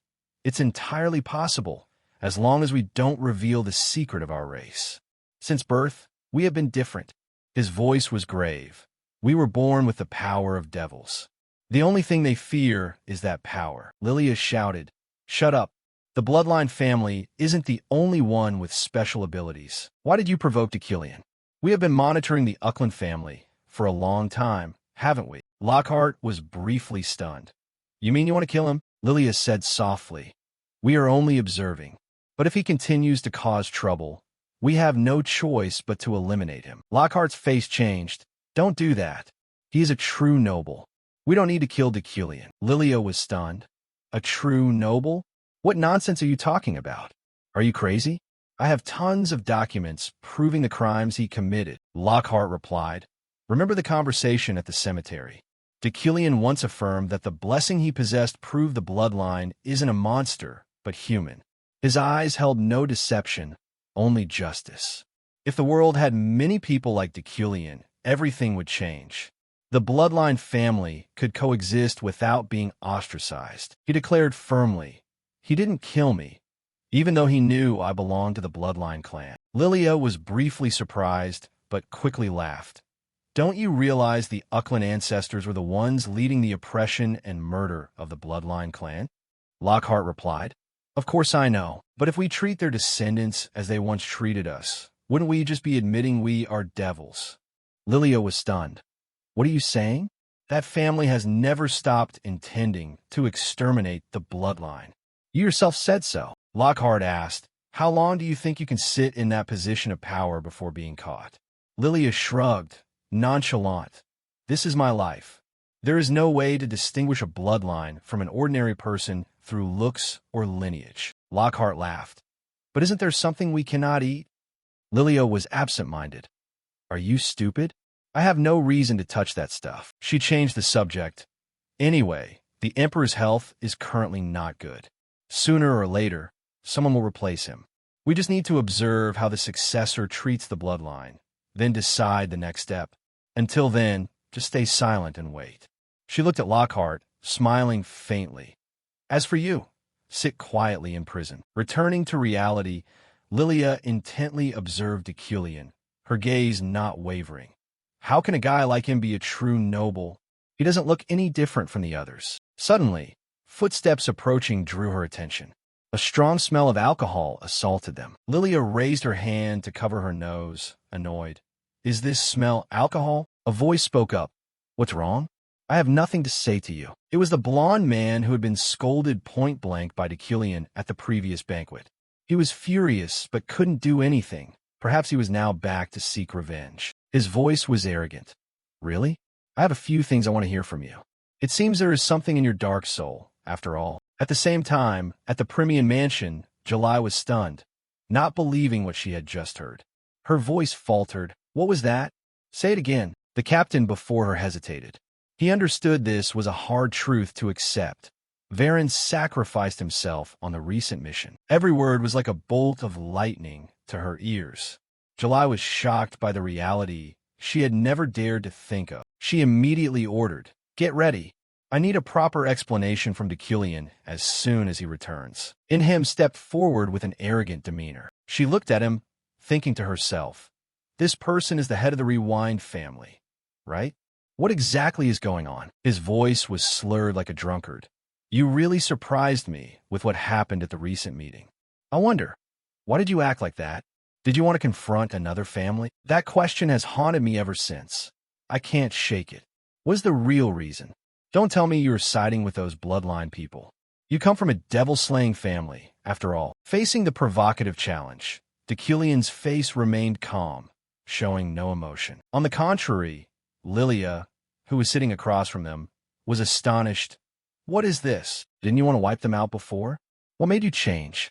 Back then, you insisted those low, impure creatures had no right to exist. Your essays condemning the Bloodline clan are still kept at the university, you know. Inhem leaned closer to Deucalion, his voice mocking. Oh, or did you find a Bloodline slave to serve your research? So now you're standing up to protect them, right? Hearing the provocation, Alan couldn't contain his anger, slamming the table. How dare you? Stop insulting the professor right now. Inhem leaned closer to Deucalion, his voice mocking. Oh, or did you find a Bloodline slave to serve your research? So now you're standing up to protect them, right? Hearing the provocation, Alan couldn't contain his anger, slamming the table. How dare you? Stop insulting the professor right now. His brain must have rotted into a lump of stinky cheese. That's why he's standing here, talking nonsense. I understand. The blond man gritted his teeth in anger, but tried to force a grim smile to save face. Fine then. Let me see how long you can be arrogant. I heard the deadline for your research presentation is only 6 months away. Or was it 3? I'm looking forward to seeing the look of failure on your face. That must be quite interesting. Saying that, he turned and left, leaving Lilia in a heavy mood, her hands trembling slightly. Deucalion is fighting against everyone to stand on the side of the Bloodline clan. She muttered, is that guy really Deucalion? Hard to believe. She recalled the conversation earlier with Lockhart. Is what you said true? A few days later, at the magical tool shop, before leaving the city, Deucalion gave a famous craftsman the task of crafting a wand. He had completed the side quest crafting Jog's wand with the conditions. Reach sufficient fame or infamy, become kind or evil, use high-quality materials to attract Jog's interest, visit the shop at least twice. This craftsman was very famous. Perhaps Deucalion had visited before, thus accidentally completing the quest without knowing. After finishing his work at the high-level conference, Deculian and his assistant boarded the train back to the academy. On the train ride back to the Empire, Deculian and Alan had to share a compartment with Vedon. He didn't bother to hide his killing intent and hostility. Fortunately, throughout the journey, no serious conflict occurred. Deculian pondered everything deeply. Finally, the long journey came to a close. At the station, the crowd was bustling and never-ending. Alan stretched, tired after the long trip, and turned to ask, "Professor, there is only one connecting train left. Will we soon see scenery other than snow?" Before he could finish, from afar, a group of swordsmen, led by Julie, approached. They were looking for Deculian to talk. He greeted her lightly. "Is it you?" Julie replied, but her face was gloomier than ever.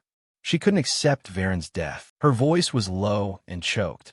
"I heard you were ambushed on your trip. It's fortunate that you're still safe." Deculian nodded slightly, quickly replying, "Thank you." He thought, it seems she knows about Varen. For someone who always cared for subordinates like Julie, this definitely wasn't easy to accept. He looked at the soldiers behind her, thinking to himself, I don't know what else she heard, but they aren't very happy that I am the only survivor. Julie tried to suppress her emotions, gripping her hands tightly, her voice full of heartbreak. "I read the news. I heard you cooperated with him to save the passengers, right? I just want to ask one thing." She gritted her teeth, her voice trembling with pain. How did he sacrifice himself? The space went silent. Everyone thought it was a reproach, but it turned out to be grief for the departed, the one Julie had once sheltered and cherished. Julie's gaze looked straight at Deculian, containing pain and loss that nothing could fill. Deculian faced that gaze, not knowing what to do. There are truths that, if spoken, only make the listener suffer more. Both looked at each other silently, letting the silence cover the grieving atmosphere. He pondered, should I tell Julie the truth that Varen intentionally tried to kill me, and it was all planned in advance? The confrontation ended in a way no one expected. Initially, he intended to tell her, but standing before her now, he couldn't get the words out. Should I tell her the truth about that day? But if I do, it will be too cruel to her. Julie's determination wasn't easily swayed, but her heart wasn't strong enough to endure the harsh truth. If she knew, she would blame herself, bearing guilt and constant self-torment. Julie is that kind of person. She would take full responsibility for her subordinates' mistakes and torment herself. There are things that are better left unknown, he thought. If he had to face her anger for keeping secrets, Deculian would accept it. As she hesitated, the conductor's voice broke the silence. Train number 4 is preparing to depart for the Empire. All passengers with tickets, please board immediately. Surrounding passengers moved quickly. Deculian couldn't prolong the conversation. He said slowly, "That's hard to say." He was truly too emotional. He said slowly, "That's hard to say." He was truly too emotional. Julie bowed her head. "I understand. We'll set off to find him now. Please get some rest." The group quickly departed, leaving Deculian with countless doubts and reflections. He recalled that moment when Varen was hanging outside the train. Ironically, he himself was no different. Intense emotions can make people lose their reason. But after all, what is the right thing to do? After the swordsman left, Alan expressed his dissatisfaction. "They were so rude, Professor. We were also victims of the attack. Yet they looked at us with such unpleasant stares." Deculian was calm. "It's fine. They're just fools." Suddenly, a familiar voice called out from behind. "Why did you hide that?" It was Sylvia. She was also returning to the academy on the same train. Deculian turned, his gaze questioning. Hide what?" Sylvia reached in her bag, took out a book, and handed it to him, gently saying, "This is a gift for you." After saying that, she turned and hurried away. Seeing this, Alan was surprised. "Professor, what was that?" Deculian sighed, his voice tired. "I don't know either." This journey was too long. Even though everything was over, he was still exhausted. The only thing he wanted now was to get home and rest quickly. He looked at Alan and signaled, "Let's head back." Alan replied, "Yes, Professor." In the first ambush, Professor Deculian successfully stabilized the train, ensured safety, and saved the lives of others along with Night Varen. Immediately after, during the second attack, the entire carriage overturned. In the process, it appeared that night Varen fell off the cliff with the carriage. However, the VIP carriage where Decilion remained miraculously hung off the cliff. In short, both had tried their best to control the situation, but Varen fell off the cliff during the second ambush. After hearing this, Julie bowed to thank him. Her face and the swordsman beside her darkened, with contemplative expressions clearly visible. She turned to leave, leaving the deputy commander to continue questioning. Did he leave anything behind? Decilion replied, Unfortunately, nothing at all. The deputy commander asked further, What about those behind the ambush? You must surely know who they are. Julie silently walked to the cliff where Varen had fallen. She looked into the distance, her eyes filled with sorrow. Have I lost my trusted right-hand man just like that? She looked into the distance, her eyes filled with sorrow. Have I lost my trusted right-hand man just like that? Back at Decilion's mansion, his younger sister, Uriel, was furious. She shouted, Are you writing another clan check for wasteful expenses again? The butler held her, trying to stop her. Please calm down, miss. Uriel did not relent, yelling at Decilion. Have you forgotten everything already? We aren't as rich as you think.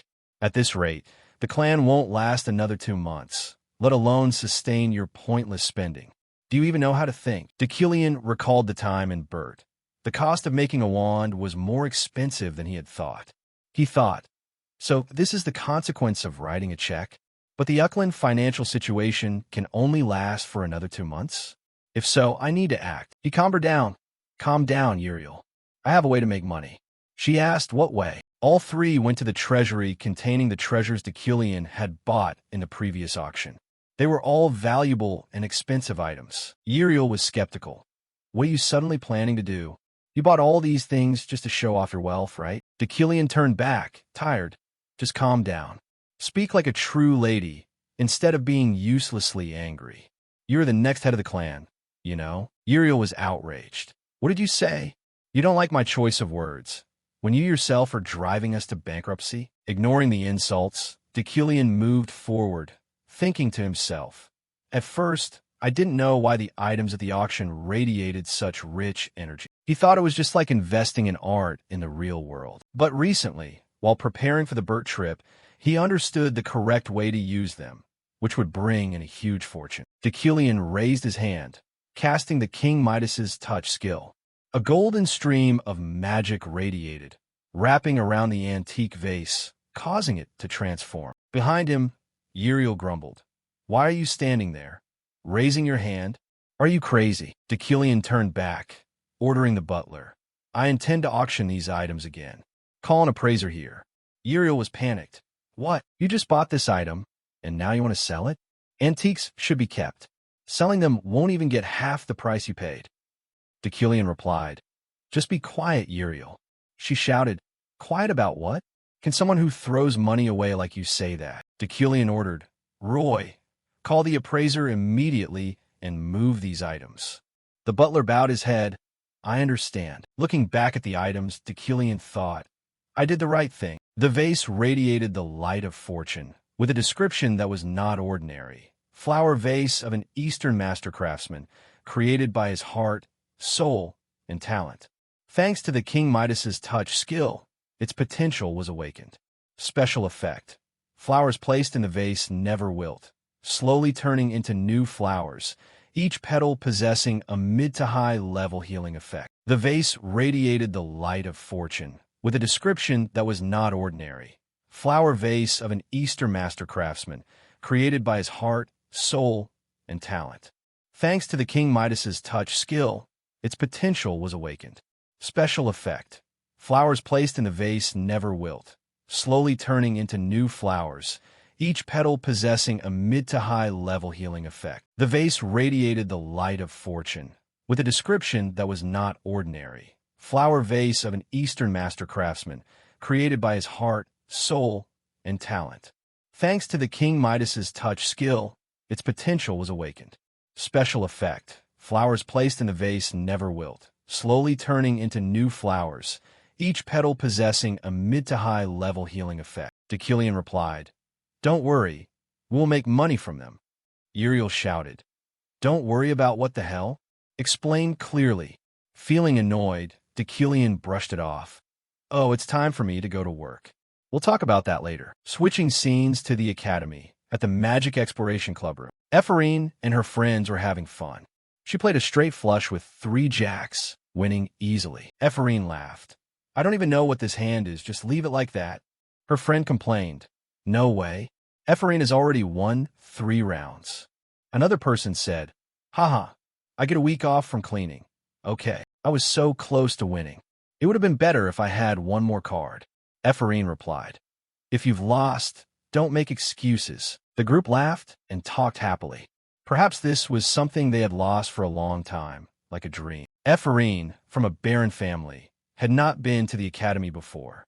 When she entered the tower, she was looked at by others with hateful eyes. Not only noble students, but also professors treated her poorly. Many incidents occurred. Ephraim bowed her head as proof of the grievances she endured. But she never expected to have fun with real friends in a club like this one day. She said, I'm really starting to like this original Magic Exploration Club. A red-haired girl corrected her. Overall, we are just a normal Magic Exploration Club. Ephraim, be careful with your words. Ephraim laughed. Yeah, really? My apologies. Before she could finish, someone entered the room. A shout. You stupid brats. What kind of chaotic mess is this? What the hell does this club actually do? It was Professor Relin and Beck angry. Beck said, Professor, these low-class commoners are just taking up space in the tower to do useless things. Ephraim's face narrowed. These 2 jerks again?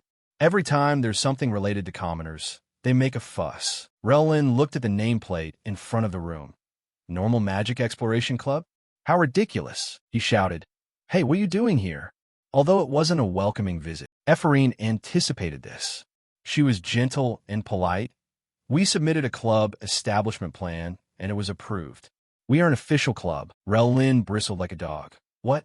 Who allowed the establishment of this stupid club? Wait, you're the commoner who was punished last time, right?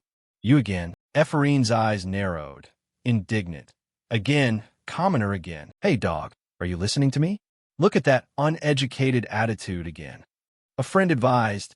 Ephraim calmed down. Behind him, Beck laughed happily when he saw the commoner being scolded. He said, Fine, if you're so confident, speak up. There's no way a professor would allow this nonsense club to exist. Suddenly, Ephraim's eyes widened in surprise, as if she realized something. Beck was triumphant. See? I knew it. You were just a bunch of impudent brats, trying to fool me with ridiculous words. As the insults poured out, Dekilian's voice suddenly rang out, cutting through it all. I'm the one who allowed it. I approve the establishment of this club. He looked at Relin. Do you have a problem with my decision, Professor Relin? Dekilian's gaze was ice-cold, filled with killing intent, making the old man speechless. Relin stammered, What? Ephraim looked at Dekilian, her gaze suspicious. Professor Dekilian, why did you appear at this moment? At this moment, Dekilian stood before the 2 professors who were busy trying to oppress the commoner students. His expression was extremely displeased. He spoke up. I am the one who approved the establishment of this club. Do you have any issue with my decision, Professor Relin? I heard your voice calling me, echoing down the hallway. If you have something to say it directly. Or does my approval of this club require your permission first? The conversation turned tense, making the students anxious. Dekilian recalled. It had been an exhausting day from the very beginning. Early in the morning, Uriel bothered him about money. By the time he went to teach, he was pestered by these 2. On top of that, Relin dared to raise his voice and insult him. Relin's face was frantic, sweat pouring down when he saw Dekilian. He stammered, Sir, that's not what I meant. He pointed at the room, offering a flimsy excuse. Isn't this place too shabby? I just thought the magicians of the Imperial University's Magic Tower deserved better equipment and furniture. Haha, I was frustrated seeing everything like this. I will take responsibility for replacing it with better things. Hearing this, Dekilian thought, this old man is just as cunning as a con artist.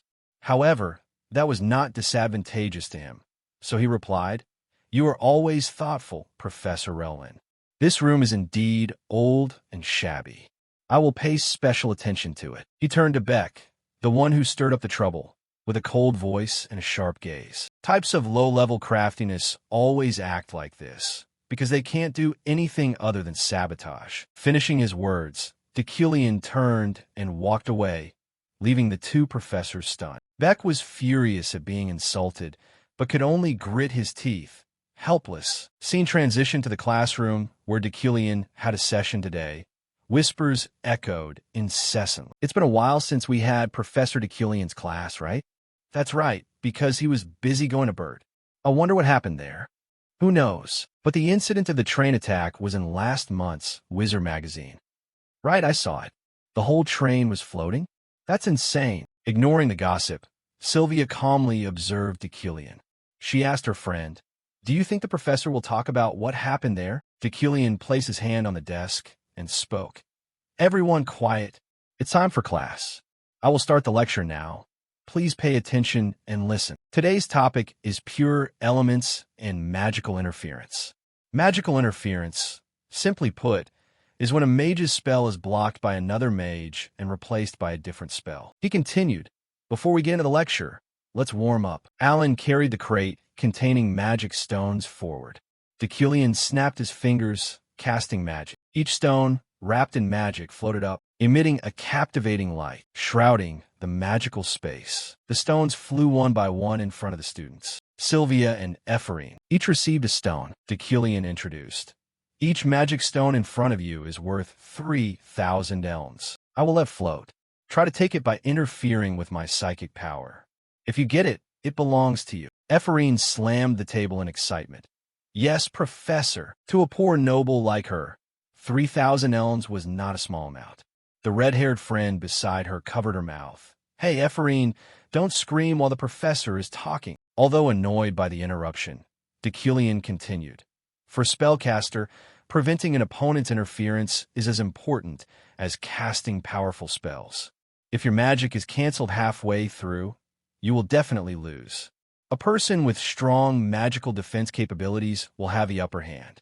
In this session, just give it your best shot." Without hesitation, the students quickly interfered with Deucalion's psychic power to take the stone. The room fell into silence. No one wanted to miss the opportunity. While the students struggled, Deucalion recalled, he lifted the whole train. But he only recently memorized basic psychic power. Need to use more to get used to it. He wondered, even though these are freshmen, how long will he maintain psychic power before 150 young mages? And how will he perform in front of top talents? Sylvia and Ephraim put in all their effort to interfere, but it was not easy. Ephraim, bright-eyed, thought, "Mage equipment is expensive. My sponsorship money is almost running out. But Professor Deucalion is handing out magic stones. Thanks a lot. I'll take one." Sylvia glanced at Ephraim, remembering Deucalion's words. Ephraim overcomes it with her own ability. That drove her. "I can't lose," especially to Ephraim. The competition between the two gifted talents was intense. No one wanted to fail. The other students were helpless against Deucalion's psychic power. Some had nosebleeds, others were shaking from exertion, but they all still failed. Alan exclaimed, "Professor, you're amazing. Fighting 150 opponents, you have no openings. The students can't interfere at all." Deucalion was surprised. He didn't think the freshmen would have nosebleeds, be drained of energy, and still fail. Suddenly, a stone was interfered with, breaking the psychic power. Deucalion looked immediately in that direction. As expected, Sylvia was the first to succeed. She was panting, exhausted, showing that the difficulty was not trivial. After finishing, Sylvia looked at Ephraim. She hadn't succeeded yet. Sylvia breathed a sigh of relief. "Looks like I'm the only one." She won again. Deucalion approached, congratulating her. "Well done, Sylvia. You're the first one to finish." Sylvia was surprised, only nodding slightly. Deucalion thought. He knew Sylvia would do it, but didn't expect it to be so difficult. He looked around and asked, "Is there no one else?" The student struggled. There were no miracles. But before he could finish his sentence, Deucalion had to change. "Well, one more just succeeded." Sylvia was shocked. What? Just as predicted, Ephraim's talent was no less. She wore a happy smile, even though she was exhausted to the point of nearly fainting. He did it. 3,000 elms are mine. Sylvia's face was displeased. It seemed this competition would become increasingly fierce and interesting. The students were now giving it their all, sweat pouring, trying to break through Deculian's defensive magical wall to seize the sparkling magic stone. Everyone was exhausted, pale, with nosebleeds running down, but they still gritted their teeth to fight, refusing to yield. Seeing the chaotic situation, Deculian frowned, hurriedly ordering to stop the preliminary test before everything became a disaster. Right as he finished his sentence, a student turned green and vomited all over the desk from dizziness. Some even collapsed, falling to the floor, losing consciousness. Deculian held his face, sighing in frustration. "You guys are pathetic. Take a break immediately.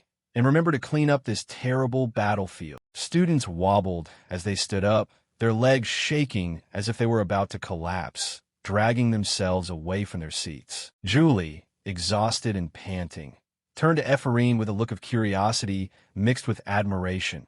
"Ephraim, how did you do it?"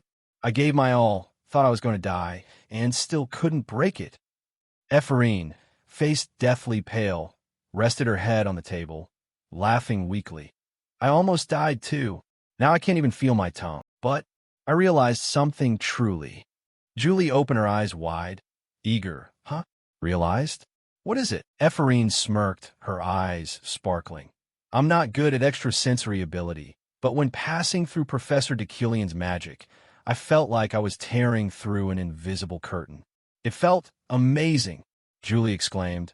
"Oh my God, I'm so jealous of you, Ephraim." On the other side, Sylvia, quietly observing, frowned in confusion, her heart surging.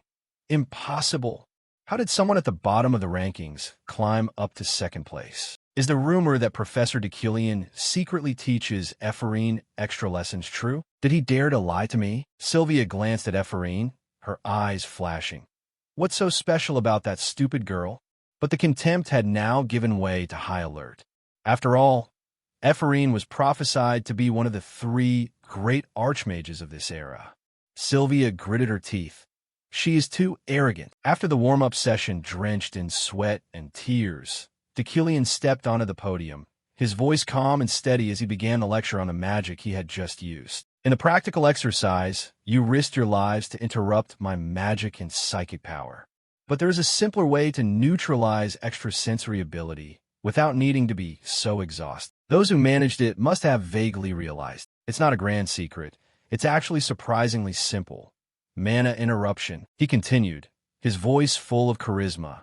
"Unlike blocking already cast magic, mana interruption is the art of understanding the opponent's magic and shattering it before it can even form. But this method has a major limitation.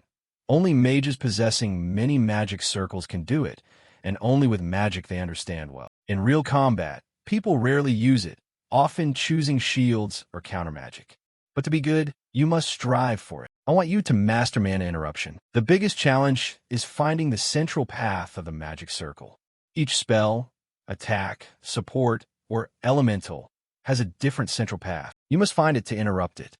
Once you get used to it, this will be as easy as the back of your hand." Deculian lectured on, pointing at the board. "Now, I will teach you how to find the central path of common magic circles. Look at this Thunder Spear spell. Offensive magic has a burning path from the inside out, as brilliant as fireworks. As for support and recovery magic, they are soft and fluid like this." The students busily took notes, but his speed was as fast as the wind, causing a few to panic. The lecture lasted 2 hours. Deculian glanced at his watch and suddenly stopped. "There is still a bit of the lesson left, but time is up. You wasted my time, so surely no one dares to complain. Study by yourself, reflect by yourself, and understand the rest by yourself. Coming up is the midterm exam with an open practical test. Keep what you learned today engraved in your hearts. It is extremely important. Class dismissed. Goodbye." Finishing his words, Deculian quickly left, as fast as a cyclone, leaving the students bewildered with their mouths agape. Huh? Why did the professor leave without finishing the lesson? What's wrong with the professor? It feels like being abandoned halfway. Julie stretched and groaned. My God, how are we supposed to figure this out by ourselves? exhausted to death. Ephraim, on the contrary, was as radiant as the sunlight. But today it felt like I opened a new door. Hard to describe, but it's amazing. Suddenly, a shrill voice rang out.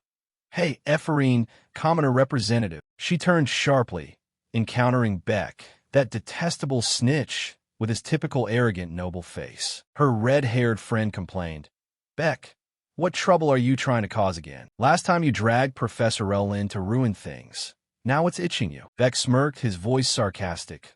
"Wow, because you commoners like to show off so much. Ephraim, how did you go from last place to second place?" Ephraim remained calm, sneering. "Oomph. Even if I explained it, you wouldn't understand." Before she could finish, Beck threw an insult. "A commoner with no home, no family wealth. How did you bribe a professor, huh?" Ephraim's blood boiled. She roared, "What did you just say?" Beck tilted his head, arrogantly. "The truth. Everyone knows you get tutored privately by Professor Deculian." Ephraim shouted, "Nonsense. I have never done that." Sylvia quietly observed, her eyes flashing with curiosity. Beck continued to provoke. Obvious as day, and still denying it? A stupid kid outside the academy. How did you progress so fast? Ah, maybe Professor Deculian is biased and intentionally gave you mana stones. Magic power exploded around Ephraim. She gritted her teeth, clenching her fists, ready to throw a punch to make Beck hit the floor. Easily swayed by emotions, she yelled, "Say that one more time." Beck, with noble pride, refused to yield. "You think I don't dare? You despicable commoner." The atmosphere was hot, as if ready to explode. Sylvia was anxious, her heart pounding. Julie hurriedly reached out to pull Ephraim. "Let go, Ephraim. Don't lose your cool. What if you get punished again?" The words woke Ephraim up. She remembered Deculian's words.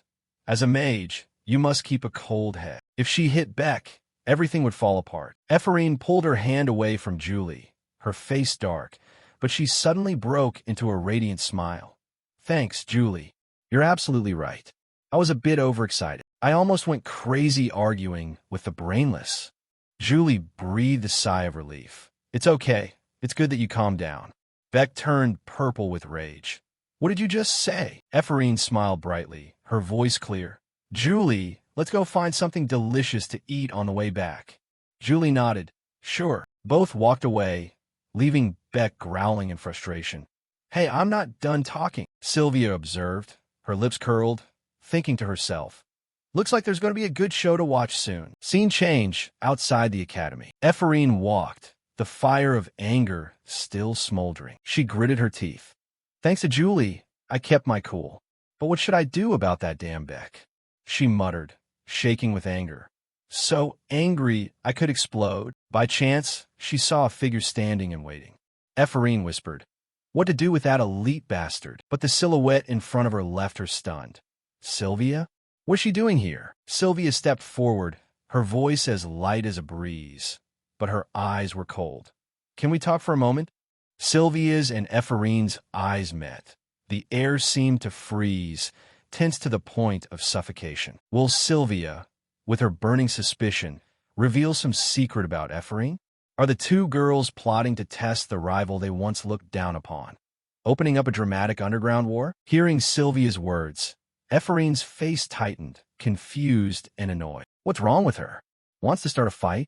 Wrong timing. Leave me alone. Ignoring that explosive reaction, Sylvia went straight to the point, her voice cold. "You're getting tutored privately by Professor Deculian, aren't you?" The question was like pouring oil on the smoldering fire in Ephraim's heart. She roared, outraged. "What did you say? I knew you wanted to pick a fight. Fine, bring it on. Why ask that? What do you know about my past with Professor Deculian?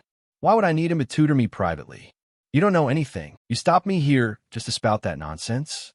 Why does everyone want to mess with me today?" Looking at the explosive expression, Sylvia suddenly realized Ephraim wasn't lying. She turned her face away, her voice softening. "I understand." Ephraim huffed. "Whatever, fine." Sylvia smirked. "Whatever? But do you know? After your father passed away, Professor Deculian didn't step into the laboratory even once in 3 years." Ephraim raised her chin, her eyes sparkling with pride. "Haha, that's obvious. What could Professor Deucalion do without my father? My father was a renowned genius, but her self-satisfaction quickly vanished when Sylvia replied, her voice as sharp as a knife. Then you should know, 3 months ago, he started coming to the laboratory every day. He cleaned up, chose assistants, and bought a ton of magical tools. What do you think that is? Ephraim's face shifted from arrogance to suspicion, her eyes wide with shock. No way. Is he planning to resurrect my father's research?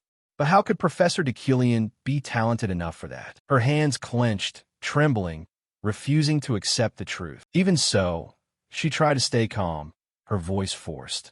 Who knows? Maybe he's experimenting with something. He is a professor, after all. But what does that have to do with me? Seeing Ephraim was no longer easily provoked, Sylvia smiled mysteriously and turned away. Nothing. I just said it so you'd know, in case you hadn't heard. Don't worry about it. When Sylvia disappeared, Ephraim stood there dumbfounded, her heart surging. What on earth is he planning to do? Scene change. A few days later, in Deucalion's class, students gathered at a strange arena, not the usual lecture hall. Whispers were bustling everywhere. Julie, Ephraim's best friend, was confused. What kind of practical exercise is the professor planning? Why drag the whole class all the way out here? Ephraim shrugged, her eyes sparkling with curiosity. Who knows? He must be scheming something again. Suddenly, Beck lunged, intentionally bumping his shoulder into Julie, his face triumphant. Julie scolded him angrily, but Ephraim pulled her back, her voice gentle. That blockhead again? Let it go, Julie. Don't pay attention to that brainless person. On the podium, Deucalion appeared, his aura majestic, his voice echoing like thunder. Class quiet. It's time for class. As mentioned, today is the final practical session before the final exam. As he spoke, Deucalion snapped his fingers, and the cloths covering the stands fell, revealing a noisy crowd of spectators. From the center of the arena, he announced loudly, "Today's exercise is a public battle." Ephraim and Julie widened their eyes, astonished. "Oh my God, so many people!" Deucalion continued, his voice calm. "In front of the audience, you will spar in combat magic. Each person will face an opponent, using every skill to take them down. But you must use at least 3 different pure elemental spells. Don't worry too much about winning or losing. Focus on how you cast the magic. I will supervise, recording strengths and weaknesses so you can improve for the final exam." He pointed. "Professor Relin will ensure there are no casualties. So, don't hold back your power." "Haha, leave it to me." Relin laughed loudly. Deucalion nodded. "If there are no more questions, start. The first person, step up and choose an opponent." The matches took place excitedly. Students gradually got used to the pressure, and skills improved dramatically. Below the stands, Deucalion took notes attentively, while Relin struggled to keep up. The quality of the matches clearly increased as students focused on the spells instead of the audience's eyes. But for some, this pressure was insignificant. Sylvia won overwhelmingly, defeating her opponent as gently as a breeze, without wasting any effort. Witnessing this, Beck and his group of nobles laughed gleefully. "Ha! Another commoner crushed. They should have only been servants for my family. Why come to the magic tower to be humiliated?" Ephraim gritted her teeth, her eyes burning with fire. Those bastards.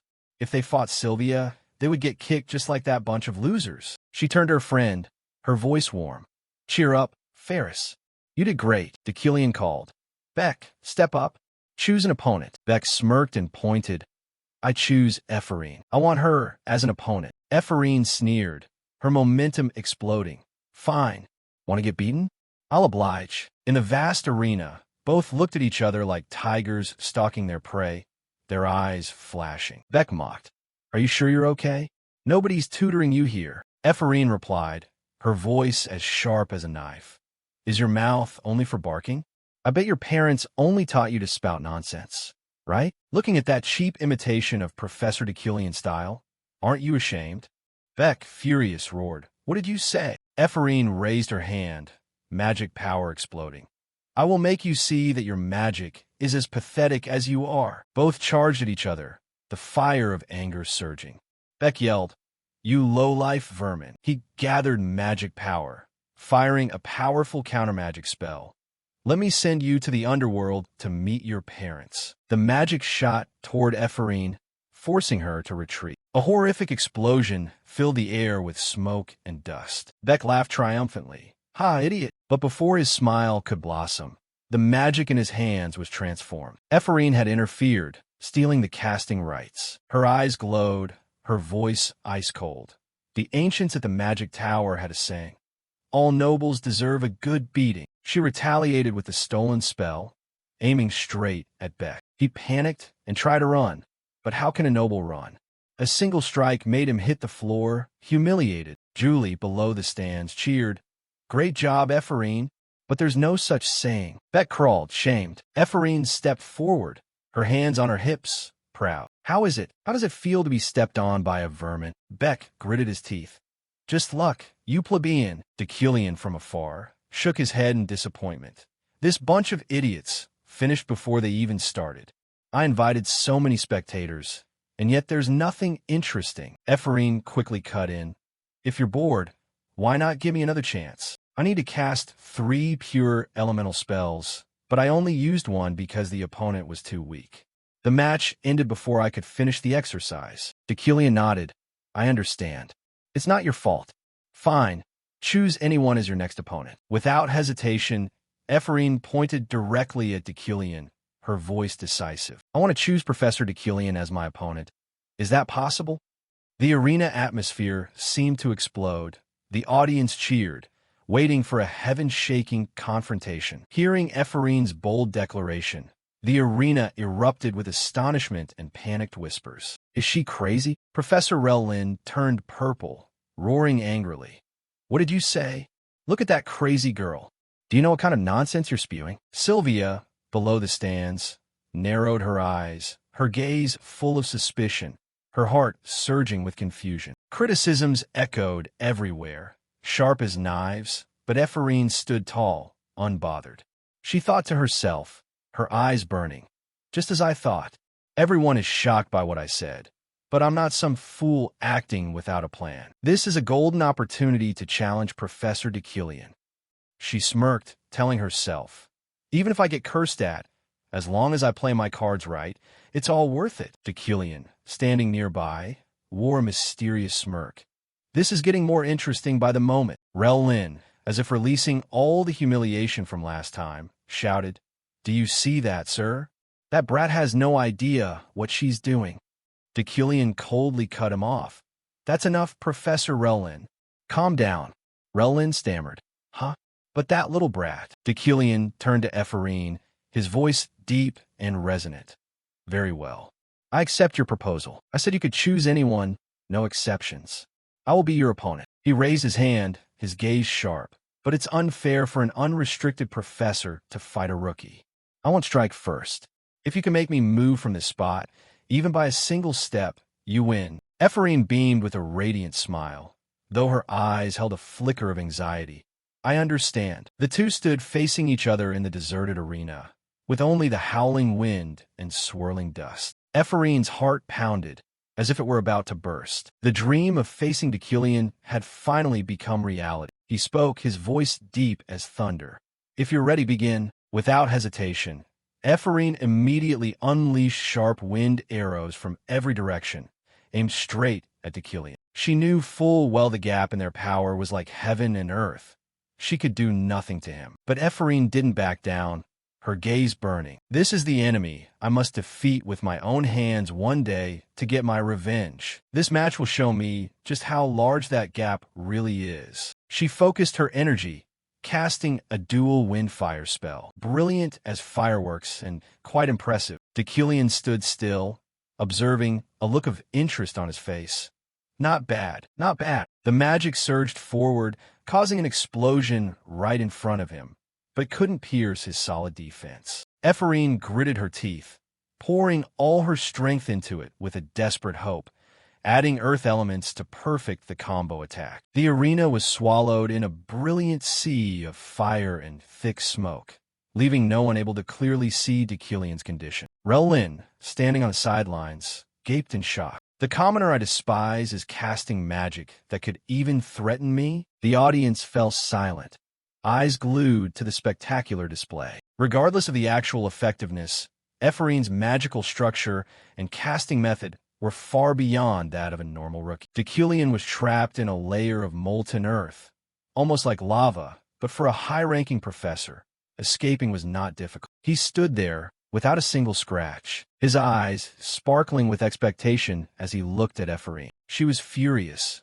roaring, "It's not over yet." A series of wind spells continued to attack, though they were ineffective. Deculion, seeing that the fun had lasted long enough, said, "Your magic has a fatal habit. The bigger the incantation gesture, the more obvious that habit becomes." Immediately, Ephraim's magic was interrupted because Deculion interfered with its operation. She was stunned. "What? The magic isn't working? Did you see through it already?" Deculion said in a low voice. "Now you can't cast magic in front of me anymore. What will you do?" Ephraim gritted her teeth. "Damn it. You've blocked everything, but I still have one last move." She lunged forward, switching to melee. Fists clenched, throwing a powerful punch. But Deculion just flicked his fingers lightly. An invisible force sent Ephraim flying backward 10 meters, falling to the floor like a rock. Pathetic. Deculion reflected, combining fire, wind, and earth elements to distract the eyes. Ephraim's mana sensitivity is impressive, but even with good sensitivity, if you don't control the elements, everything is meaningless. Talent and the ability to feel mana circuits help her excel. If she wore that bracelet, her ability to use every element would explode. That bracelet is something everyone craves. He exhaled, satisfied. Ephraim is heading in the right direction. A virtuous person like her will achieve much. Deculion stepped forward, his voice warm. The result is clear. Honestly, you didn't fight badly. Ephraim was stunned, her expression strange. "Professor Deculion is complimenting me?" He turned away, leaving behind instructions. "The public training session is over. Focus on your midterm exam." Students in the stands buzzed. "What? Is that the first time Professor Deculion has said something like that?" "Right." Ephraim did really well. The match with Beck was boring, but this one was top tier. Beck, humiliated, could only grit his teeth, no longer arrogant. Ephraim smiled radiantly. "I've been acknowledged." Friends rushed over, cheering. "Wow, you're amazing, Ephraim. That was so cool. You're our pride." Scene transitioned to the harbor, where Hunter Ganesha and her team were waiting for someone, their eyes eager. As the boat docked, Ganesha's team approached. "Leo Kalos. Long time no see, are you still healthy?" A boy jumped down, radiant. "Ganesha, long time no see." Suddenly, a clear voice rang out from the ship's deck. "Ganesha, welcome." Ganesha laughed mischievously. "From the beginning, you didn't remember me at all, did you?" Yuria joked. "Well, maybe a little." The one being patted on the head is Yuria, the girl from the Dodohi Islands who possessed the soul of Kim Woo Jin's ex-lover. At the bustling harbor, where Ganesha's mercenary team was anxiously waiting, the person they were looking forward to finally docked, carrying the salty sea breeze. Ganesha rushed over, hugging Yuria tightly, her face as radiant as sunlight. "Oh, baby, I missed you to death." The tight, affectionate embrace made Yuria shy. The teammates rushed over, panicked, trying to intervene. "Captain, calm down. You'll hurt the kid by squeezing like that. This is clearly bullying a child." Ganesha laughed loudly, letting go and scratching her head in apology. All right, my bad. Okay."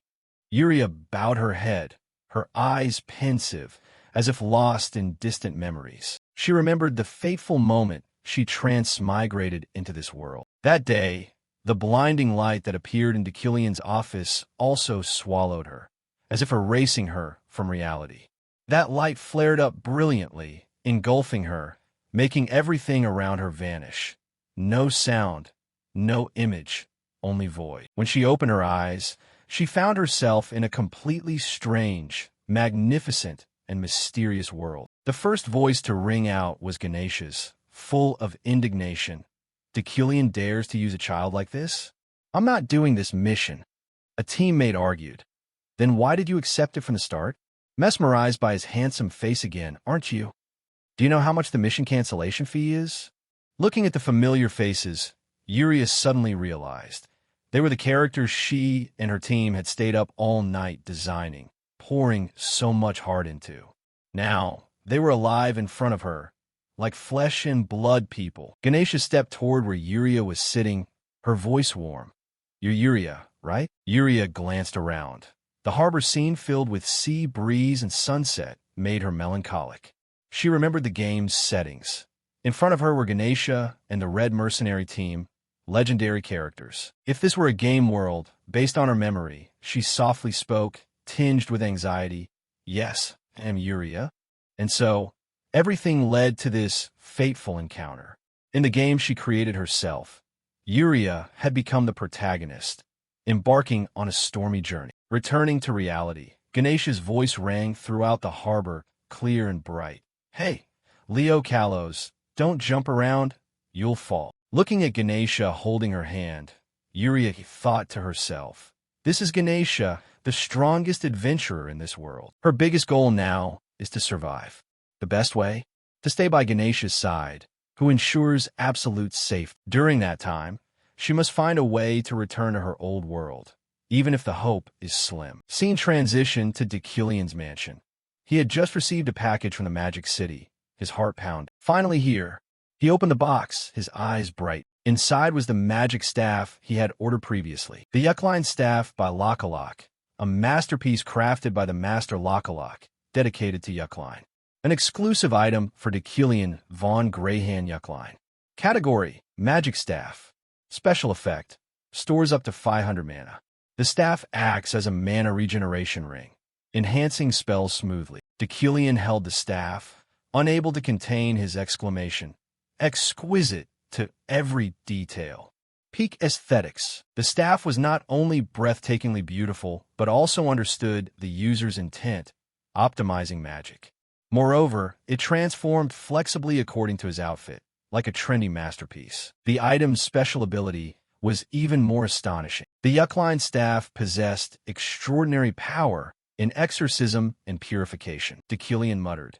"At first 9 million lanes seemed expensive, but now I see it's worth every penny. A creation that is both beautiful and powerful. With it, the path ahead will be much easier." Suddenly, the voice of the butler, Roy, rang from behind the door. "Master, dinner is ready." Decilian turned back gently. "I know, coming down now." Sitting at the dining table, with premium dishes in front of him, he was stunned. "What's this? Isn't the family's finance struggling? This meal is even more lavish than a holiday."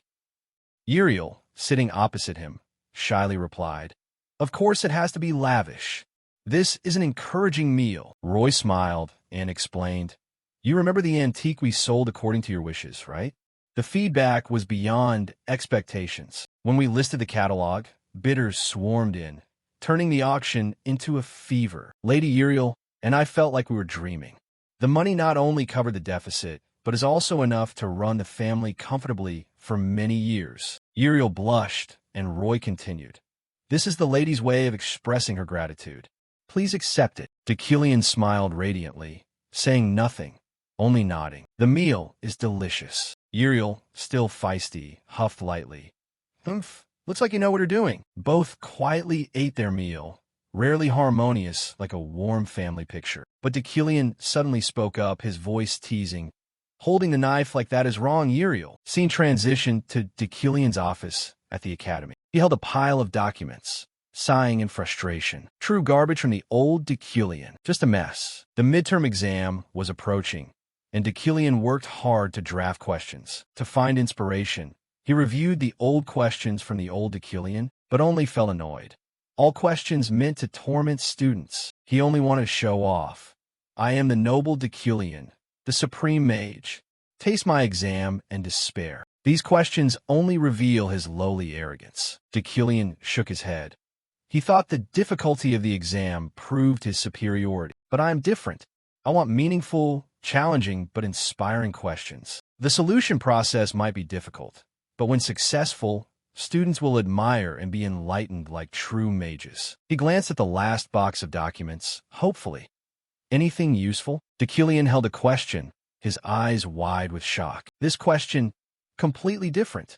Exquisite, profound, as if written by someone else. Ephraim's father's figure appeared in his mind. He muttered, "Perhaps this is a document the old Deucalion stole from him." Although the difficulty was comparable, this question sparked intense interest. If students grasped it and transferred mana correctly, a miracle would happen. Suddenly, from the paper in Deucalion's hand, a brilliant, multicolored mana stream exploded, spreading throughout the room, merging into the shape of a vivid magical girl. Deucalion looked up, his eyes shining brightly. Truly interesting.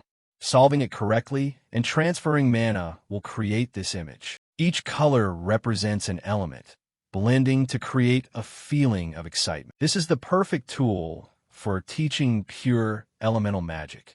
What he was looking for. Deucalion's body trembled, a burst of jealousy surging. The old Deucalion must have realized how exquisite this question was, but he couldn't create it himself. Wait a minute, who is this woman? If the question was written by Ephraim's father, this figure could be her mother. Scene transition to the principal's office. She held the magic meeting document, softly speaking. Truly interesting. The Blood Clan issue was postponed to the next meeting, signed by Grand Elder Berdrezikin. The principal muttered. The discussion result ended up like this. It must be because Professor Deucalion strongly opposed the oppression. A strange turn of direction. She looked at the people behind her, her voice deep. Not just Deucalion, but everyone here is full of surprises, right? The principal of the Magic Tower of the Imperial Academy. Her name is Adrian. The Magic Tower Master is one of the top contenders for the Archmage title. She possesses an incredibly vast amount of mana, but in exchange, her personality is unexpectedly lively and cheerful. She is so interested in other people's stories that she often eavesdrops. What? Professor Deucalion and Knight Julie fought. Professor Relin failed his diet again? Oh my god! Her curious personality and love for gossip are actually closely related to the secret of her origin. The truth is she is a half-fairy, which is why she has such a personality. Of course, that is also the source of her near-infinite mana. Even someone like that had to reluctantly wait on a day like this. Today, sitting calmly on the Tower Master's chair, Magic gently spoke. Deucalion protected those of the Blood Clan? Truly interesting. Once a month, the professors gather to praise the Tower Master. As always, if anyone is absent, it is Deucalion. What? A noble Clan like me has to go please others. Deucalion had said so. However, this time it was different.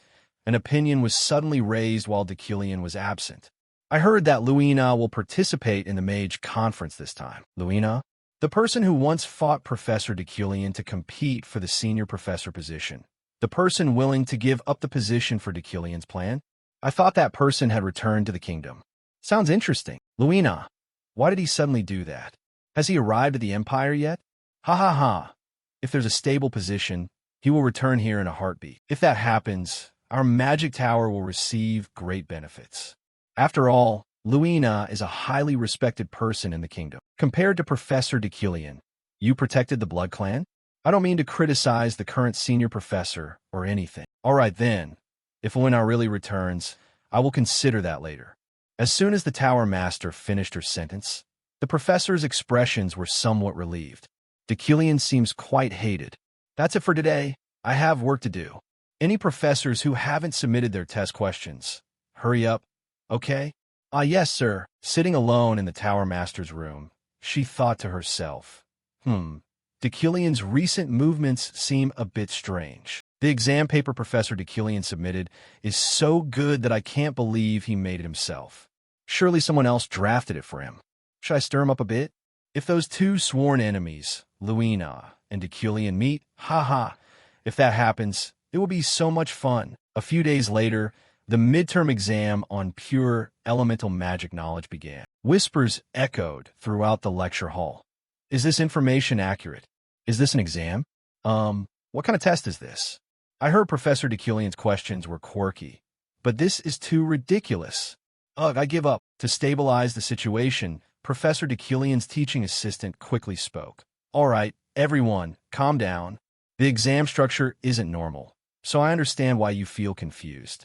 But this is exactly the exam. The midterm exam on pure elemental magic knowledge will take place over 10 days, with the deadline at midnight on Sunday, when a magic tower officially concludes the teaching and learning schedule. Each student will take the exam in a private room assigned to them.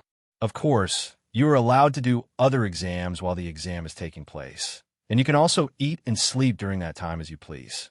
However, taking the exam paper out of the room is strictly prohibited. As I mentioned before, this exam will be an open book exam. Ephraim and her friend were also tired when they heard the rules explained.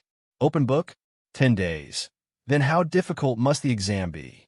Even a final exam, is this troublesome? Dekillian really is something.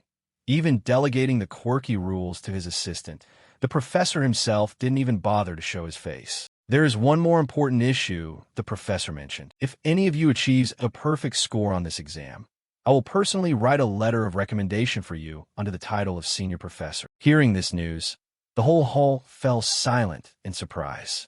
A senior professor personally writing a letter of recommendation is a huge honor. The ranks of mages are divided as follows. Rank 1 is the Undying Mage, also known as the Archmage. The final rank is 11, the newcomers. Promotion is not easy. It's not just about attending class and passing time to get promoted. To reach each rank, one must go through a separate promotion test, which is a difficult feat in itself. But what if you have a letter of recommendation from Dekillian, a level 4 Imperial Mage? It is a prestigious promotion certification, a powerful trump card. Ephraim narrowed her eyes, thinking to herself, what? Dekillian's recommendation letter? Yeah, that life or death enemy is going to nominate me? Just hearing it makes me lose all motivation to take the test. I don't want anything to do with him. But wait, what if I really achieve a perfect score and get nominated by Dekillian? Ha ha ha. If only you hadn't written that letter for me before, you wouldn't have to be kneeling at my feet like this, you fool. Sir, please spare me. The little rascal was already dreaming big.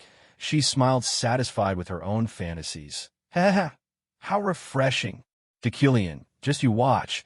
I'll achieve a perfect score for you to see. Sitting next to Ephraim, her red-haired friend didn't understand what she was thinking to be laughing like a villain like that. Scene transitioned to the 4th day of the exam. Inside her examination room, Ephraim was pulling her hair out because she couldn't solve this problem. So hard. Looking at the questions nearby, she mentally calculated the time. 1 hour for hours, 10 hours? Are the questions getting harder? Hee. Look at this calculation paper. However, the questions asked in this exam are truly great. The solving process is indeed difficult, but once solved, it brings an enlightenment the solver has never felt before. Did Dekillian really create this exam? The joy of discovery cannot be stopped, no matter how painful it is. Dekillian, just you wait. I will definitely get your recommendation letter. But this question I've been thinking about forever and still don't know how to do it. Forget it. I should go get some fresh air to clear my head. Keep trying too hard, and I might just die of exhaustion. Outside in the green garden, Sylvia was sitting under the tree, breathing in the fresh air. She stretched tiredly and said, Phew, finally solved it. One question that took her 30 hours to solve. Must take a rest. She remembered what the teaching assistant said that day. If anyone achieves a perfect score on this exam, they will be personally recommended by Professor Dekillian. Sylvia smiled to herself, saying, things like that are just favors. Anyone capable of achieving a perfect score on this exam on the first try won't have any issue passing the promotion exam. Simply put, that letter is useless. But despite that, I still want to achieve a perfect score on this exam, not because of the score or the recommendation letter, but for my own sake. Every question is so delicate. Each one is a key opening a new horizon of awareness. If I can solve the final question, I will surely reach the level of a true mage. While she was still pondering, an unexpected voice rang out. Oh, Sylvia, it was Ephraim. She also intended to come here to rest. Seeing that, curiosity in Sylvia rose again. How many questions has she done? Hey, how many have you done? Both asked simultaneously. It seemed both wanted to know what their opponent was doing. That coincidence made both a little shy. After all, they were rivals, not close friends to be so in sync. Sylvia spoke first. I'm working on question number 8. Hearing that, Ephraim screamed. What? You've already solved number 8. No, I'm still solving it, but that's considered fast. I'm stuck on question number 7 and haven't finished. Although still in the lead, Sylvia did not let her guard down. What? Ephraim is only one question behind me. Is she lying? Forget it. This isn't the time to relax. I need to get this finished. Wait, are you getting up to leave just because I came here? I just wanted to rest for a moment. It's nothing. While the exams were raging fiercely at the Magic Tower, Deucalion felt a major upheaval drawing very near. Holding a report of the information he had gathered recently, he muttered, "It seems it's all starting." Emperor Krebaim is currently in critical condition. In his office, Deucalion was trying to recall the plot he had created himself. Emperor Krebaim was in critical condition. He was famous for his mild-mannered and gentle demeanor, which was why he always sought a balance between divine power and royal authority. He did not enforce hostile policies against the blood lineage.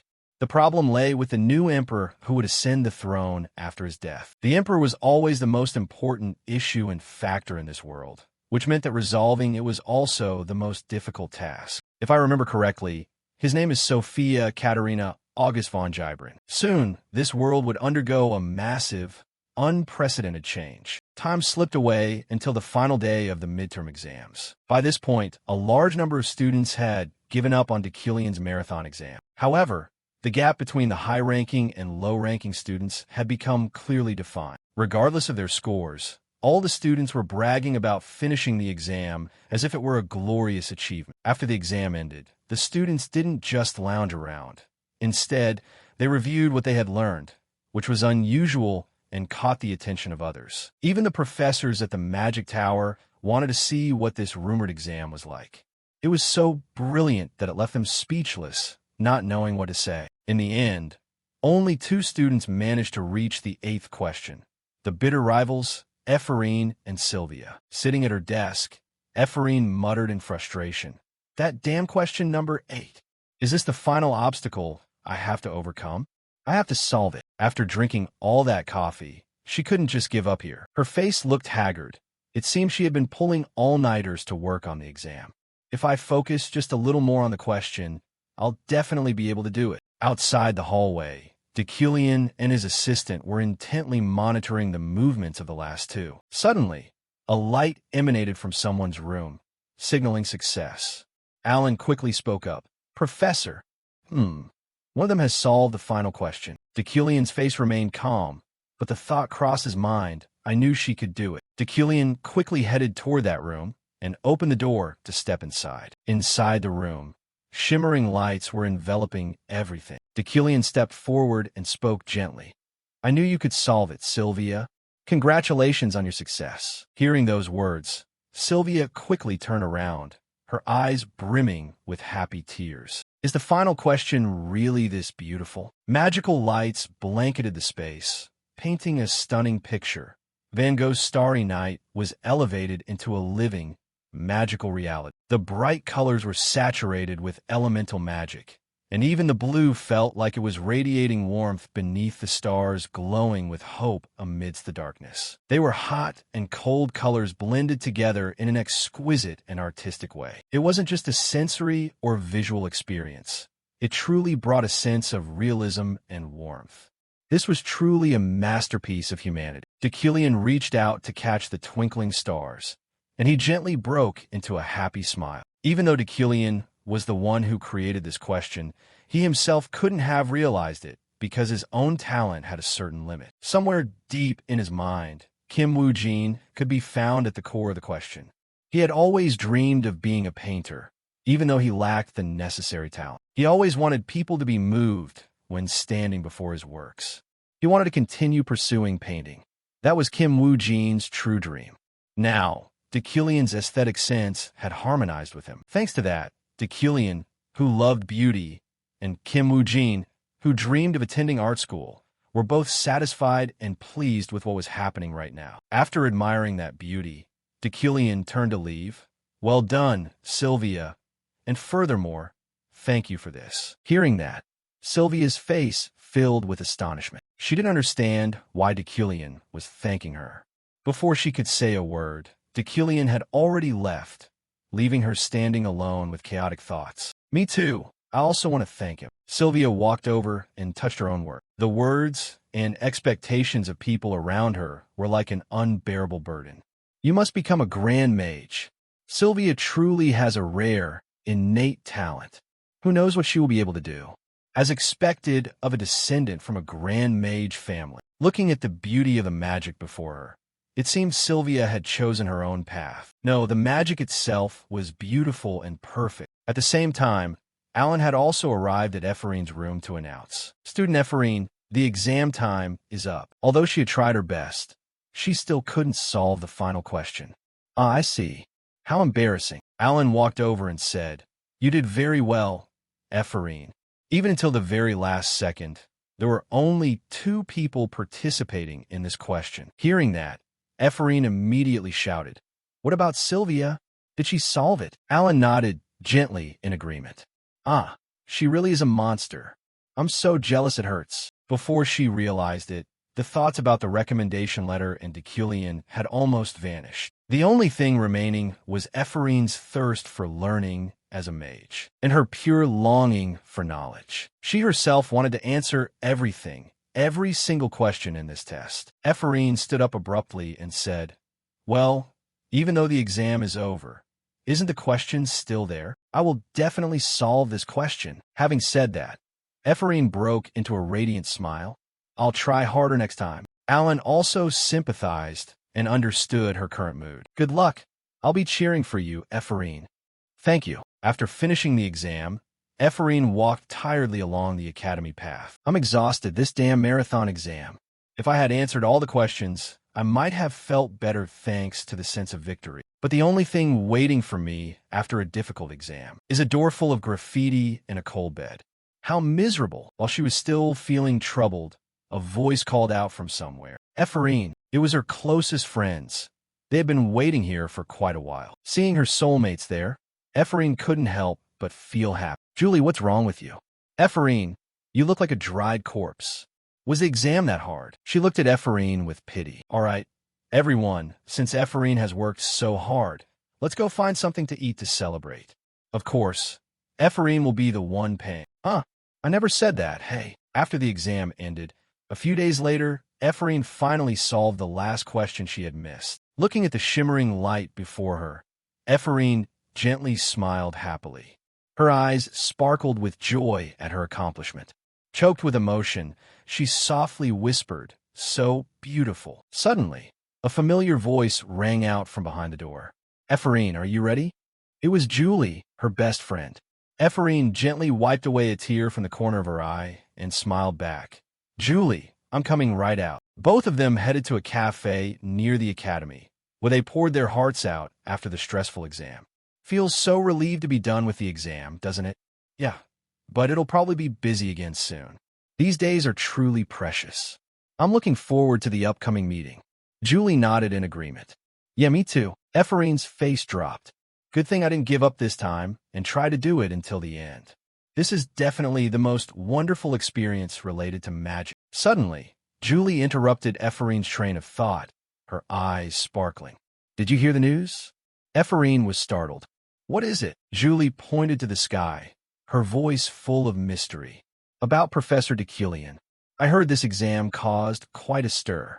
Epherine was surprised. "What do you mean?" Julie continued. "Rumor has it that the professor was summoned to the Sky Island, the floating island itself." Epherine's face was shocked.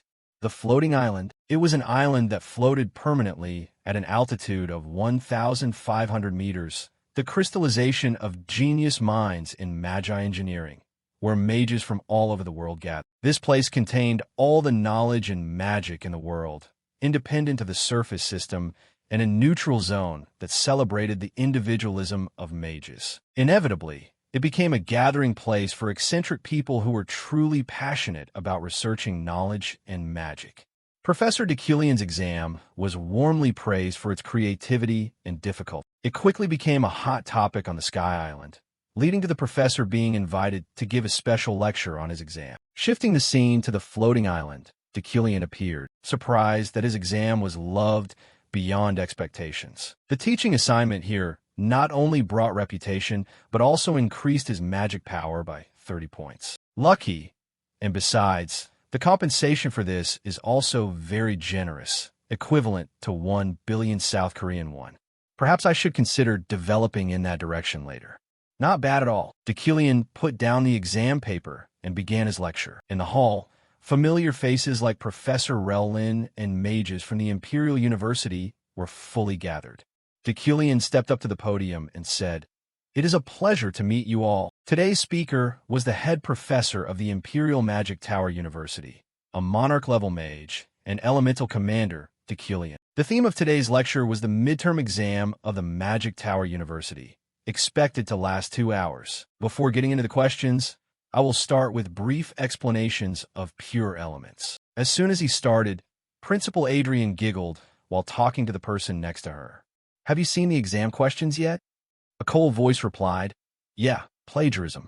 How could Dekilian possibly come up with such brilliant topics on his own?" The person speaking was Luina von Schwarot McQueen, a mage who had lost in the race for the head professor position against Dekilian. Despite the whispers, the lecture proceeded very smoothly. Dekilian tried to help the listeners grasp the issues through knowledge he had previously taught in past Magic Tower sessions. Even the attendees were captivated by the fresh and systematic presentation that had never been seen before, and they focused on listening. So now, let's look at question number 6. As he prepared to analyze the question, Adrian's high-pitched voice rang out. "Professor, I have a question." Dekilian directed his gaze toward the principal, who was actively signaling. She drew a magic circle in the air and asked, "As you taught, if we distinguish between pure elements and magical characteristics, if one wants to use this number 6 spell by combining it optimally with the destruction system, how should one do it?" Dekilian pondered, using his insight trait to analyze. He smiled slightly, thinking to himself, "The principal came to attend too? Well, the reason she's here is quite obvious." The principal was already famous for being mischievous, and recalling the old Dekilian, it was understandable why she would doubt the exam. "So, should we coordinate a little bit for the sake of manners?" Dekilian drew a straight line into the magic that the principal had just created and transformed it into his own. Just adding a core circuit in a straight line like this is enough. The answer from Dekilian left the principal stunned. She stammered, "Oh, yeah, that's true. Thank you, Professor." However, Adrian didn't stop. With childlike curiosity, she continuously threw difficult questions his way. But Dekilian remained calm and answered, relying on his insight trait to smoothly handle all the challenges. Gradually, the looks from the mages in the room shifted from focus to annoyance, feeling that Adrian was interrupting the lecture. Realizing that, she finally had to go silent. When the lecture had only 10 minutes left, Dekilian packed his documents and said in a low voice, "I spent too much time on Q&A, so I will not explain the final question separately." Every eye immediately turned to Adrian, who puffed out her cheeks in dissatisfaction, but just had to bite her lip and stay silent. Suddenly, another voice rang out. "Professor, I would like to ask a question. Did you really think up question number 8 yourself?" The person asking was Luina. Her gaze was filled with hatred. Dekilian frowned, realizing that she had been kicked out of the Magic Tower by him in the past. "Please specify the meaning of your question." Undeterred, Luina remained extremely determined. "I just want to know if question number 8 was truly composed by you. That is the only thing I want to know." Hearing that, the meeting room erupted in whispers. "Huh, what does that mean? Is it plagiarism?" Dekilian coldly replied. Taking inspiration from others is a common occurrence. However, he projected images across the room, painting a stunning picture like Van Gogh's The Starry Night. "This entire question is completely created by me. This is a work I just created right here on the spot. It is completely different from the question number 8 in the recent exam." Having said that, Dekilian turned to look at Luina and replied, "Is that answer enough to satisfy you, Professor Luina?" Luina's face was bitter, grinding her teeth in anger, but everything had gone far beyond her control. The lecture ended, and the mission was complete. Magic power increased by 30 points. On the way back, Dekilian thought to himself, according to the plot, the relationship between him and Luina was definitely not good. Although everything had gone smoothly today, he feared that trouble would arise in the near future. Regardless, Dekilian was full of surprises. He stopped before a mysterious person who was walking by. "Oh, who's that?" The face looks familiar. The woman turned to look at Deucalion with an icy gaze filled with murderous intent, as if she had hated him for a long time. Deucalion worried, thinking to himself, "What is this? Her face is twisted as if she's about to punch me." Both of them stood looking at each other for a moment with uncomfortable expressions without saying a word. He searched his mind and finally remembered she was a fellow student of Deucalion back in university. He stepped forward and held out his hand in a friendly manner. "Long time no see, Charlotte." Her gaze showed confusion. "Oh my, Deucalion, I don't think we're close enough to be on a first-name basis." He calmly replied. "Then should I call you Princess Manhwa? Do you not care whether Deucalion and Charlotte are close or not? The most important thing is Princess Manhwa, whom you are protecting. In the current situation, Emperor Krabame would die soon. When that moment comes, it will be an important turning point in the game. Many named characters will face life or death situations, and new incidents will occur. This time, the person he needed to save was named Manhwa. She was one of the characters he had created with his own hands. She would become an important factor, positively influencing the main quest in the second half of the game. Due to her complicated bloodline, Manhwa's life was always threatened. Second in line to the throne of the Uran Republic, third in line to the Ryak Kingdom, she was a princess with royal blood flowing through her veins. Currently, she was staying in the Empire for the sake of her studies. But when the Emperor passes away and she leaves the Empire, she will be in danger. Charlotte's face twisted in annoyance. "You're still good at forcing others to say cruel things, even after all this time, Deucalion." Suddenly, he held out a crystal orb toward her, leaving Charlotte stunned. He continued to explain, "Don't be so agitated. I will be a lifeline for a comrade who has chosen the path of death." Charlotte couldn't understand what he was talking about. She returned to her room, holding Deucalion's crystal orb in her hand. Charlotte reflected on the conversation from earlier. This was a communication crystal orb. "Once you decide what you need to do, contact me." Charlotte shouted loudly at him in anger. "You wanted to ask a favor from someone like you? Not a chance." Hearing that, he just calmly spoke. "There isn't much time left. You surely know that. But if you still don't want help, then I have no choice. It depends on your decision." Having said that, he coldly turned and left, leaving Charlotte alone to reflect. She sighed tiredly, not knowing what the right thing to do was. Suddenly, a voice from behind called out, "Charlotte, you don't look very well." It was Princess Manhwa, the person he was about to protect. Charlotte hurriedly stood up and replied, "I'm fine.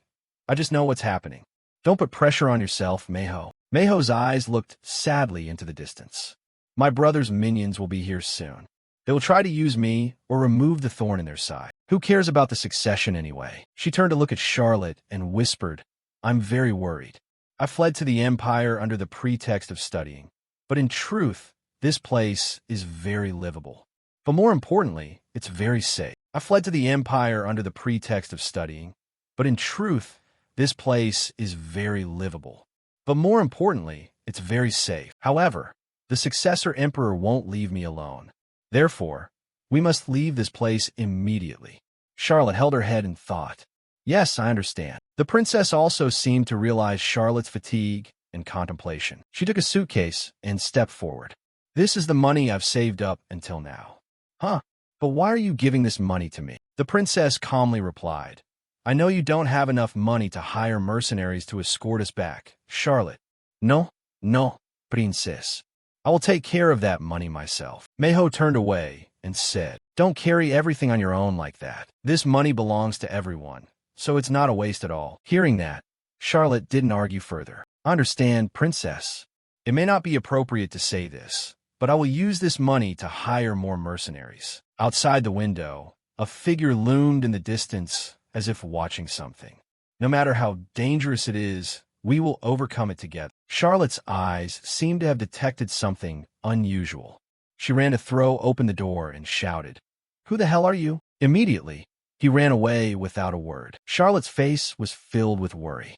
This isn't good. Things were becoming increasingly dangerous. If it didn't receive help, the situation would only get worse. At the same time, at the Deucalion family mansion, in his office, Deucalion was intently reading a book. Jeriel entered and said playfully, "You read so many books.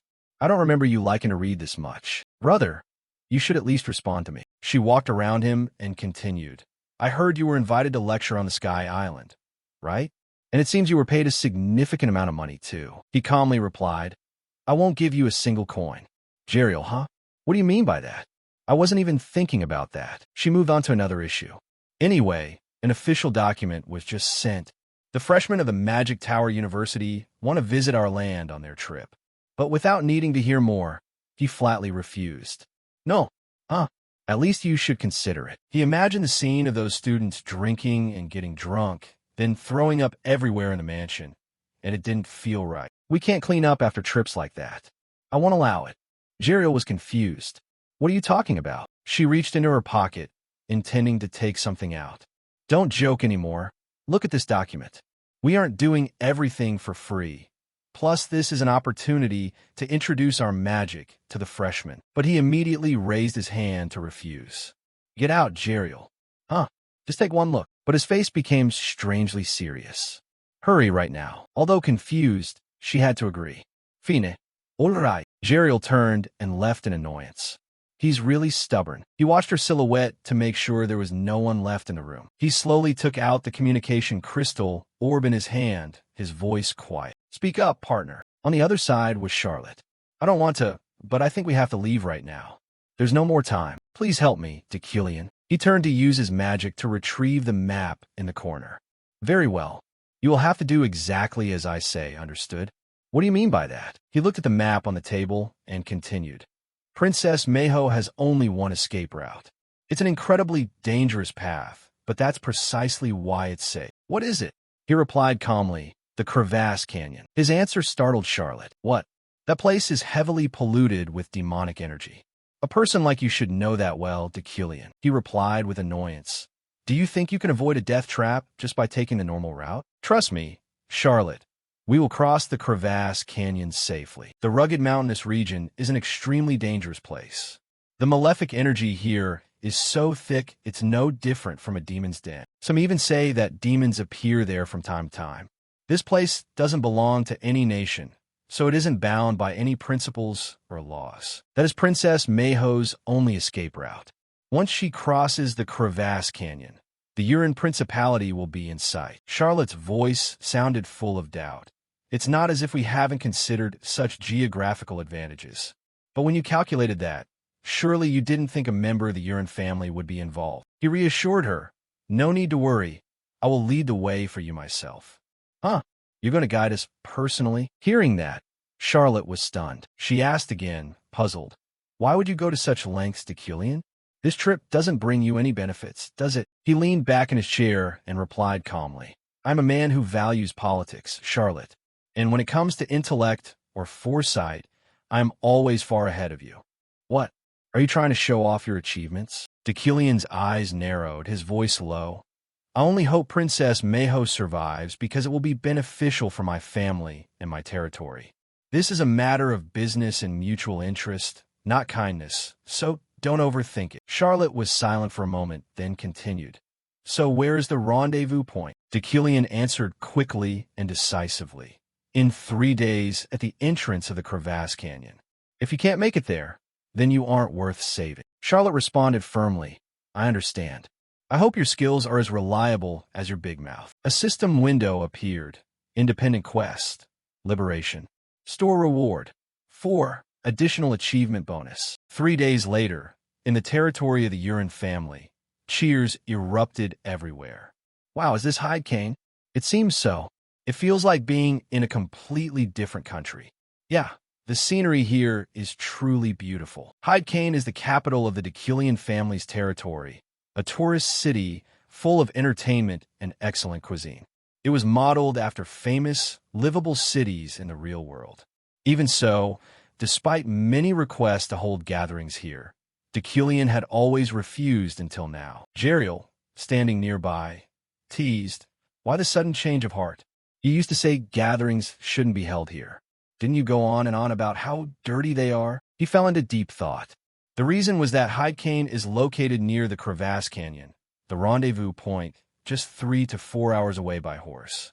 When the time comes, he would quietly retreat. Decilion turned to look at Jeriel and asked, where will the newcomers be staying? She answered quickly, I've booked an entire floor of the Hydecane Romance Hotel for the newly arrived students and professors. The default room is for 4 people, but if they pay for the room themselves, they can choose to stay alone. Good. He, of course. Then, as a professor of the Academy and the Lord of Hydecane, he provided minimal instructions to the guests. A gathering should always be free and comfortable. I won't interfere regardless of how you enjoy yourselves. However, I do have a few mandatory principles of my own. Decillian's face became filled with murderous intent, his voice chillingly threatening. If anyone dares to dirty my hotel or my territory, you can forget about enjoying your life at the Magic Tower ever again. Afterwards, he spent time preparing the foundation and turning Hydecane into a field strategic base. Everything was prepared smoothly. Jeriel led the city's mages over and boasted proudly, What do you think of our Hydecane Tower mages? Clearly the best among the regional towers, right? He said nothing, only observing quietly. With the combination of his clairvoyance and his sense for talent, he could see the shimmering golden aura around the gifted mages. He pointed at the mages and said, "Give this mage and that mage a raise, and fire the one wearing glasses." Huh? What? Why is that? He knew how to spend his time meticulously, and without realizing it, the sun had set. The crowd gathered around a massive campfire. The professor sat upright, as if in a remedial exam. The first to step up was Sylvia. She shot something into the sky. A series of explosions occurred, with glittering flowers painted against the dark sky. The brilliant light illuminated the space. The old professor praised her endlessly. As expected of Sylvia, absolutely perfect. 10 points. The elderly female professor beside her was no exception. The fireworks are so beautiful. 10 points. Julie sighed in frustration. Why do professors assign homework, even on trips like this? Is it really necessary to make us do magical firework experiments? Ephraim was also dejected. Haha, that's true, isn't it? The next group was Ephraim's. She quickly started explaining her fireworks. We combined destruction magic with harmony magic too. But before she could finish, the professor's voice cut in. Enough. Spare me that boring explanation. Just fire it already. Okay. Ephraim lit her firework, and it shot high into the sky. An explosion of glittering light covered the entire sky, no less impressive than Sylvia's just a moment ago. Even the students below were amazed. Wow, that's beautiful. Ephraim's group did a great job, right? But the old professor looked annoyed by what she had created. 6 points. The explosion was too loud. The woman beside him was even harsher, for points. Julie wanted to object. What? Ephraim stopped her. It's okay, Julie. Suddenly, his voice rang out, breaking the atmosphere. 10 points. It was a perfect balance between destruction and harmony magic. Both professors beside him dropped their jaws in surprise when they heard the number he uttered. Ephraim's expression was full of disbelief. 10 points. After the evening assignment ended, he quickly headed to where he had prepared his horse. Everything is finally done. Now I can leave. I wonder if Charlotte arrived safely. Suddenly, from behind, a familiar voice rang out, surprising him. Is it because of guilt? He turned back to look and said, "What are you doing here at this hour? Go back to camp immediately." Ephraim spoke her thoughts. Please tell me. During the disciplinary hearing, during the club incident, and even today, why do you treat me like this? Is it because of my father? He quickly mounted his horse and said, "Figure out yourself. You're not a child who only knows how to throw tantrums anymore." Hearing that, Ephraim could only grit her teeth in resentment. She watched Decillian's silhouette fade into the night and shouted, "I will apply to be your assistant. Professor, I will definitely find out the truth. Why did my father commit suicide? Why did he have to do that? No matter what happens, I will surpass you. I will become even greater than Professor Decillian." Having said that, Ephraim stood there all alone. The quiet space seemed to highlight the loneliness within a small, desolate heart. She wiped away her tears and returned to the campsite. At the same time, Decillian was also tangled in his chaotic thoughts. Will Ephraim follow me as an assistant? But my villainous fate hasn't been triggered yet. Exactly what did I do to Ephraim's father? That is something even in this context I have yet to know. But what if I really did something unforgivable? In that case, I'm dead for sure. He dismounted at the rendezvous point and instructed the horse before sending it away. You can't go any further because of the evil energy here. Go back to the stable and come back here at noon. After that, he looked around. Has Charlotte's group arrived yet? I should contact them via the crystal. But before he could do that, Charlotte's voice rang out. Decillion. He replied gently. To get here, you must have had a tough journey, right? Isn't that so, Charlotte? She appeared with Princess Mayho.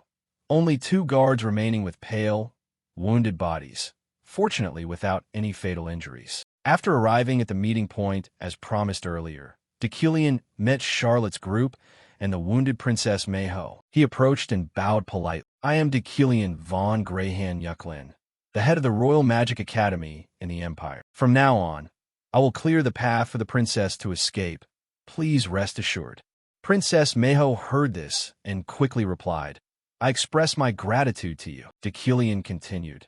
The journey here must have been difficult. You look quite haggard. Suddenly, Charlotte stepped forward and handed a letter to Decillion. What's this? Hold on to it. This is the paper I took from the mercenaries. Decillion thoughtfully read the letter and pondered. He crumpled it and said, disgusting. They really don't know where the limits are. Charlotte asked anxiously, will you be okay? Of course I'll be fine. Just follow me closely and everything will be okay. Princess Mayho heard this and had a blank, confused look on her face. Decillion turned back and declared, if there are no more problems, let's go. The group began their journey through the canyon. The 3 people behind had to cover their noses because the surroundings were soon to be filled with demonic energy. Only Decillion didn't need such a thing. The princess turned to Charlotte and asked, Hey Charlotte, what was in that paper earlier? I saw Professor Decillion's expression didn't look very good after reading it. Charlotte looked at the princess with worry, but still answered her question. Because the piece of paper said there are 37 assassins and 1 guy called Dianon chasing us. Dianon. Charlotte's gaze darkened, and she explained slowly, yes, he's a creature created between a demon and a soul, so using brute force or magic to destroy him is extremely difficult. That's why he's a much more troublesome threat than the assassins. No, that's impossible. Moreover, what's even more disgusting is that Dianon is a creation born from a contract. A contract. Dianon can only be summoned by a dark magic called demon summoning. They use human bodies and demon horns as materials for the summoning ritual. In other words, they use dark magic that only evil witches would dare use to hunt us. People like that want to become the ruler of a kingdom. However, if there is still something for us to hold on to, it's that the person accompanying us right now is a member of the Yuklin family, the ancient lineage known as the famous demon exorcists for centuries. A system notification appeared. The Yuklin family's bloodline exerts overwhelming power when destroying demons. When confronting evil, or when the density of demonic energy becomes thick, those with this bloodline can purify the surrounding demonic energy and convert it into their own magic power. The purified magic power increases in quality by 1 level. The deeper they went into the canyon, the more Decillion realized that the crevasse canyon is not called the demon's lair for no reason. The demonic energy here is so thick it can be clearly felt on the skin. A normal person would surely suffer quite a bit of pain just from breathing here. But for Decillion, it was the complete opposite. This is an unimaginable advantage, due to the impact of the thick demonic energy surrounding him. Even if only temporarily, the quality of Decillion's magic power has increased to level 4. The quality of magic power is a key factor to the point that just a 1-level difference is enough to create a clear gap in skill between mages. Magic power quality is usually divided into 10 levels. Normal people are at level 9 or 10. Having magic quality from level 7 and up is enough to qualify as a mage or knight. From level 5 and up, the number of people who reach it decreases significantly. Famous figures across the continent usually have magic quality at level 3 or 4. Level 1 is the symbolic concept for gods, a realm no one has ever reached. Even for level 2, there are only 4 people on this entire continent. Decan of Bert, the Imperial Guard Knight Freed, the Archmage Demand, and finally the principal of the Royal Magic Academy, Adrian. With his current level 4 magic quality, dealing with someone like Dianon is completely within reach, As long as there are no major variables, everything will be fine. From behind, Charlotte asked anxiously, Decillion, can you speed up a bit? Decillion turned to look at her and replied calmly, Charlotte, has haste clouded your perception? Just stay calm. If you're too reckless, there's a risk of demonic energy poisoning. Charlotte's expression dimmed. Suddenly the princess pulled her sleeve. The princess's voice was gentle, as if to reassure her. Charlotte, everything will be fine. Don't worry too much. She quietly looked at Manhwa with a sad expression. Princess, you truly have such a kind and warm heart. Even though you are certainly more scared and worried than anyone here, you still care about the feelings of your subordinates. I will definitely not let anyone harm you. Suddenly, Manhwa shouted and pointed forward. There's something over there. A swarm of fallen demons flew from somewhere, targeting the moving group to attack. Although their strength wasn't high, their numbers were large. Charlotte gripped her sword and said, Finally, but before she could draw her sword, Decillion stepped in to stop her. Leave them to me. Decillion used his telekinesis to get ready to attack. With a series of sharp stones he had prepared beforehand. Without wasting another second, they rushed toward the swarm of fallen demons at lightning speed. The sharp surfaces made the stones more dangerous than ever. The fallen demons were attacked from all sides, with no way to dodge. Some were cut in half, others had their heads blown off, falling scattered to the ground like autumn leaves, before even getting close or doing anything. After dealing with everything, Decillion turned back calmly and said, Let's keep going. We don't have much time. The group behind was amazed. One blow and an entire dense swarm of fallen demons was wiped out. Truly is expected of Professor Decillion. He is truly extraordinary.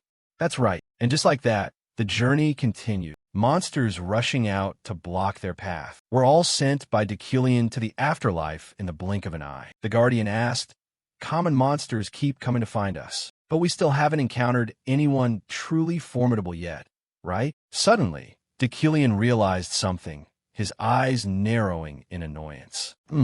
How unrefined. Let me tell you first, if anyone dares to get close, I will tear them apart right here. Charlotte and Princess Manhwa became worried and alert. Decillion still observed the situation calmly, without a hint of hesitation or surprise on his face. From the cliffs, footsteps echoed incessantly. An assassin sent to stop them sneered. Hee, for people about to die, your senses aren't bad. On the cliff, dozens of assassins began to appear. They had ambushed there since the afternoon. If that's the case, then you surely know what's about to happen to you, right? Decillion turned back and spoke calmly. Charlotte, hurry and lead the princess to the Urin Principality first. Charlotte's face was shocked. What?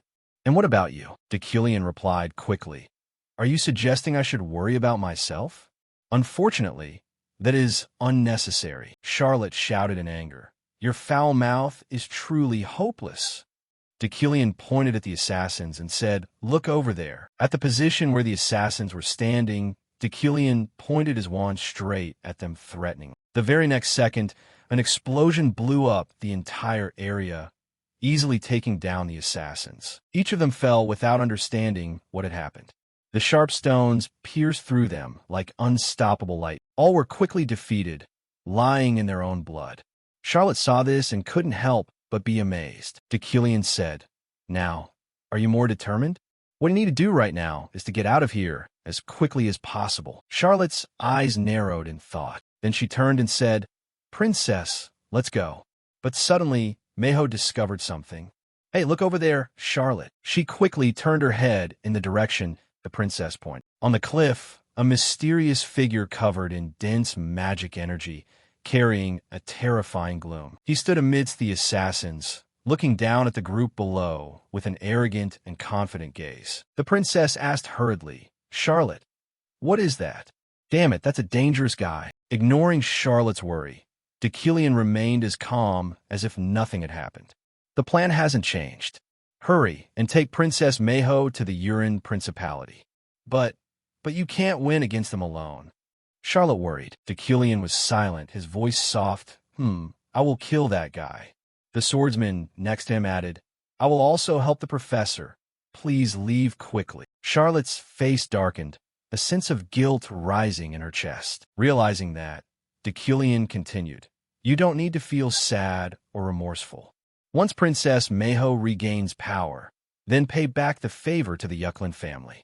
I will dispatch some summons to escort you. Don't waste any more time. Charlotte gritted her teeth, angry at her own helplessness. She grabbed the princess's hand and rushed away, not forgetting to leave a final word. See you at the Urin Principality. The small fry assassins quickly chased after the two. Chase them. Don't let her escape. Haha. Where can those two women run to? But suddenly, Deucalion intervened. You'd better worry about yourself first. He glared at Deucalion and said, Arrogant mage, do you think you can kill this body with just a few summons without a drop of magic power? Magic is no better, because in this place, magic power and spells will be drained by the demonic energy. So what will you do to kill me? He stood there grandly, every word he uttered filled with madness. Deucalion slowly observed him and thought, arrogant to the point of being haughty. But he wasn't wrong. You couldn't kill a guy like him just with normal physical attacks or ordinary magic. He was almost liquid, plus this place wasn't suitable for casting spells. However, that was for other mages, but for the Yuklin family, it was the exact opposite. This place's advantage wasn't just his. It's not just my magic quality that is increased here. My magic power recovery speed is also enhanced. Throughout the journey here, Deucalion had planted multiple layers of magic onto his summons to enhance them. Therefore, the opponent wasn't a difficult matter. A summon appeared right above the enemy, ready to launch a preemptive strike. Immediately, the stones rushed in at dizzying speed, cutting off his head. But his body wasn't like a normal person's. Deucalion knew for sure that that was not enough. He continued to attack, aggressively tearing the monster's body apart. He counterattacked with dark magic, but was easily blocked by Deucalion. The swordsman behind said anxiously, Professor, that guy's body is slow, but I know, focus on the battle. Deucalion's eyes shone with determination. Just keep attacking until he's dead for sure. He summoned dozens of sharp stones simultaneously, preparing for a finishing blow. The moment Deucalion's hand dropped, the attack officially began. The monster's body hadn't managed to heal when dozens of stones rushed in, cutting him into hundreds of pieces in helpless defiance. All that remained were pathetic screams of pain and despair. The swordsman cheered, You're amazing, Professor, when the final fragment aimed straight for the enemy's head. The battle came to an end. At the same time, Charlotte had also finished off the assassins trailing them. She hurried to the princess and shouted, Princess, are you okay? Manhwa sat down heavily on the ground, tired, her face showing exhaustion. I'm fine, just a little nauseous. Charlotte heard this and realized those were the initial symptoms of demonic energy poisoning. We just escaped the canyon. Please endure it for a little longer. Suddenly, from behind, a familiar voice rang out. Manhwa turned around and saw the familiar silhouette of her grandfather. He was Jiran, the Minister of Interior of the Urin Principality. Seeing that, she felt somewhat relieved. The mission is complete. He approached Manhwa and spoke. You've worked hard. Please forgive us for only being able to wait here. It's fine, I understand. I'm actually grateful. He turned to look at Charlotte and asked, And who might you be? Charlotte bowed politely and replied, I am Charlotte, Princess Manhwa's escort. Is that so? Knight Charlotte, thank you. You escorted Manhwa all the way here by yourself. Charlotte's face clouded with sadness. No, there were others who helped us. She turned to look toward the canyon they had just escaped from, lost in thought. Minister, could you please wait for them for a while? Of course. So the group waited from dawn until dusk, but Deucalion and the swordsman had yet to appear. There was only a quiet, deserted road, with the light of exorcism casting a crimson glow over the entire area. Princess Manhwa asked anxiously, Will Professor Deucalion be all right? Charlotte looked somber. He really did bet his life to protect the princess. Jiran patted the princess's shoulder and said, We should go. The group quickly entered the city gate. Their lingering glances still clung to the scene for a few brief moments. And true to their expectations, the person they had been waiting for finally arrived. Deucalion walked over slowly, his crisp voice echoing through the space. Looks like you reached safety as well. The swordsman scratched his head and said with a sheepish smile, We're still alive. The two ran over, rejoicing in the evening glow, their emotions swelling as if it were their first meeting. After dealing with the assassins and getting the princess to safety, Deculion quickly said his goodbyes. "I'm heading back now." Charlotte asked anxiously, "What? Don't you need to rest for a bit?"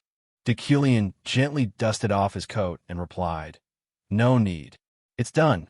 You can hear the details from Geron." Having said that, Deculion turned and walked away, leaving Charlotte and Princess Mayho behind, watching him silently. Charlotte's eyes narrowed in thought. She had carried many doubts before embarking on this dangerous journey. At first, she even thought Deculion only intended to stir up trouble, but he had truly risked his life to help her and the princess reach safe. He had shouldered all the danger alone, leading everyone to safety. Despite their past disagreements, she felt she absolutely had to say thank you now. Charlotte quickly reached out her hand and called, "Deculion." She offered a gentle smile, filled with relief. "Thank you." But she was met only with Deculion's familiar indifference. He replied coldly, "That's enough. Judging by your appearance, you just arrived and haven't even had a chance to wash up. I can't shake hands with someone covered in blood like that." Hearing those words, Charlotte just stood there, stunned. She gritted her teeth in anger, thinking to herself, that damn guy really never changes. Deculion walked slowly along the road, bathed in the morning sun, his figure gradually disappearing in the silence. Suddenly, Charlotte shouted his name again, which annoyed Deculion. "What is it now?" She spoke excitedly. "Travel safely. I will definitely repay the kindness you showed today." Princess Mayho also waved happily. "Thank you so much, Professor Deculion." Deculion just watched quietly with a blank expression. He turned away without answering, simply waving his hand slightly as a farewell. A notification window appeared. "Independent mission complete. You have gained 4 shop currency and your magic power has increased by 30. Time slipped by until evening at the minister's mansion. A familiar voice rang out. "Minister, it's Charlotte." "Very well, come in." Charlotte stepped in slowly and bowed in her usual manner, then sat down in the chair across from him. Her mind was filled with worries. She wasn't sure what he was going to say next. Could it be that the Urin Duchy wouldn't accept them either? Or was there another hidden agenda? No, that couldn't be it. If they wanted to harm them, they would have acted the moment they met. Minister Geron sat in the chair beside her and said, "Charlotte, the things I am about to tell you, please listen calmly and don't be too surprised." He spoke calmly and with great solemnity. "The Grand Duke wants Mayho to be his successor. The Grand Duke is a founding family, completely independent, and does not depend on the royalty like ordinary dukes." Hearing those words, Charlotte froze for 5 seconds. She didn't even know what on earth she had just heard. Charlotte stammered, "Yes. Do you mean the princess will be the next Grand Duke?" "That's right." Perhaps even before receiving Mayho's letter, he had already made up his own mind. "It seems he doesn't fully trust his own nephew." Geron continued, "Anyway, this matter is absolutely confidential. Besides him, only you and I know about this." Charlotte's eyes narrowed with concern. Was this truly feasible? Just a short while ago, the princess almost lost her life because of the succession struggle. Someone empty-handed, small, and weak. Yet now, just upon arriving at the duchy, she was chosen as the successor. Everything happened so fast that she couldn't even process it. Suddenly, Charlotte realized something and asked hurriedly, "Sir, besides me, does anyone else know about this?" Geron lowered his head and replied slowly, "What are you talking about? That's impossible. Even I only heard it from the Grand Duke a few minutes ago." Hearing that, Charlotte accepted it, but deep down, she still harbored an inexplicable doubt. The words Deculion had said to her before echoed in her mind. "I only want you and the princess to survive because it will benefit my family and my territory. I am not protecting her. I am just making a deal that is beneficial to me. So, don't think about it too much. If you feel guilty, you shouldn't be here. Once Princess Mayho gains power, return the favor to the Yuckline family. She is an incredibly important ally." The more she thought about it, the more confused Charlotte became. What on earth did he mean by that? He acted as if he knew this was going to happen. "I'm someone who is very familiar with politics.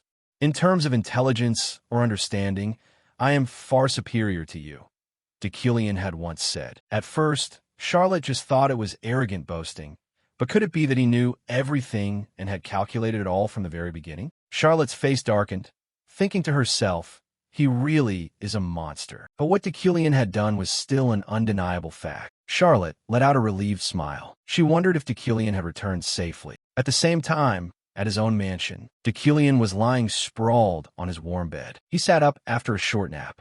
Have I only slept for about 2 hours? He looked out the window. The sun had not yet fully risen. Decillion put on his sleepwear and thought, my Iron Man trait wipes away all fatigue with just a short sleep. No matter how harsh yesterday was, his body had fully recovered by now. That reluctantly forced Decillion out of bed. First, I should test my telekinetic abilities again. He thought to himself, people of the modern era would surely be jealous of this Iron Man trait. Suddenly, Decillion stopped.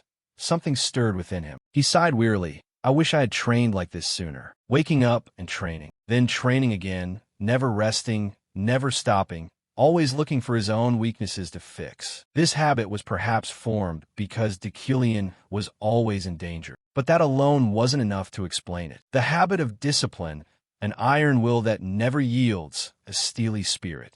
These things had helped him live a life without waste. Decillion looked at the ceiling and mused, if only I had been like this before. He remembered the time his girlfriend looked at him with a weary gaze. What's wrong? Do you have something to say? No, I'm leaving. Ah, okay. Back then, he didn't realize how pathetic he was, only focusing on useless things. If Kim Woo-jin had been like the current Decillion, perhaps she wouldn't have left him like that. Decillion let out a sigh. Even wanting to sleep more is difficult. Having Iron Man turns out to be inconvenient. For someone trapped in a game like him, 22 hours every day was simply too long. The scene shifts to the dock, where the students have returned to the capital. Wow, it was so much fun. I feel a bit sad to be back. Yeah, me too. Next time, I should bring my family here to play. In a small alley, Ganessa was stealthily hiding from something. The kids with her were excited. Oh, there's so many mages. I want to see them too. Those are the recruits from the Magic Tower returning from the canyon. Rhea, standing in the corner, looked puzzled. But why are we sneaking around like this? Ganessa turned around and gave a forced smile. Aha, it's just too crowded. We're just standing here to avoid the crowd, not hiding. But Rhea muttered, suspicious. Ganessa glanced toward the train terminal gate. Damn it, why is Decillion here right now? Although there were rumors lately that he had changed, showing up in public with the target of the previous mission wasn't a good idea. But that face is so handsome, I want to keep looking at it, even while I'm hiding like this. How can someone so beautiful exist in this world? While Ganessa was lost in his beauty, Rhea walked past calmly. No matter how crowded it is, it's not as uncomfortable as squeezing into this alley. I'm going out. Ganessa tried to stop her hurriedly. No, you can't. But her shout caught Decillion's attention. He looked toward her. Damn it, I've been spotted by him. The girl beside her looked dazed, as if she had just encountered something strange. Ganessa's face became filled with surprise when she saw the person in front of her. At that exact moment, images from the past flooded her mind incessantly. It came as suddenly as an unexpected wave, toppling all the barriers of memory she had wanted to bury for so long. Her eyes welled up with tears. The time they had spent together for those 8 years would never fade away. Why is that image appearing in my head? He is clearly just a character in a game. So why do I miss him so much? On the other side, Decillion was no exception. He looked at the girl in front of him. She looks exactly like you, Era. Her smile is bright as the sun, the thing that helped me overcome so many difficulties in the previous world. Both stood silently, looking at each other without saying a word, the space seemingly frozen in that fateful moment. They looked at each other for a long time, their eyes filled with surprise. He suddenly turned his head away, thinking to himself, I'm letting my thoughts wander again while looking at a game character. Rhea also turned her face away, dismissing the thought. Get a grip, for heaven's sake. He's just Decillion. She stretched and walked away as if nothing had happened. Ganessa looked at her with a judgmental gaze. As for him, at that moment, to brush off the awkwardness, he turned to remind his students, I will deduct points if you walk and eat at the same time and drop breadcrumbs. Observing him, Ganessa thought to herself. He clearly saw her, but said nothing? He has really changed. Is that really Decillion? The scene shifts to the city a few days later.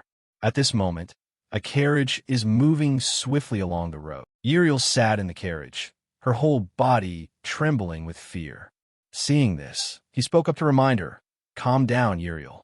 Stop shaking like a wet dog. She turned back. But we're on our way to meet the new emperor.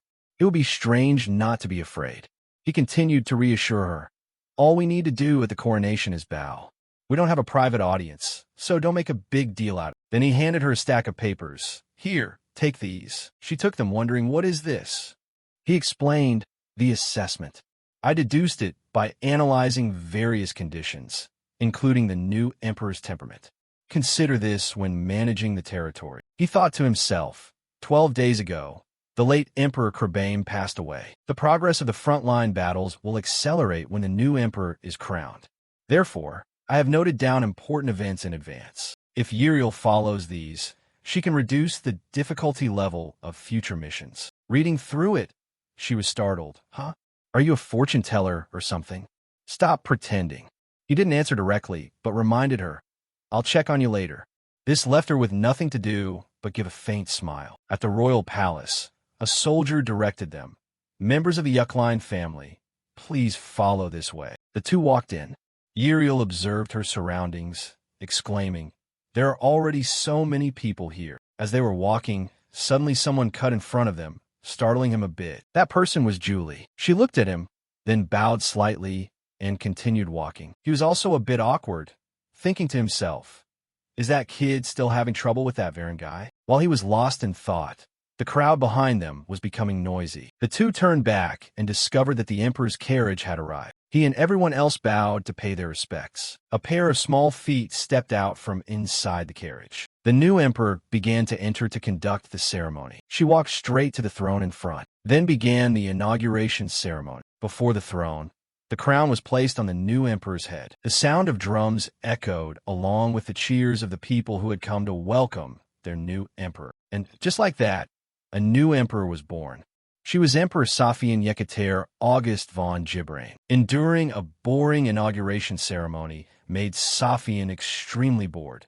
She let out a long yawn without noticing that all eyes were on her. Uriel assessed. She's yawning. The new Emperor Safian, despite possessing status and unparalleled power, she always feels bored. And the reason lies in her character design. In the game, she possesses the best talents. If she wanted to become a knight, she could have become a guardian knight. And if she followed the path of magic, she would already be a grand archmage. She has incredible talent in every aspect, but that is precisely why she isn't interested in anything. Of course, there's an even bigger problem, which is, suddenly he felt an immense pressure directed toward him. He broke into a sweat. What? I feel like someone is staring at me. He glanced around, assessing, who the hell is it? He also realized where the red gaze was coming from. It was from the position where Safian was sitting on the throne. Not realizing that pressure, Uriel remarked, His Majesty is observing the nobles. She has been looking this way for a while now. He denied it in his heart, feeling uncertain. She's looking at me. But why would she look at me like that? Holding a chess piece, Safian said boredly, what a boring ceremony. I was even hoping for some kind of raid or bombing. Kairon, beside her, was used to this personality of hers, so he didn't say a word. He was Safian's personal bodyguard. Safian continued, but there is one person who sparked my interest. I heard, try this little thing. Do you remember? You said it caused quite a commotion, even though it was just a simple sentence. I've already seen the person who created it. She smiled slightly. That is the reason why I'm looking at him. This should have been the first time he met me, but it seems like he already knows very well. Kairon continued, who doesn't know about the coronation? She explained, no, he's different. I can't explain it clearly, but he is clearly evaluating me. His gaze didn't waver at all when he realized I was staring at him. She smiled. Haha, how interesting. It feels like meeting an old friend again. Understanding what she meant, Kairon nodded. I understand, Your Majesty. Then she stood up, took a few steps forward, and turned to say to him, now that I am the emperor, I should get to work. I should abolish the unspoken rules that have existed for a long time. Yes, I'm talking about the emperor's class. The scene shifts back to the academy with a very peaceful landscape. He was starting to prepare for the new semester with his assistant, Alan. Walking along, he spoke, even though the new semester has started, the students are as stupid as ever. Alan gave a forced smile.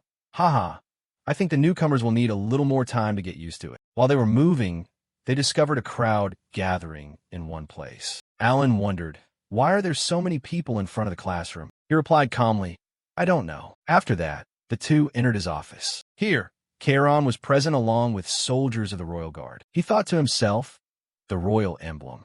Why would a member of the royal family be looking for me? Charon took out a royal decree and read it aloud. Deucalion von Greyhan Yuckline. Receive this with reverence. Without a moment's hesitation, he and Alan immediately knelt on one knee to receive the decree reverently. Charon continued. The royal family intends to grant the head of the Yuckline family, who is also a senior professor of the Magic Tower, Deucalion, the honor of sharing and discussing magic with His Majesty the Emperor. Professor Deucalion has been added to the list of candidates for His Majesty's magic instructor position. Therefore, prove your ability by solving the problem that Royal Court Mage George has presented. He was a bit surprised by this offer. What? The Emperor chose me. The Empire has a tradition that the Emperor will learn about the world through outside professors within a year of ascending the throne. Knights, mages, and scholars selected through respective exams will take on the teaching duties. Charon continued. Professor Deucalion has been named a candidate for the position of His Majesty's magic instructor. Therefore, prove your ability by solving the problem drafted by Royal Court Mage George. He assessed in his heart. The Emperor chose me? I didn't think Deucalion would have this development. How interesting. Normally, I wouldn't care. But if an event like this falls into my hands, there is no reason for me to refuse. Missions related to the royal family always come with generous rewards. Moreover, perhaps I will find out why Safian has her eyes on me. Looking at him, Charon continued. Will you accept the challenge? If you feel your skills are not enough, you can give up. He replied without a moment's hesitation. I accept the challenge. Then he handed over a piece of paper containing the test question. Take it, and that was it. After walking a few steps, he turned back to look at him, thinking to himself, recalling what George had said, that it was a problem that they would have to rack their brains over for at least 3 days. But candidates must solve it to be qualified as an instructor. Charon thought, this is a problem that Master George declared was very difficult. Let's see how long it takes for the rumored Deucalion to. Suddenly, a blinding light emitted from the paper, startling Charon. He still observed calmly. At this moment, a flow of mana from inside the scroll flew up and formed an image of George. He spoke cheerfully. Congratulations, mage. I am George, the court mage. I will evaluate your ability based on the time it takes you to solve this problem. If you solve it within a day, it's considered quite fast. The soldiers began to chatter in a stir. Oh my God, seriously? He solved it already. Another nodded in confirmation. That's right. He turned to the soldiers and said, it wasn't an easy problem. I only solved it because I've been researching ancient runes recently. It was just luck. Behind him, Charon offered praise. Even so, that was excellent. He explained to himself. The ancient runes in the problem were a difficult type of character, only found in ancient texts. But for me, it's different. I was the one who refined this rune font back when I was a game designer. Even though it's been a long time, with my memories and understanding, a question of this level is just a small matter. Seeing that he had solved the problem, Charon walked over and handed him a letter. Deucalion von Greyhan Yuckline. This is an invitation from the royal family. You are qualified to participate in the examination. He accepted the letter and replied, Thank you. Returning to the royal palace, after hearing the story from Charon, Safian exclaimed, He solved it in 5 minutes? He nodded in confirmation. That's right. Safian continued. Then there is nothing left to consider. We will choose Deucalion. Charon immediately intervened. Your Majesty is too hasty. I think we should observe a little longer. She turned and asked, What else is there to observe? The fact that he solved a problem that George swore was very difficult in just 5 minutes is more than enough. She sighed helplessly, pondered for a few seconds, and then spoke up. The person who used to support the woman named Ruina instead of Deucalion, right? However, that mage took 4 hours to solve the problem. 4 hours might have been excellent if no one had solved it in 5 minutes. But the result is already too clear. I just thought of a great idea. Charon, carry out my orders immediately. Seeing his plan exposed, Charon could only stand there stunned. Scene shift to the Freeheim Corps. Julie was still diligently training in the courtyard. The observers were extremely worried. Isn't the captain pushing herself too hard? The blonde man replied. True, her complexion doesn't look very good. The black-haired man continued. At least she can still hold her sword. Before, I thought she was going to faint. The only thing that could lift Captain Julie's spirits might be.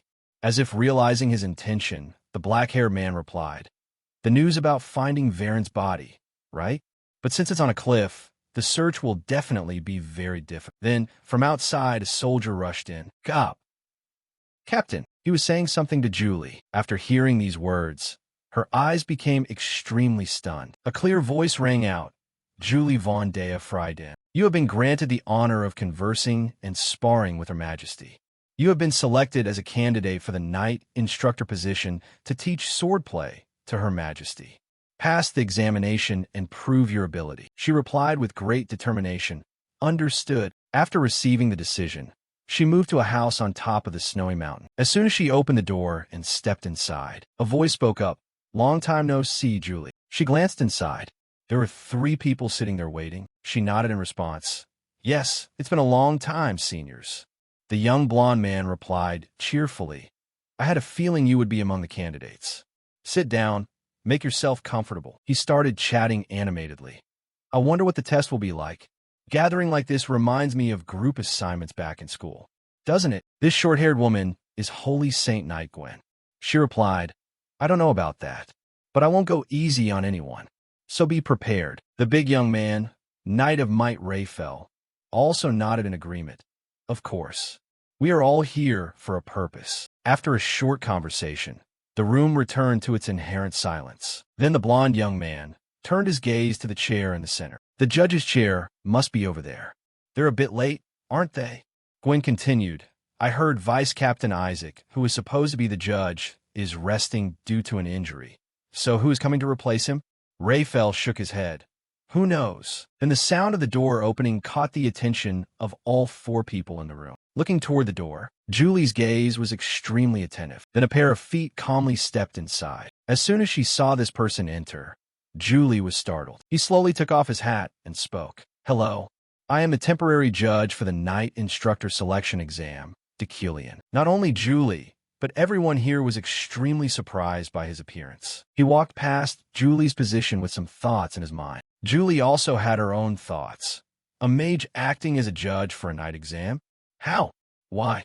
What are you plotting this time, Decilion? In the doorway, a figure appeared. A jet-black cloak contrasted sharply with a white screen outside. It was Decilion. His appearance was like a bucket of cold water thrown directly onto the pride of the elite knights present. All eyes were fixed on Decilion, whom everyone knew as a high-ranking mage, a noble notorious for his arrogance. Knight of Might Rayfell could not suppress the rage rising in his chest, so he jumped up and roared. You're the judge? What the hell do you know about the spirit of a knight to judge us? How dare you? Despite that aggression, Decilion did not flinch. He walked in, calmly took off his gloves, and sat down in the center chair with a terrifyingly composed demeanor.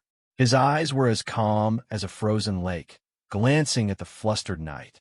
Yes, I am a mage, not a knight. Therefore, I will not judge you based on flashy sword strikes, but based on the professional standards required by the palace. It seems you are not satisfied with me sitting in this position. But remember, I am already Her Majesty's official magic instructor, and my presence here is a direct order from her. Are you going to use that sword to oppose the will of the royal family? The room suddenly fell silent. The weight of Her Majesty's order was like an invisible rope tightening around the throats of those who intended to resist. The knight was flustered, his face flushed with frustration. He was chosen as the magic instructor? Him? At this moment, Julie's senior high-ranking knight squinted at Decilion, speaking in a sarcastic tone. So, Mr. Judge, is this exam truly fair? You won't be biased towards anyone due to personal relationships, will you? The whole room whispered. Everyone knew clearly about the complicated entanglement between Decilion and her. Julie just remained silent, her hands clenched under the table, bowing her head to endure the gossip. Decilion calmly closed the file, his icy voice echoing. I am just an observer and recorder. The final result is still decided by Her Majesty. The test will begin early tomorrow morning. Now, everyone, please go get some rest. Right. Need to rest well to have good health. Let's go, everyone. The group walked up the stairs, the murmurs continuing incessantly. In the end, he didn't dare say it was fair. But whatever, the final decision is made by Her Majesty anyway. Deucalion's eyes narrowed, thinking to himself, what they said is true. This test hasn't been fair from the beginning. But unlike what they are predicting, I am not here to help Julie, but to do everything to eliminate her from the selection round. That night, the blizzard outside roared incessantly. Deucalion sat alone by the flickering oil lamp, flipping through pages of old books. The flickering light cast ambiguous shades of light and shadow on his sharp face. He looked out the window, where the night was swallowed by the whiteness of the snow. Sure enough, knights are knights. Whenever they meet, they have to spar before doing anything else. Watching Julie, who was full of determination, made his mind drift to the image of the royal palace with its deep hallways. The only reason I accepted this ridiculous judge position is because of you, Julie. A mage who knows nothing about swordplay has to judge knights. What a ridiculous play. But you absolutely cannot step into that palace at this time. In that basement, there still exists the biggest variable that could end Deucalion's life. The abyss of Ferdin. That ghostly mirror. At this point in the plot, she must absolutely not encounter it. Before that mirror shatters, I absolutely will not let Julie step into the royal palace. Deucalion sat before the knights and loudly declared the contents of the test. First challenge, observation skills and persistence. In this snowy mountain area, there are many types of rare magical items. I will assign each person a detailed description of the type of item they need to find. Immediately, he summoned 4 items and gave them to the 4 people. The only requirement is to bring it back here intact. Even if one petal is crushed or a tiny scratch on a leaf, your test will be disqualified immediately. Besides that, I will sit still in this chair and wait for the results. Is there anyone who objects? If so, say it right now. There won't be a second chance. The knights looked at each other, the atmosphere sinking into tense silence. Deucalion coldly pulled out his pocket watch and declared, "Good. Since everyone has agreed, you have exactly 24 hours. The competition begins." Amidst the blinding blizzard, Julie struggled to walk. The snow was up to her knees, each step as heavy as lead. The wind whistled through the gaps in her coat, carrying a bone-chilling cold that could freeze the blood in her veins. The thing I have to find is the ice flower, a transparent flower that grows on steep cliffs at the altitude of the snowy mountain. Because it is a flower that only grows in harsh environments, picking it is not easy. But because there are 10 flowers blooming and wilting each day, it is not impossible. Julie encouraged herself. Her eyes scanned desperately over the vertical cliffs. But did Deucalion really only come here by Her Majesty's order? After many hours of fighting against nature, Julie cheered softly when she saw an ice flower as transparent as crystal shimmering under the snow. It grew right on top of a towering rock ledge. She held her breath, using all the skill of a swordswoman to pick it, and ran like flying back to the wooden house. However, when the flower was handed to him, Deucalion didn't even bother to touch it, just glanced at it and coldly spoke. "It's damaged." Julie was stunned, her heart tightening. "Huh? What did you say?" "I clearly stated that you had to find an item that was intact, with no damage whatsoever. Look here." Deucalion pointed to a petal. On the edge of the 3rd petal, there's a microscopic cut, less than a millimeter. Julie gritted her teeth and looked closely at the flower. There was indeed a scratch almost invisible to the naked eye. She swallowed the bitterness, thinking to herself, "Careless. I should have checked more carefully before giving it to him." She looked up and stared straight at Deucalion. "I will go back and get it." Finishing her words, Julie quickly turned and plunged back into the white blizzard. The second time, she found another flower on the cliff, even higher than before. Julie tried her best to climb up with difficulty. Found it, thank goodness. The cold, snowy winds blew, causing her to almost slip and fall. Julie brought the flower back, but Deucalion still maintained that icy attitude. Its leaf has a small corner missing from the snow wind cutting. Beside that, her senior, who was sitting leisurely enjoying a hot meal, said, "Are there defective goods too?" Julie's hungry stomach began to growl in protest. Her mind was slightly dizzy from exhaustion and the extremely low temperature. Deucalion looked at her, his voice ringing out sternly. You will not be allowed to touch food until you complete the mission or give up. How about it? Will you give up? Julie shouted, her determination burning. No, I will go find another flower. Julie plunged herself into the freezing wind once again. The blizzard started to become more violent. Although I'm fighting the cold with the power of my armor, I can't take it anymore. If I don't find the ice flower quickly, then the third time, Julie found the most perfect ice flower. Her eyes narrowed with determination, as if this were her last chance. She cherished it like a treasure, using her whole body to shield the flower from the blizzard, accepting the snow to freeze on her shoulders. When she brought it back, she was certain this time she had succeeded. But Deucalion looked at it for a moment and still uttered harsh words. It's still damaged. No way. There's no way that's possible. He brought the flower close to Julie and continued. There is a small crack on the petal. Julie almost collapsed onto the wooden floor, tears of frustration streaming out. How can it be? Why? What happened? Clearly, there wasn't a single scratch on the outside. Why on earth does it keep getting damaged? Suddenly her eyes looked up and noticed something. It scanned through once and finally stopped at the campfire crackling in the middle of the room. A spark flashed in her mind. Could it be? Julie didn't say a word. She stood up with fiery eyes. For the last time, please let me try again. She turned her back and walked away again to find the flower. But this time, she didn't head toward the old cliffs. Deucalion watched her thin but resilient back, thinking to himself, it seems she has realized the rule. But even if she realizes it, it's useless. That palace is a place she is absolutely not allowed to enter. At the night examination center, the atmosphere was thick with anxiety. The knights were standing and sitting restlessly, their eyes not leaving the white, snowy mist outside. A female knight softly uttered, Will Julie really make it? Julie Sr. clenched his fists, his voice full of uncertainty. I don't know either. Just then, a shout louder than the whistling wind rang out from behind. Julie is here. Julie appeared, breathing heavily, holding a shimmering flower in her hands. Judge, I have brought the ice flower back. The knights were stunned with joy. She's here. Deucalion still sat motionless in the shelter. He spoke coldly. Bring it in here, Julie. But Julie didn't step forward.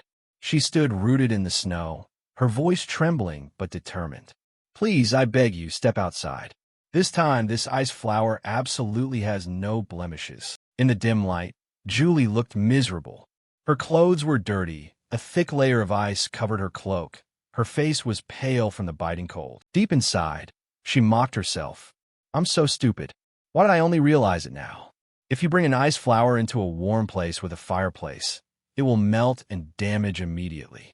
That is the trap of this test. However, Deucalion didn't move at all. He replied in an icy tone.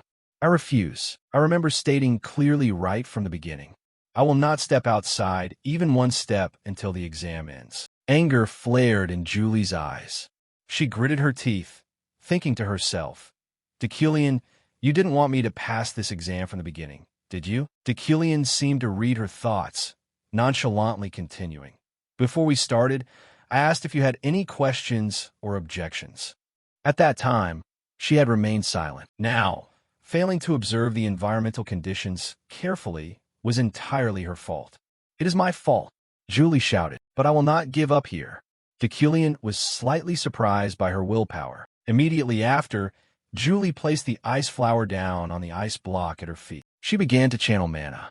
A powerful surge of energy burst forth. The eyes of everyone inside were extremely astonished, but sudden pain was clearly visible on Julie's face. In an instant, a violent storm of energy covered the entire shelter. Frost began to form on the walls, dispelling the warmth inside. Deucalion observed the scene, evaluating. Is she trying to use mana to freeze the entire space? The heat has disappeared completely. When the temperature inside had dropped to freezing levels, Julie stepped in and held the flower up in front of Deucalion. Now we'll be fine, right? The room fell into silence. Deucalion looked at the flower for a long time, then gently shook his head. His voice was still as indifferent as before. The flower is still defective. You used mana to protect it, but that very mana flow acted and altered the structure, causing the flower to become damaged. Julie froze. Every last bit of energy seemed to be drained. No way. She didn't have enough strength to defend herself anymore. Her eyes blurred.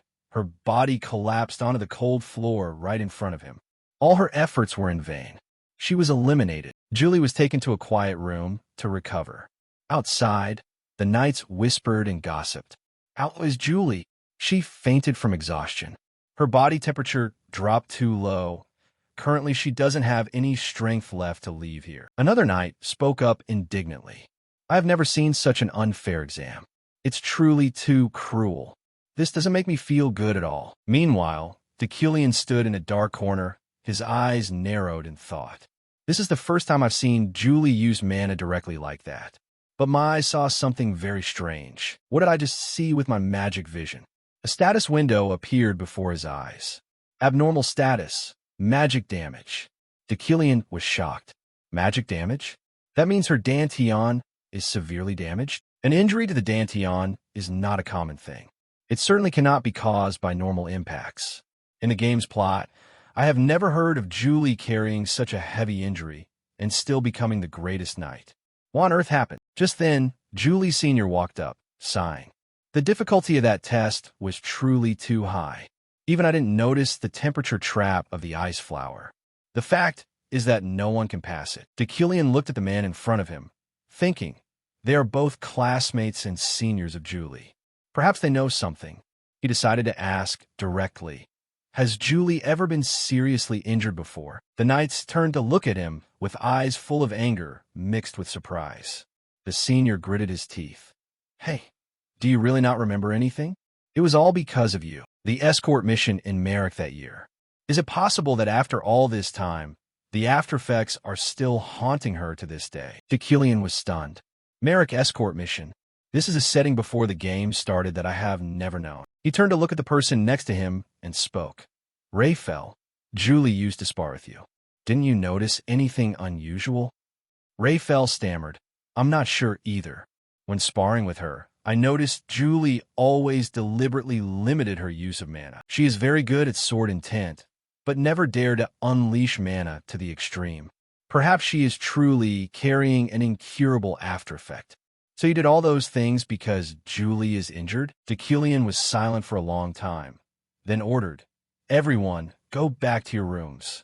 Once the eliminated candidates leave here, we will begin the second test. A while later, when the sun was about to set, Julie had woken up and was standing outside the shelter. She looked lonely and disappointed.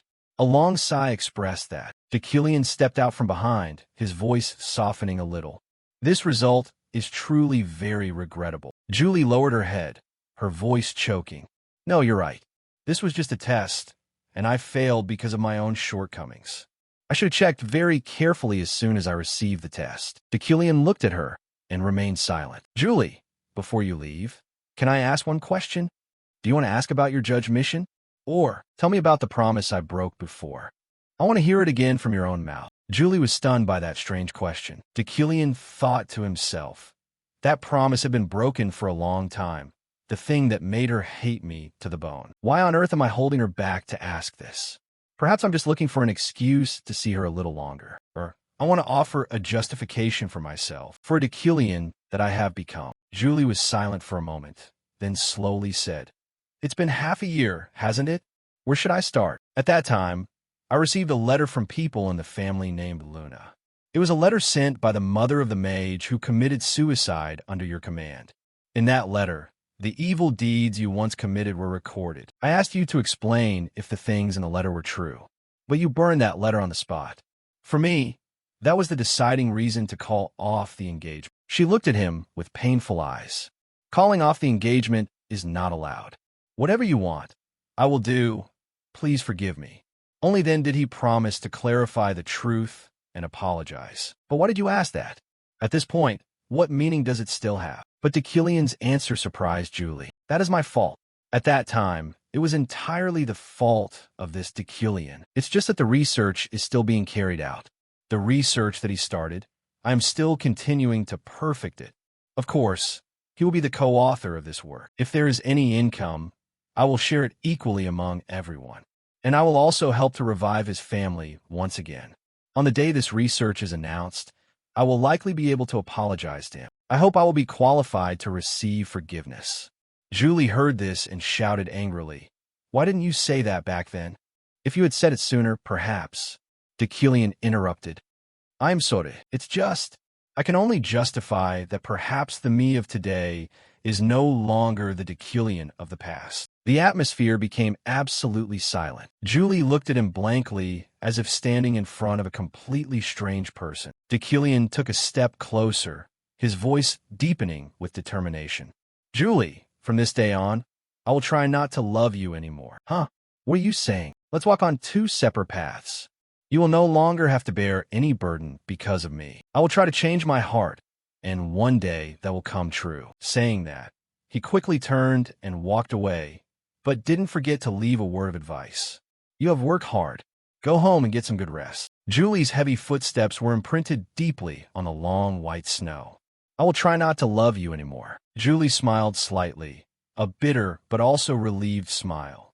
She walked in the snow, wondering to herself, "Have you really changed, Deucalion?" Standing by the window, Deucalion watched Julie's small silhouette disappear behind the white snow screen. Even with Deucalion's powerful mental strength, is the affection for Julie still something that cannot be controlled? 3 days of the stressful selection round have passed, and now all final evaluations are complete. An official document is published, displaying the portraits of the 4 knights chosen to represent this era as training knights of the royal palace.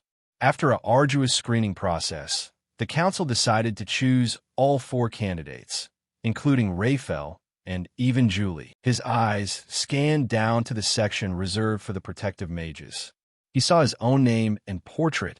As for the training mage, the result was already too clear. But as he read on, Deucalion's eyes widened slightly, a rare moment of surprise. He stared at the paper for a long time, lost in thought. The scene shifts to the splendid content of the royal palace. The atmosphere was heavy with the majesty of the royalty. The large doors pushed open as the first name was called. Deucalion von Greyhan-Yucklein. He stepped forward with absolute calmness. The sound of his footsteps echoed on the marble floor as he approached the throne.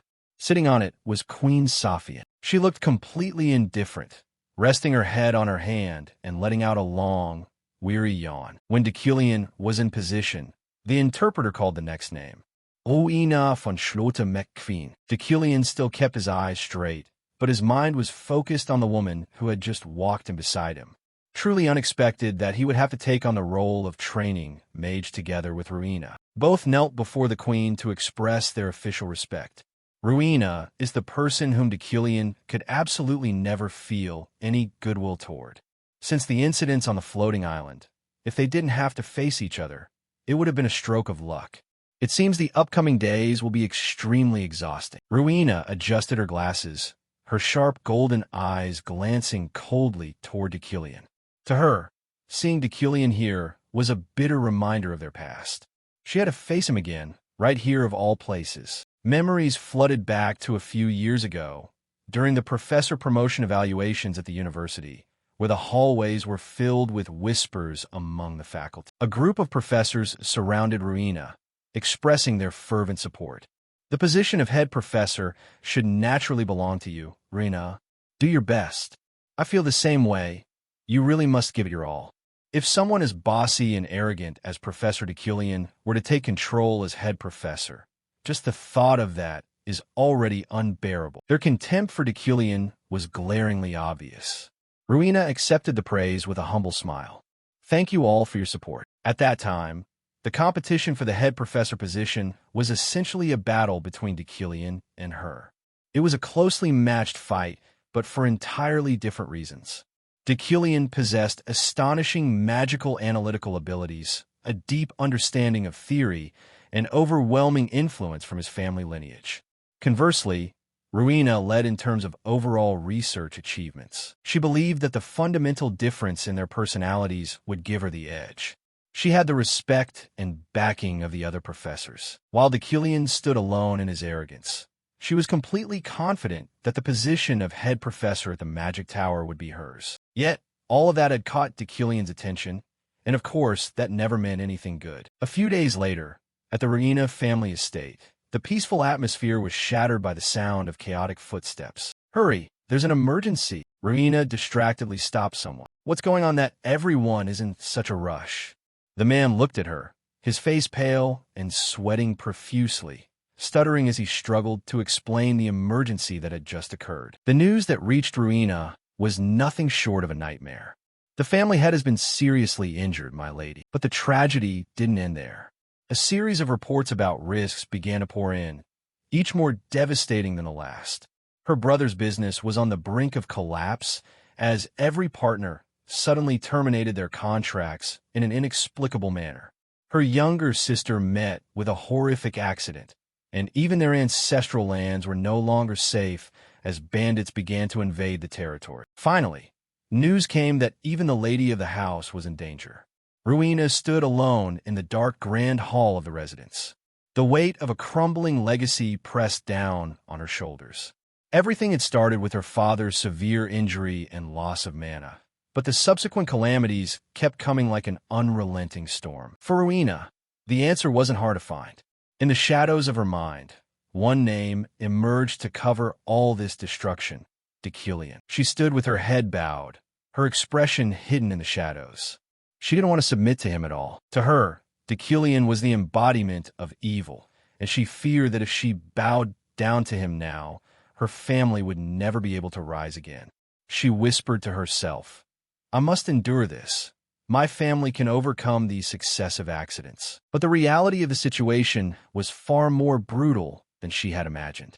The rain began to pour down on the McQueen estate, a cold, unceasing rain that reflected her family's despair. Inside, her father sat in the dim light, his body wasted and his spirit broken.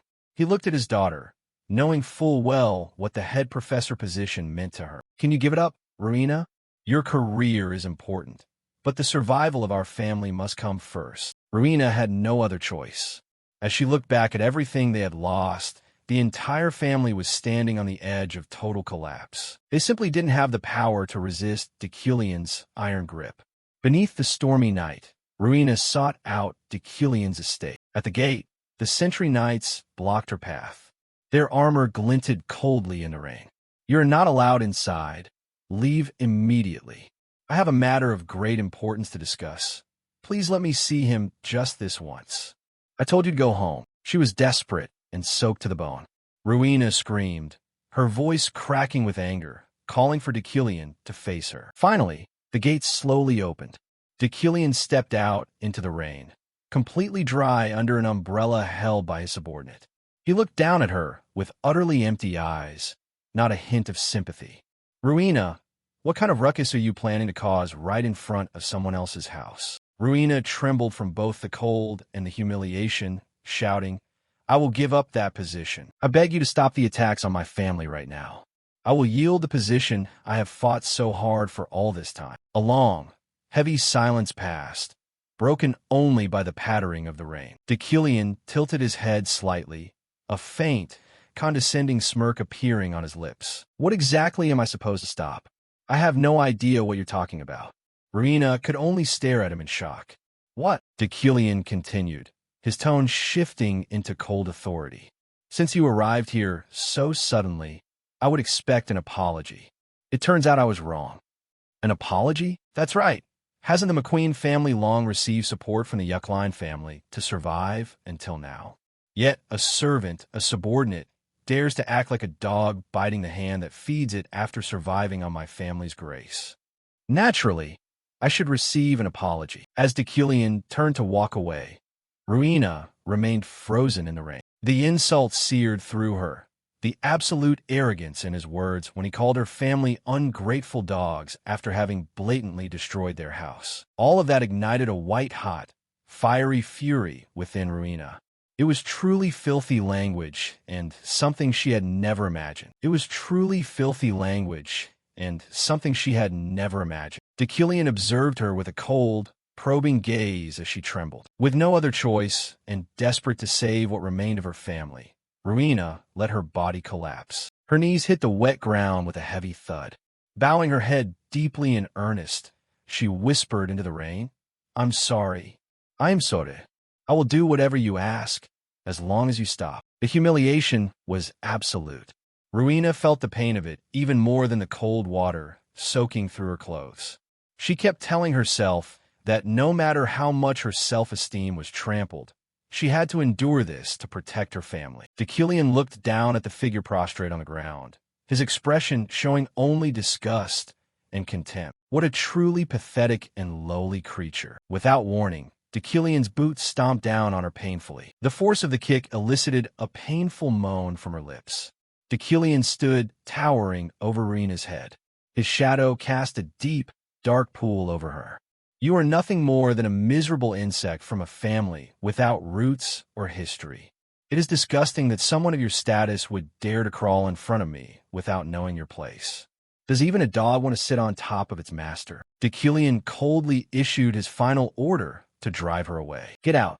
If you truly want your family to recover and survive, don't ever let me see your face ever again. Saying that, Deucalion turned his back and walked away, leaving Ruina broken on the ground. Her knees were bruised and stained with black mud as she sat in the relentless, pouring rain. The memory of his cruelty was etched into her soul. Back in the present, both were kneeling in the royal palace's grand hall. Ruina looked down at the floor, the memory of that day as vivid as if it had just happened yesterday. She had never forgotten the weight of Deucalion's boot or the contempt in his voice. Her teeth were clenched, her eyes filled with hatred. This time, I will never lose again. The humiliation I suffered that day, I will surely demand it back tenfold. The scene shifted to the next day at the Royal University, the atmosphere thick with tension. Is that true? Yes, exactly. I heard the person just vanished without a trace. No, that much is clear, but I mean, did Professor Deucalion really have a hand in this? As Deucalion walked through the hallway, the crowd parted on both sides in silence. What's the problem that everyone is buzzing about? Oh, it's just that there are rumors that Ruina has gone missing. In a large lecture hall, Deucalion stood on the podium. His calm voice echoed among the hundreds of students listening intently. In this world, there exist countless types of magical disasters. Mana storms, fire rain, poisonous dust fogs, and many others. But if you're a true mage, don't view them as disasters. They are merely the pure combination of elements. He continued lecturing, but his mind was elsewhere. Ruina had disappeared, which was why everyone was staring at Deucalion.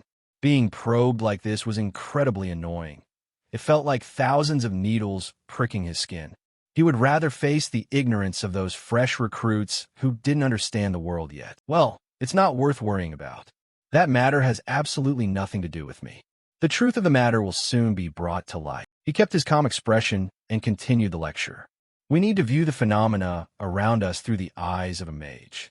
Only then can we grasp their true essence. Scene shift to the next day at Deucalion's office. The door burst open suddenly, and an assistant rushed in. Master, please come out and see. Someone from the Magic Security Bureau has come to meet you. Deucalion frowned slightly and walked out into the hallway. The person waiting for him was a middle-aged woman with a cold aura. Deputy Director Lilia Premian of the Magic Security Bureau. Professor Deucalion, it's been a while. He got straight to the point, his voice emotionless. What is so important that the Deputy Director had to come here in person? Lilia looked straight into his eyes and replied, I'm here for one reason only. Miss Ruina has gone missing. Deucalion raised an eyebrow. What does that have to do with me? Are you casting suspicion on me? Not necessarily. I'm just gathering clues for the investigation. Since there is a high probability that Professor Deucalion was the last person to see her. Ruina participated in the royal training session on the same day as the professor, and from that moment on, no one has seen a trace of her. Have you noticed anything unusual? Her gaze was clearly implying Deucalion himself. He replied immediately in a cold tone, No, I have nothing to say. Lilia was silent for a moment, then nodded. Is that so? I understand. She turned and left, leaving Deucalion standing alone in the quiet hallway. Back in his private room, Deucalion closed the door and sighed lightly.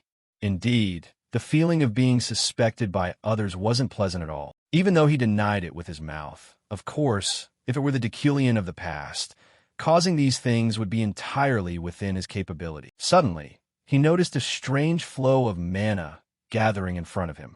A magic circle appeared, emitting a faint light. Inside the circle were floating words. "Have you abandoned us, Master? We are still following all your orders." Deucalion read it, his eyes narrowing slightly. "We are still following your orders." Who left this? Content like this was definitely related to Deucalion's past. Or perhaps it was from some underground network. Receiving a message like this, right at the time Ruina went missing, gave him a very bad feeling.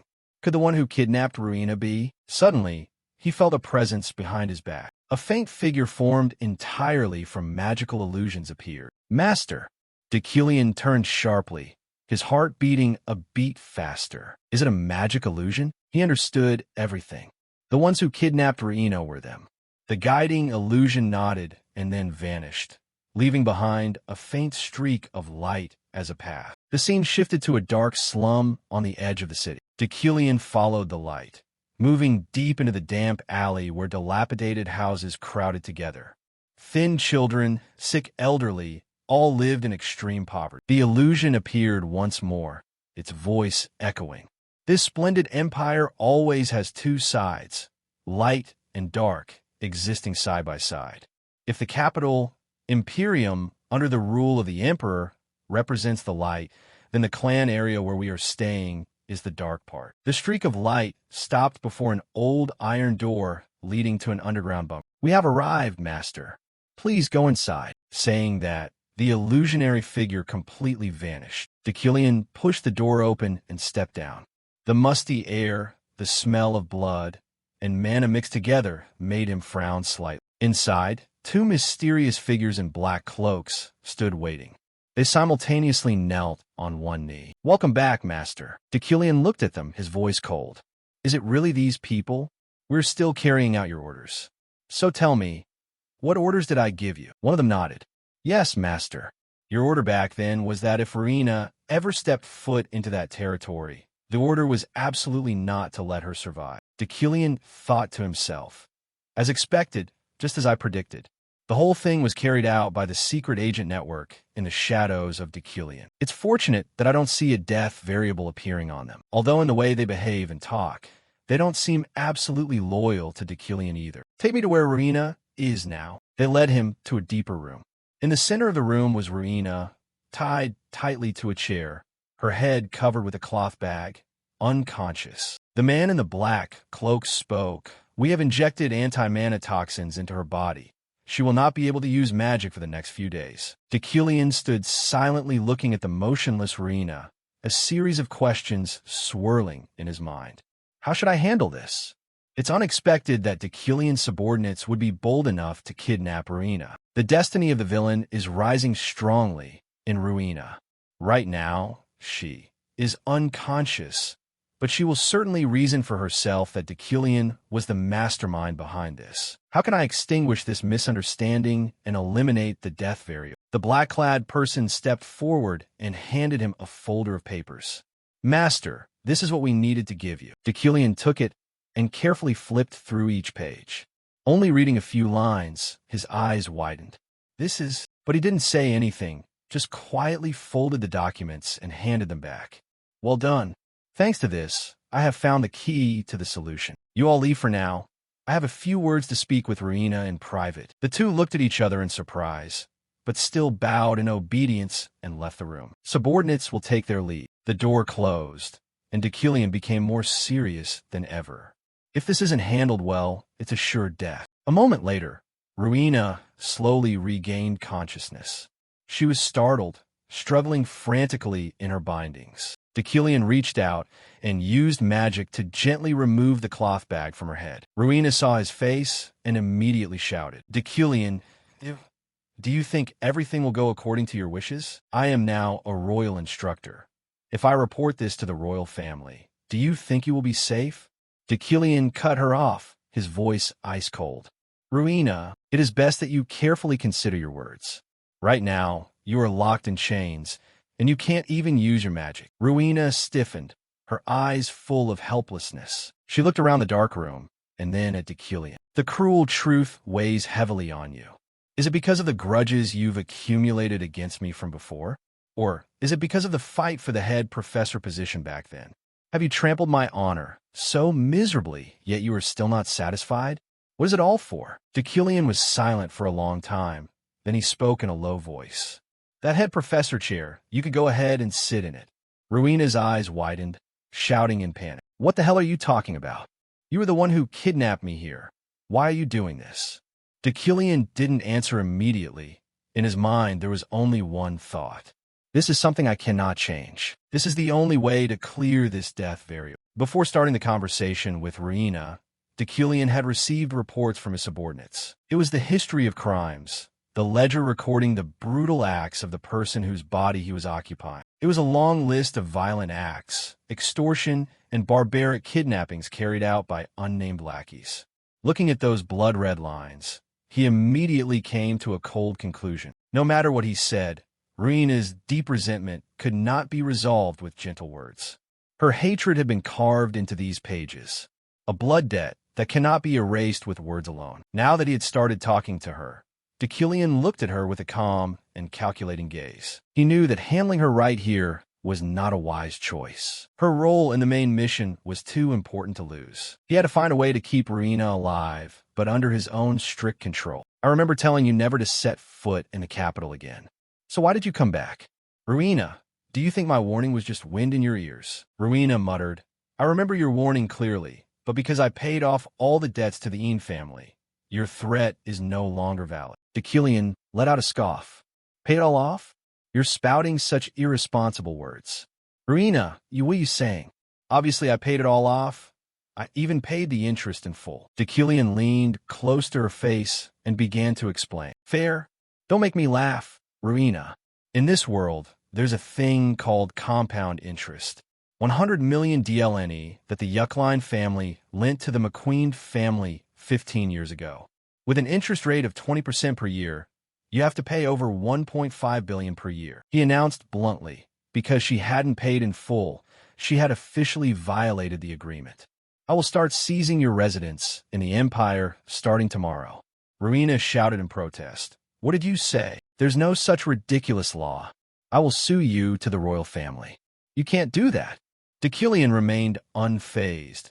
In his heart he thought, of course, this is a predatory clause. The clause that Deucalion drafted was essentially a sneaky way to add a compounding feature.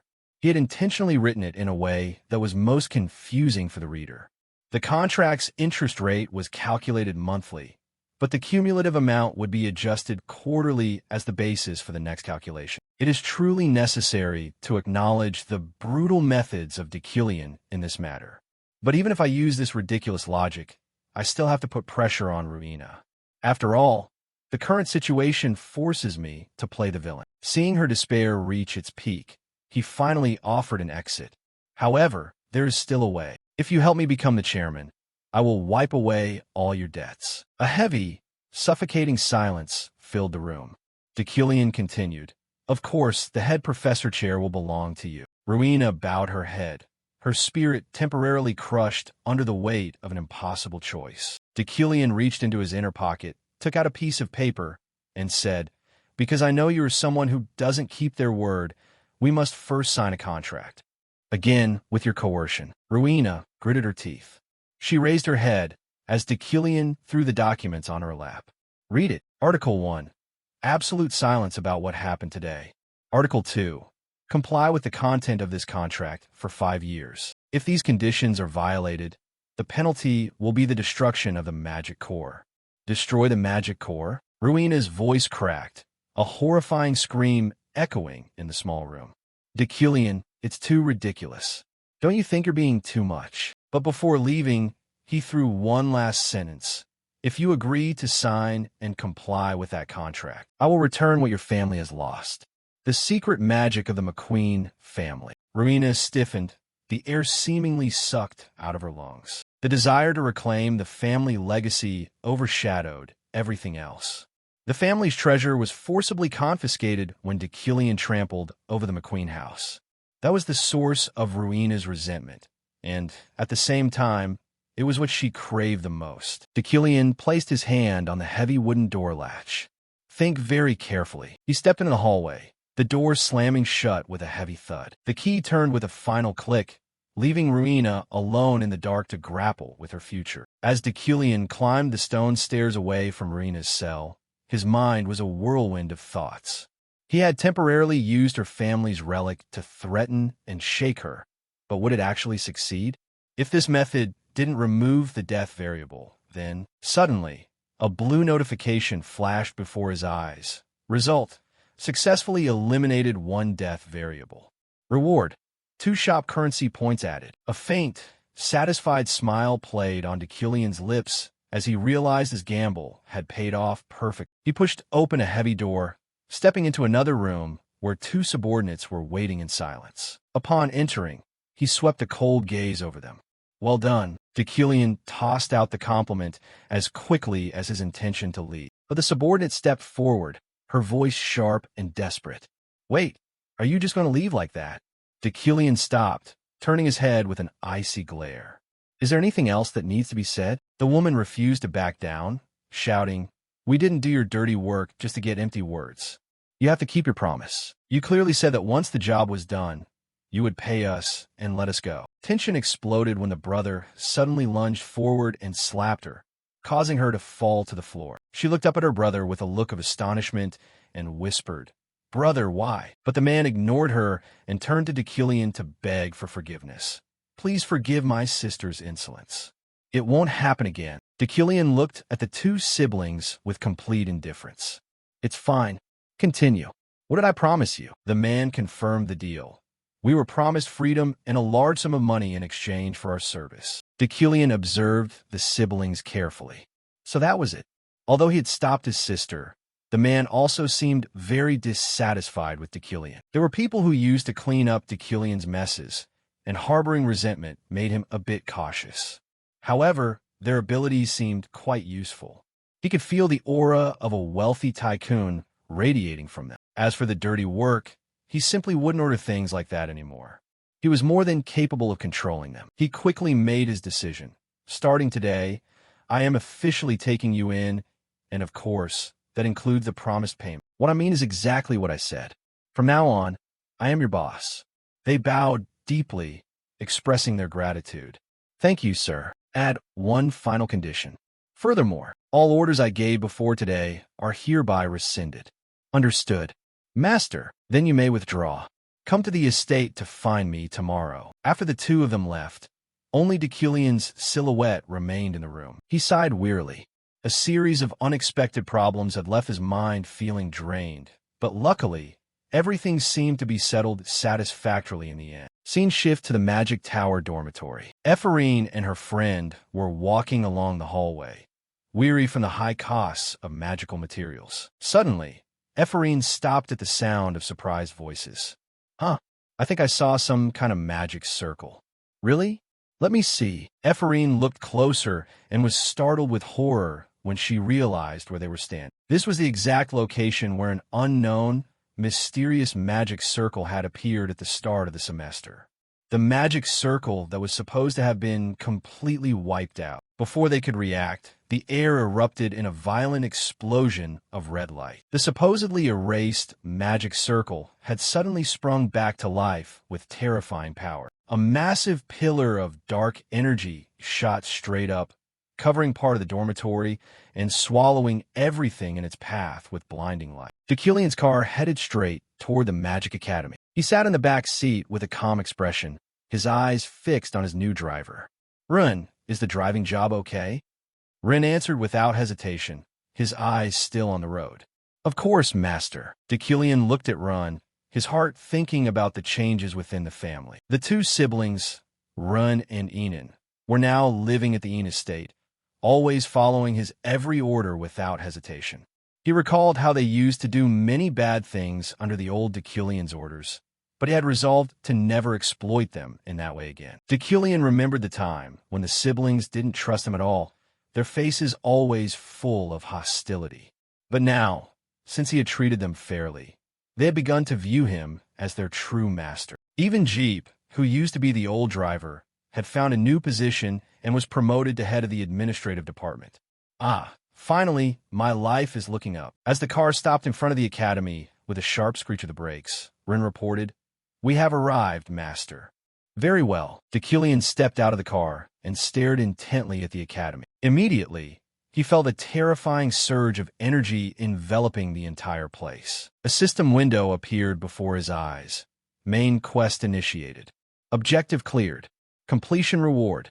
2 shop currency units. Chaos enveloped the academy building. Students were screaming in terror while red walls sealed off every exit. What the hell is going on? Ephraim gritted her teeth, frowning at the terrifying energy and the frustration of knowing that most of the building's occupants were civilian students. Why did this barrier have to hit Zone 3?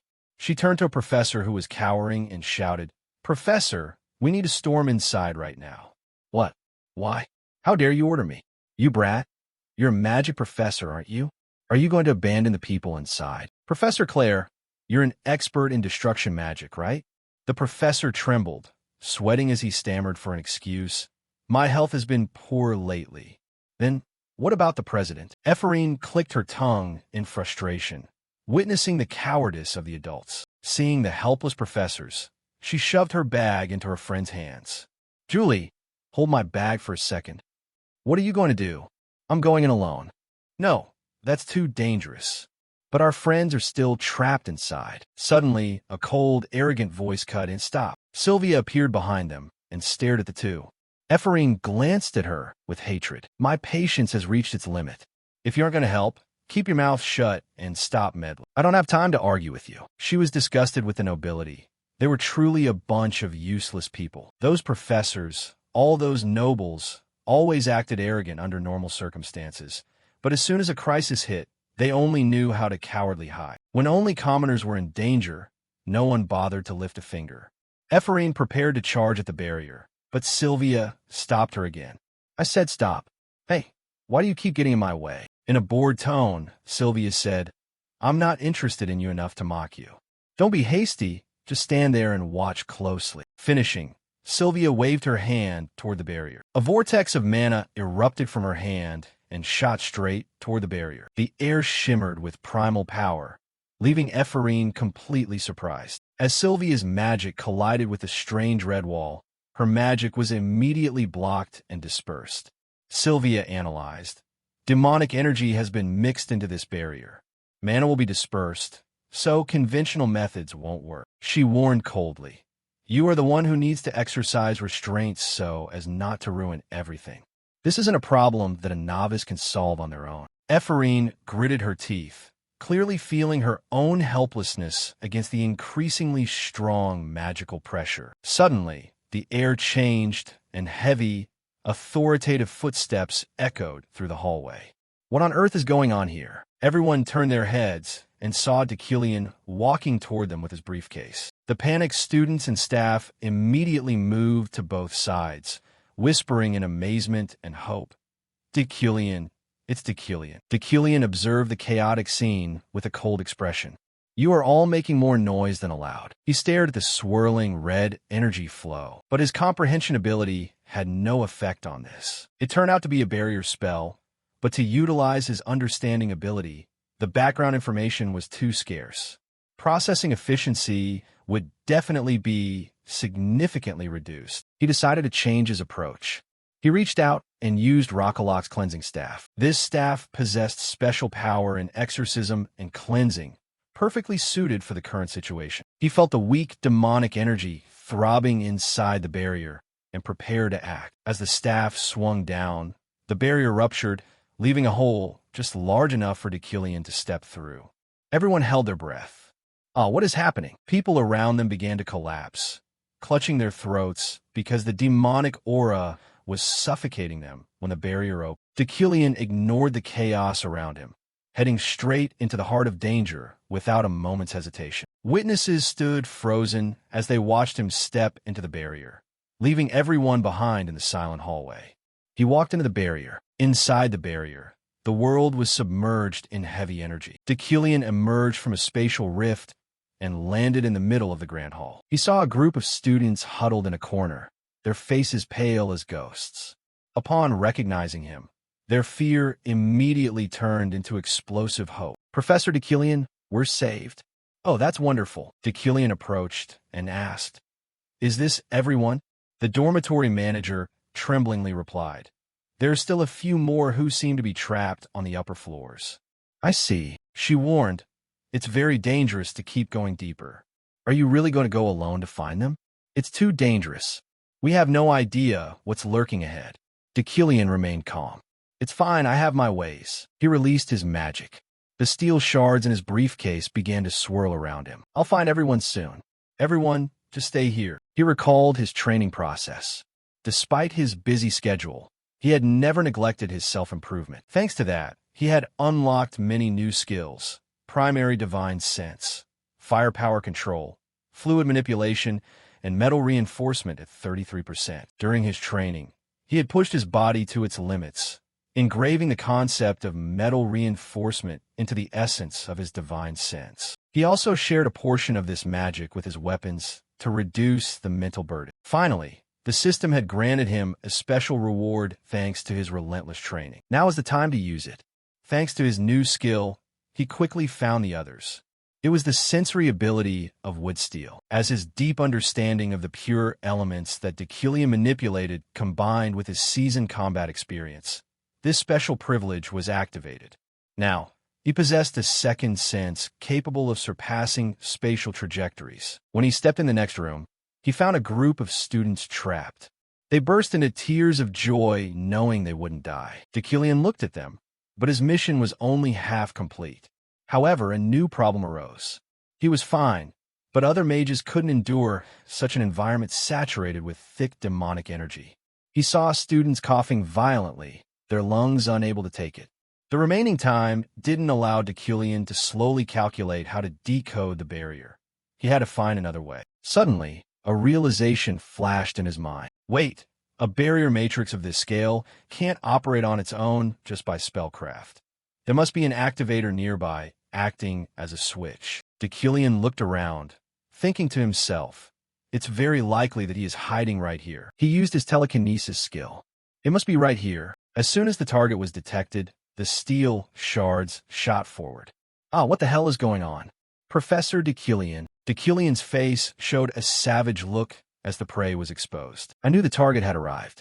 Found you. He observed everyone, thinking to himself, among these, there is definitely someone who activated the barrier hiding. It only took a few seconds of thought before he made his decision. If so, Deucalion used mana to control the magic stones, making them fly in a circle in midair. They glided past each confused student. What's this? Professor, what are you doing? The magic stones grazed the faces of each person, causing a few strands of hair to fall to the floor. Looking at the red hair with abnormal signs, the corners of Deucalion's mouth curled up slightly. Found you. He looked toward the red-haired girl and delivered his cold verdict. So you are the one who activated the barrier. The manager, right? Seeing herself suddenly accused, the red-haired girl confusedly explained. What? What is the professor talking about? Deucalion interrupted. Don't even try to justify it. Your background is engraved on your body. No matter how much you want to hide it, you can't. Deucalion interrupted. Don't even try to justify it. Your background is engraved on your body. No matter how much you want to hide it, you can't. Your hair is dropping full of ashes.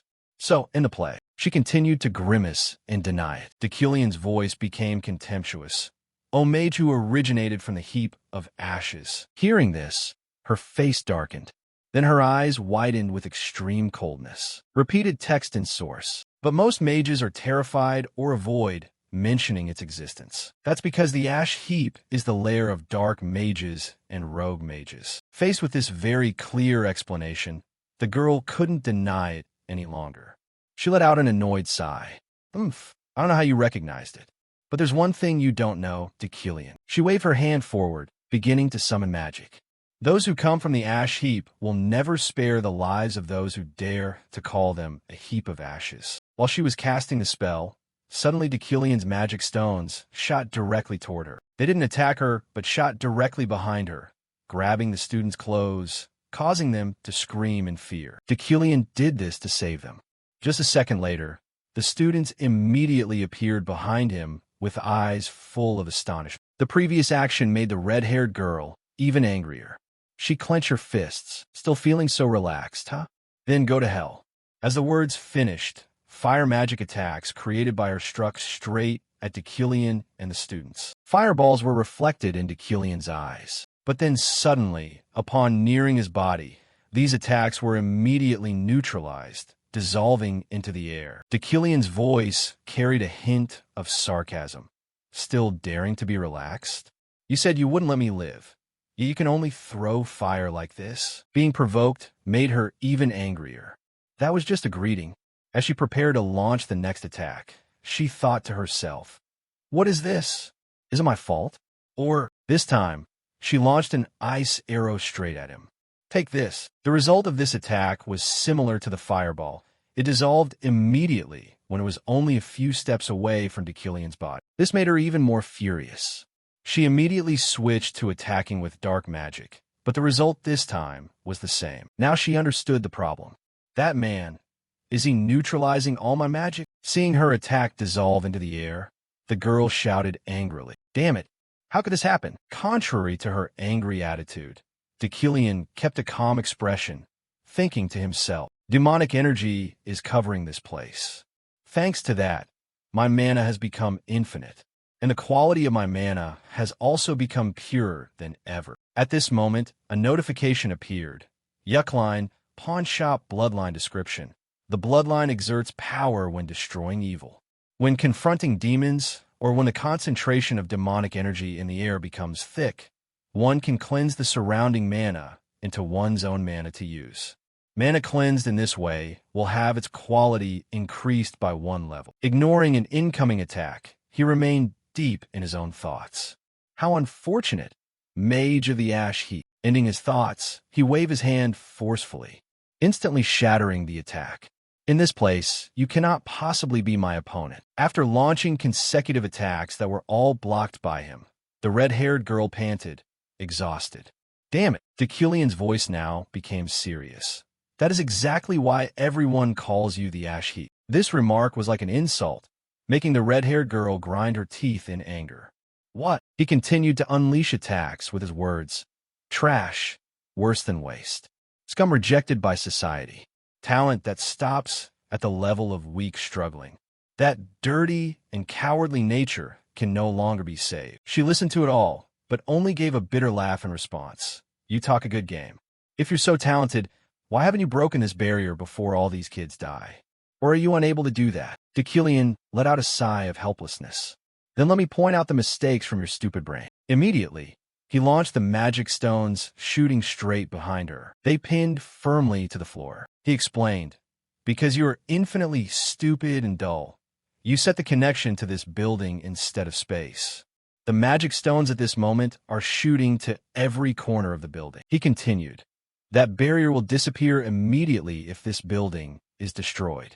That further proves that your intelligence is pitifully lacking. The action made her jump and shout loudly. Haha, you're dying to die, aren't you? Do you intend to destroy this building to neutralize the barrier? Not wanting to prolong things further, Dekilian simply uttered a name, Aloes. Upon hearing the name, the red-haired woman froze, visibly startled. He continued, don't think I haven't realized who you are. As he spoke, vibrations and rays of light began to emerge from the magic stones. Instantly, the magic stones exploded, creating a series of loud noises. The woman shouted in fear. You madman! Are you trying to get yourself killed? Dekilian could guess her next move. You're just going to return to your original body anyway, aren't you? Seeing all her moves anticipated, Aloes stammered in fear. You? How did you? Without a moment's hesitation, Dekilian reached out, forming a mana-based arrow. The magic stone then shot off at breakneck speed, heading straight for Aloes. It pierced through her body instantly, knocking her back a fair distance. The moment Aloes lost consciousness, her body transformed into the shape of a puppet. With the problem solved, Dekilian turned back to remind the students, everyone, gather around. Outside, tremors began to shake the ground, terrifying everyone. It's shaking. I think the building is about to collapse. Julie immediately grabbed her friend's hand and urged, Ephraim, hurry. Seeing this, the girl nodded. All right. In just a few seconds, the entire building collapsed, creating a massive tremor. As the building fell, the panicked students stared at the rubble, having narrowly escaped death. The red-haired girl hurriedly shouted, "Hey, Ephraim, look over there. It's Professor Deculian." The others were safe as well, helping each other out of the thick smoke and dust. "I'm still alive." Ephraim hurried over and smiled. "Everyone, Ferret, are you okay?" The two hugged each other emotionally. "Oh, Ephraim, I was terrified." The whole dormitory suddenly turned gray. It's okay. You're safe now. Are you hurt anywhere?" "Yeah, I'm fine." Professor Deculian arrived and sorted everything out. The culprit behind this was a mage from the Ashes Association. Hearing this, her gaze shifted toward Deculian alone. Did he really handle everything by himself? Wasn't he just a namesake known for boasting? At that moment, Sylvia approached and spoke up. "Are you all right, Professor?" "Yes." A notification screen appeared. Main quest completed, beginning. As things returned to normal, in a dark corner, a cold voice spoke up. "You failed? How pathetic." A blonde girl stood there, looking far from pleased about being reprimanded. The mysterious masked man continued. "Who would have thought we'd be defeated by a pampered nobleman like him?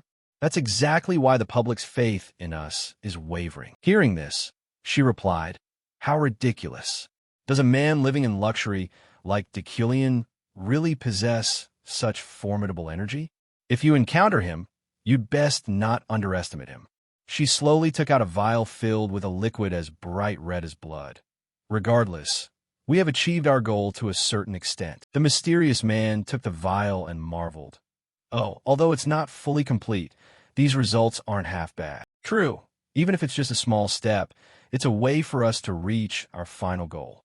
Just pin all the blame on the demons and be done with it. The souls and mana of mages will be perfect ingredients for crafting puppets.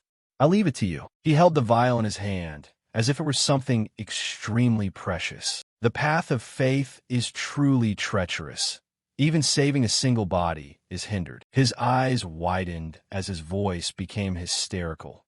"But for the manifestation of that person, we must never give up. This is the true path to enlightenment." His eyes widened as his voice became hysterical. "But for the manifestation of that person, we must never give up. This is the true path to enlightenment." She thought to herself, "Poor fanatics, those ignorant fools still refuse to accept the truth that their God is dead, still dreaming of reviving a soulless corpse. I only pretend to follow the old man charade for my own grand cause, but I feel nauseous every time I see these people. Forget it. No use overthinking. As long as I can craft puppets more easily, anything goes. Let's just keep using each other like this.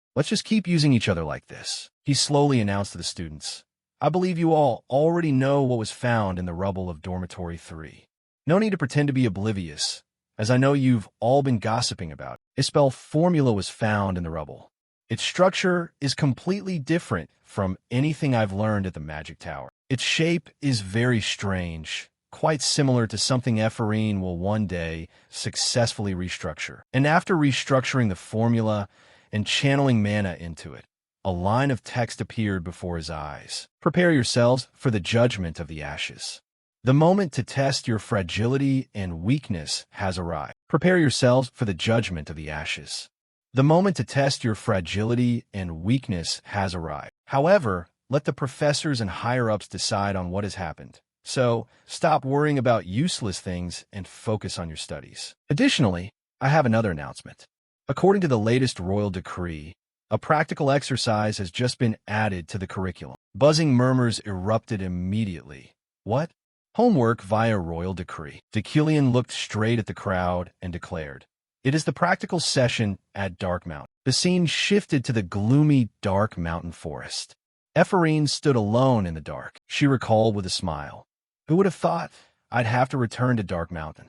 This place had once been temporarily sealed due to the appearance of a demon. The new emperor wanted the royal mages to hone their strength to be ready to fight against demons. Since the official recommendation letter had been issued, all recruits were not allowed to avoid Dark Mountain, but had to train there regularly. Since the official recommendation letter had been issued, all recruits were not allowed to avoid Dark Mountain, but had to train there regularly. Since the official recommendation letter had been issued, all recruits were not allowed to avoid Dark Mountain, but had to train there regularly. Ephraim sighed and said, "Luckily, I haven't encountered anything too dangerous yet." Suddenly, from a nearby bush, something moved, making her jump in surprise. She quickly shouted, "What? Are magic beasts appearing? Come out now. I'll beat you to a pulp." But from the bush, Sylvia quickly poked her head out, surprising Ephraim. "Sylvia, you stupid Ephraim, you're going to beat me to a pulp, huh?" Then the two continued walking together. "Wanting to finish the assignment so soon? You're still not slacking off at all, are you?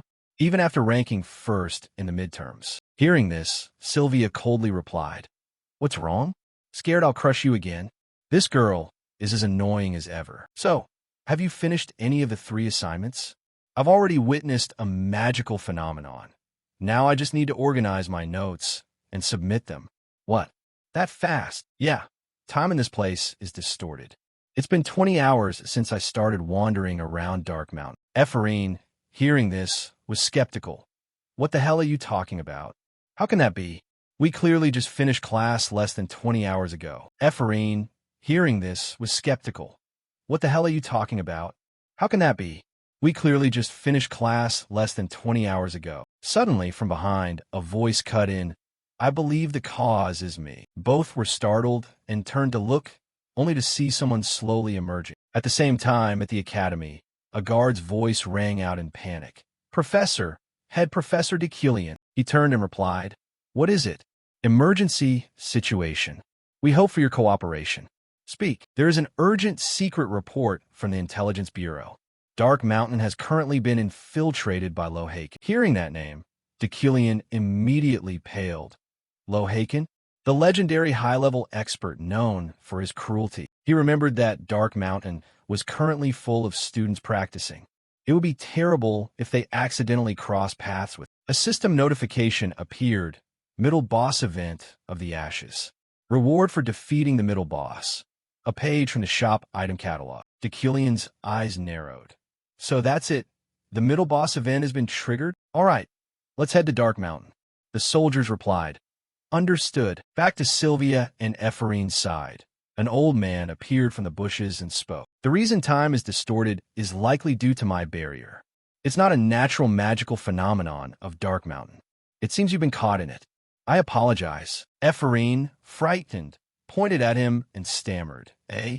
I just asked who you were." He was silent for a moment before replying calmly, "My name is Merkin." The Intelligence Bureau had discovered him claiming to be Merkin. Since then, all knights and members of the Intelligence Bureau were led astray to this location. That's all the information we have. "I understand." Suddenly, DeKillian's eyes widened as if he saw something. He immediately used magic to dash off at full speed, leaving the soldier trailing behind. On this side, Sylvia sensed something wrong. This guardian, his mana aura, is no ordinary thing. This feeling is just like that of a grand mage. He opened his mouth and continued, "I was enchanted by such pure mana, only to accidentally run into the 2 of you. So, I want to ask you 2 for a favor. If you agree, I'll give you both a very generous gift." Behind him, countless corpses lay scattered in pools of blood, a truly horrific sight. Hearing the invitations from Rohakan, Ephraim's eyes lit up with excitement. "Oh, good stuff. What is it? I have to check first, right?" He laughed helplessly. This girl, all right, I'll show you." His hands intertwined. Mana streams blended and created 2 tiny spirits. They immediately lunged and merged into Ephraim's and Sylvia's bodies. The 2, startled, stepped back. What is this?" Sylvia tried to regulate her energy, absorbing the power from the spirit. Rohakan, seeing Ephraim looking anxious, gently explained, "Don't panic. Take a deep breath and accept it." Although skeptical, she finally sighed and followed suit. 2 energy sources erupted immediately, 1 blue and 1 yellow, lighting up a patch of the jungle. After that energy source gradually faded, both Sylvia and Ephraim were gasping for air, exhausted. "What just happened?" Rohakan smiled and spoke. "They're spirits that will aid in your development.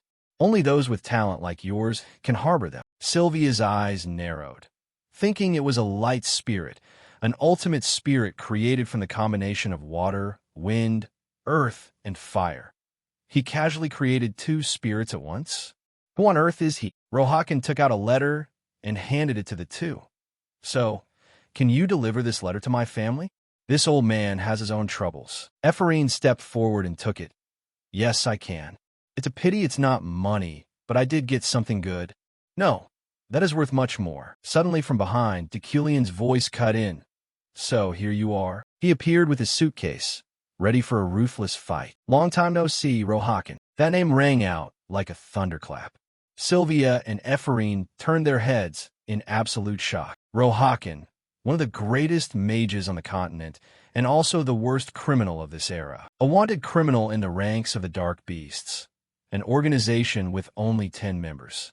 His charge was the assassination of the queen. A blue system board appeared before Deculian's eyes. Main quest, Rohakan story. Goal, receive an item from Rohakan.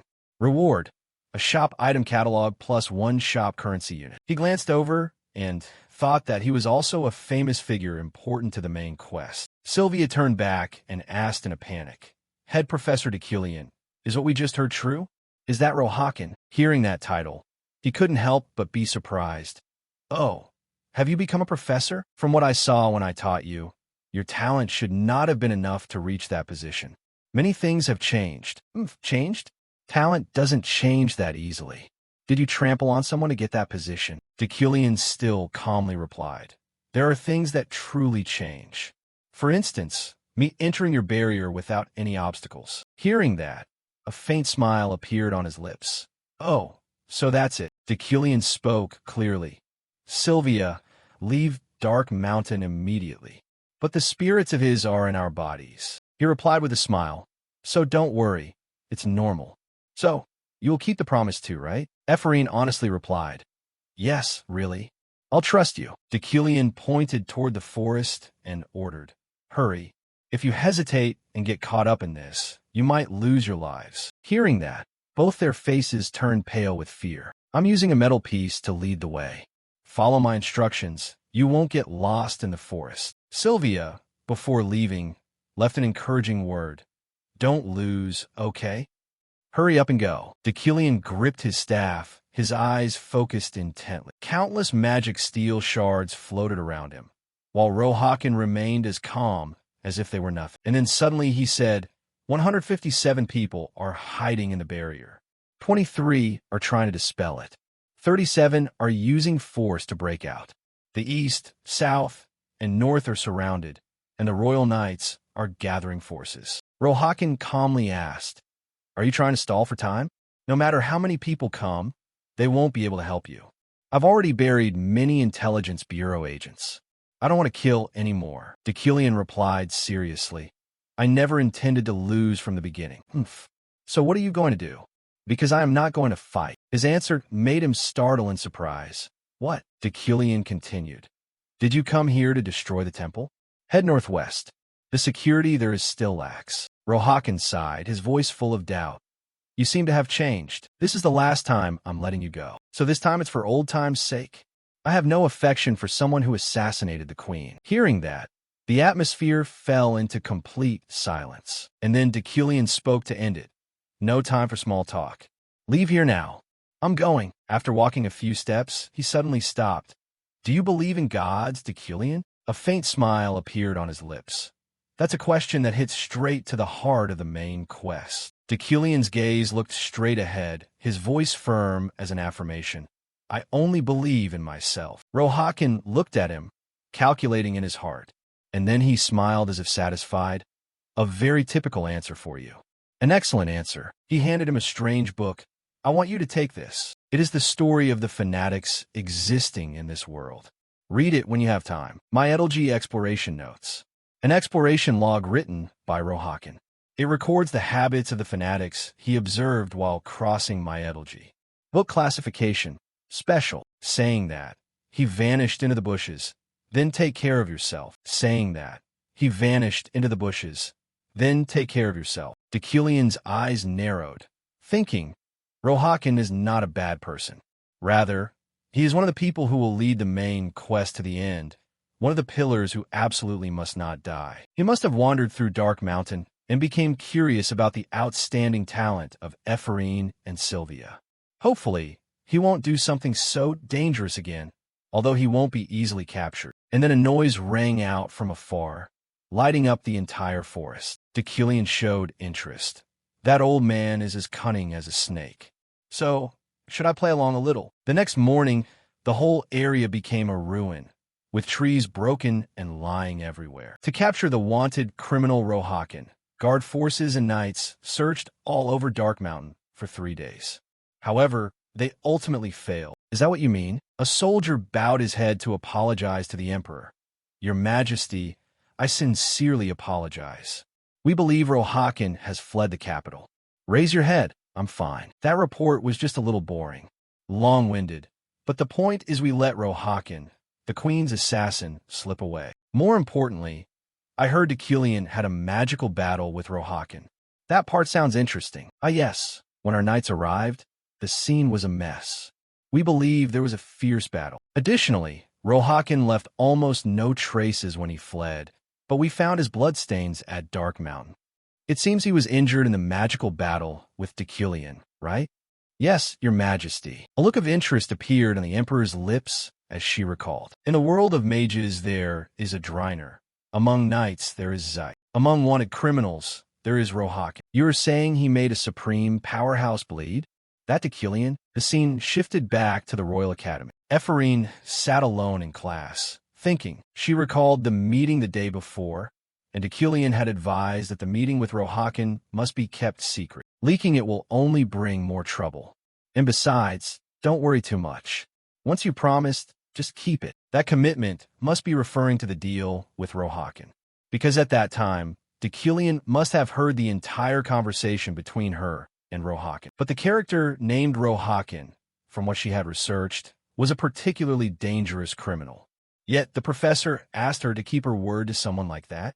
Isn't that absurd? No. On the contrary, precisely because it is Deucalion, everything becomes logical, very compatible, even extremely suitable for the criminal world. For now, just focus on class. Not sure what kind of bizarre thing Deucalion is about to set up next. As she opened the door, a shocking scene made her freeze. Before her eyes was a vast yard with nothing in it. The door just opened straight into it. She walked slowly and whispered, "The space of this classroom is laid out just like the Royal Academy.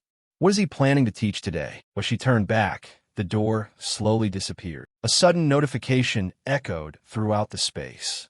The clock struck 3. The lesson officially began. If not present on time, the qualification to participate will obviously be revoked. Today's lesson is especially important and will count directly toward your grades. Please pay close attention. Topic, practical combat réponse.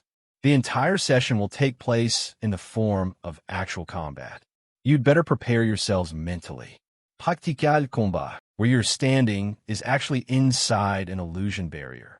You are trapped in the barrier, and the task is to find a way out. The maximum allowed time is 3 hours. Inside the barrier, magic beasts will also appear. Consider this a real battle for survival. At the moment of facing danger, as in real life, you will be eliminated immediately. That's it, good luck. Ephraim heard that and muttered curiously, "What kind of classroom design is this, Deucalion?" Just hearing about it gave her goosebumps. Then suddenly, a noise caught her attention. What sound is that? I need to go over there and check it out. At the same time, Deucalion was somewhere, quietly reading the book gifted by Rohakan. To survive the danger about to descend upon the magic tower, increasing the competence of the recruits is mandatory, especially those 2 children who must perform their roles excellent. Then he suddenly stopped and spoke. Let's see if they have the capability to set foot all the way to this position. Ephraim ran to where the sound came from, but all she encountered was a doll lying on the ground. What the hell is going on? She picked up the teddy bear and exclaimed, "The game just started and someone is already eliminated." Turns out this is what happens when you get eliminated. While deep in thought, a threatening growl suddenly sounded, waking her up. She turned to look, only to see magic beasts approaching. Stray dogs? The monster roared and lunged, but its body was sliced in half by a wind spell in a blink of an eye. Before it could do anything, the beast's body collapsed to the ground, dying in its own spreading pool of blood. Ephraim stared at it and declared, "Come and get me if you're hungry." But the words had barely left her mouth when retribution arrived. Countless other wolves were looking down from the roof behind her, each exuding intense, killing intent. Huh? What was that noise just now? Elsewhere in the barrier, similar monsters were being defeated one after another. Sylvia stood there, watching her results calmly, as if they were nothing. The other students behind kept praising. As expected of Miss Sylvia, truly excellent. Do you want to join our group to find the exit? Sylvia gently shook her head, refusing. I see.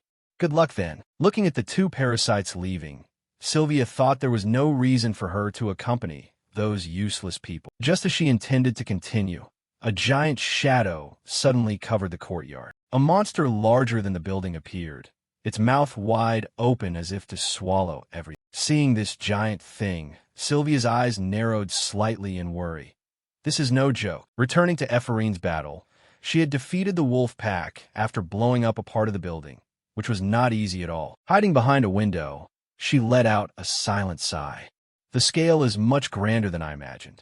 Decillion truly put in a lot of effort to prepare this thoroughly. Sylvia suddenly appeared behind her and spoke, making Ephraim jump. You're still alive, Ephraim? AAA? What the? Sylvia, you scared the life out of me by popping up like that.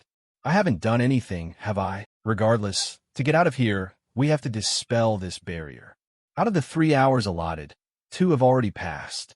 Yet, we still haven't figured out where the barrier's fault line is. Sylvia, what have you been muttering about this whole time? What do you mean, what? I was just stating what I just said. Ephraim pointed at Sylvia, grinning with amusement. Are you trying to say you want to invite me to team up and fight together? Hearing this, Sylvia gritted her teeth in annoyance. She turned her face away sharply and replied, to be precise, I'm the one who will be helping you out. But Ephraim wouldn't back down either.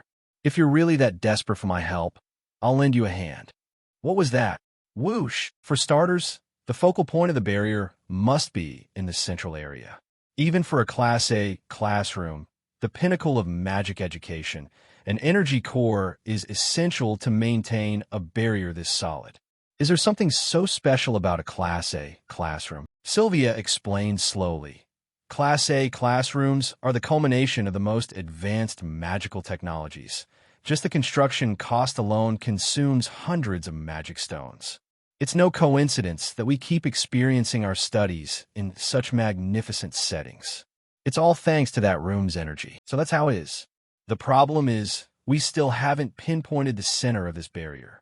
It's not even clear how much of the academy it has simulated. If we go wandering around scouting now, we're bound to run into packs of wild dogs and golems.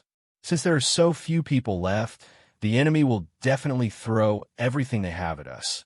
It won't be an easy fight. What about those bats over there? Ephraim pointed to the sky and said, they've been circling around this whole time, but they haven't shown any intention of attacking us. Sylvia realized this and immediately channeled her mana. She connected it to the bats hovering in the air and used them as mobile eyes to observe the surroundings. Building A, the student cafeteria, and even dormitory 1. Their responsibility isn't to fight, but to scout. If that's the case, there must be a hub receiving information at the center of that movement network. Hearing that, Ephraim immediately realized the destination we need to head to is the gymnasium, right? Sylvia was momentarily surprised, then smiled happily and said, looks like you've become a little less stupid lately, haven't you? What did you just say? Anyway, that location is definitely where the core of this barrier is contained. Footsteps suddenly echoed in the room. Sylvia stepped in front of him and said, I have found the focal point of the barrier, Professor Decillion. He didn't pay attention and continued reading his book.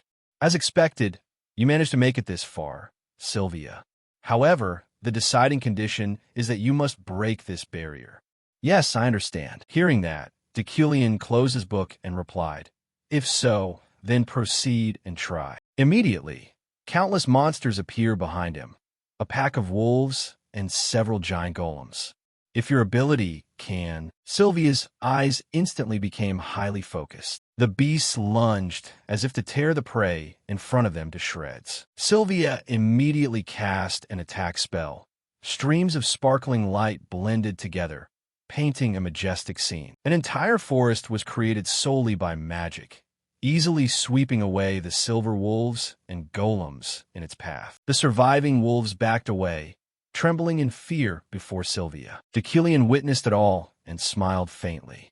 Using the power of 3 primary colors to paint a new vision and eradicate the illusionary beasts, she looked straight at him and spoke clearly. "You don't need to treat me like the other children. I am Sylvia, Professor." Deucalion sighed in satisfaction and replied, "Excellent. In terms of magic, you've achieved a perfect score, but your body is full of openings." His hand quickly reached up, preparing for a flick to the forehead. "You are eliminated, Sylvia." However, she was not afraid. On the contrary, she wore a confident smile. There's no way that could be true. From behind Deucalion, a fierce surge of mana struck him by surprise from somewhere. He turned his head slowly to look behind him with interest. Oh, that's interesting. Only to see Ephraim had touched the stone, maintaining the barrier. Lightning bolts radiated in all directions incessantly. Behind her, a mysterious tunnel had appeared out of nowhere. This place is a shortcut. Looking back an hour ago, when the two were discussing the plan to infiltrate this place, Sylvia had explained that she had constructed a solid secret passage leading straight to the nucleus. "That's amazing. Your magic really is impressive. I'll take care of drawing the attention from behind. I'll leave this to you, got it?" "Understood. I trust you." Deucalion stood silently, watching Ephraim struggle against his barriers, and smiled inwardly. Not bad. And then the core center stone was crushed by her. "You have one." Immediately, the illusionary objects dissolved into nothingness. The barrier covering the actual room also began to collapse. And as everything returned to its original state, everyone realized they were standing in the familiar classroom. The students who had been eliminated earlier were also gradually waking up from their sleep. Ephraim shouted excitedly, "Oh, we're back in the classroom." Deucalion watched the two silently and thought to himself. One transformed the type of magic experienced in the midterm exam into her own to create a new world. The other faced my layered magic barrier and revealed the ability to dispel it in the blink of an eye. He began to explain the significance of the practical exercise. Today's session was to prepare you for the real combat scenarios you might face in the near future. For example, the barrier chaos that occurred at the dormitory last time. If a similar scenario happens again, the most crucial factor is the spirit of cooperation. Besides that, you are required to always carry this mana-filtering mask with you. Having said all that, he quietly looked toward the two protagonists. "And one more thing, Sylvia, you both did very well. Keep up the good work." Having said that, he turned and left with a warm smile, leaving the entire room wide-eyed and stunned by what they had just heard. Ephraim shivered, retreating with goosebumps. Who would have thought that Deucalion could smile? Time slipped by until evening. That night, Deucalion was intently standing in front of a board, writing something. After finishing everything, he calmly used the Midas touch skill to admire his result. Deucalion muttered to himself, "This should be enough." And just like that, the next morning, Deucalion returned to his mansion. He looked at the board in his office. "Very good. I've installed a blackboard right in my personal office. It looks exactly like the one in the classroom at the Magic Tower. Twin blackboards. Information. This board is crafted from magic stones. Each level is a homogeneous entity. Resonance has been enhanced thanks to the touch. Special effect. Anything written on this board will appear in its entirety on the other board. This connection will not be broken by any mana impact. Touch level 4. Deucalion smiled to himself. "I crafted it myself for the purpose of two-way communication from both inside and outside the barrier, and also applied the touch to upgrade it. It fits perfectly now that the confrontation event with the Parasite Baron is about to take place. All of this is in preparation for the Parasite Baron event. The Parasite Baron literally means a pile of filth with no fixed shape. He is a special entity that specializes in parasitizing targets with high status. Nevertheless, because this event is a challenge that the students themselves must solve, all I can do is provide the most basic preparatory steps so they can deal with him. Furthermore, because this is a random event, no one knows in advance when the Parasite Baron will appear or on whose body. But because those sharp kids are there, this should be enough." Then suddenly a knock on the door sounded. "Master." "All right. I'll be down in a moment." A while later, in the banquet hall on the 40th floor of the Magic Tower. The principal was announcing the reason for this party. These two here are citizens of the Empire who have returned after achieving great feats abroad. This time, they have returned as visiting professors from outside. Please, everyone, give them a warm welcome. I am Bargain. It's a pleasure to be here to support everyone. I am Marina. Decilion intently observed the low-level professors. If the parasite baron proceeds to parasitize, he will likely choose one of those present here. Have you made up with Professor Decilion yet? The level of Adrin or Ruina is too high. Could it be the new woman who just arrived? No, at the moment it cannot be determined. But one thing is certain.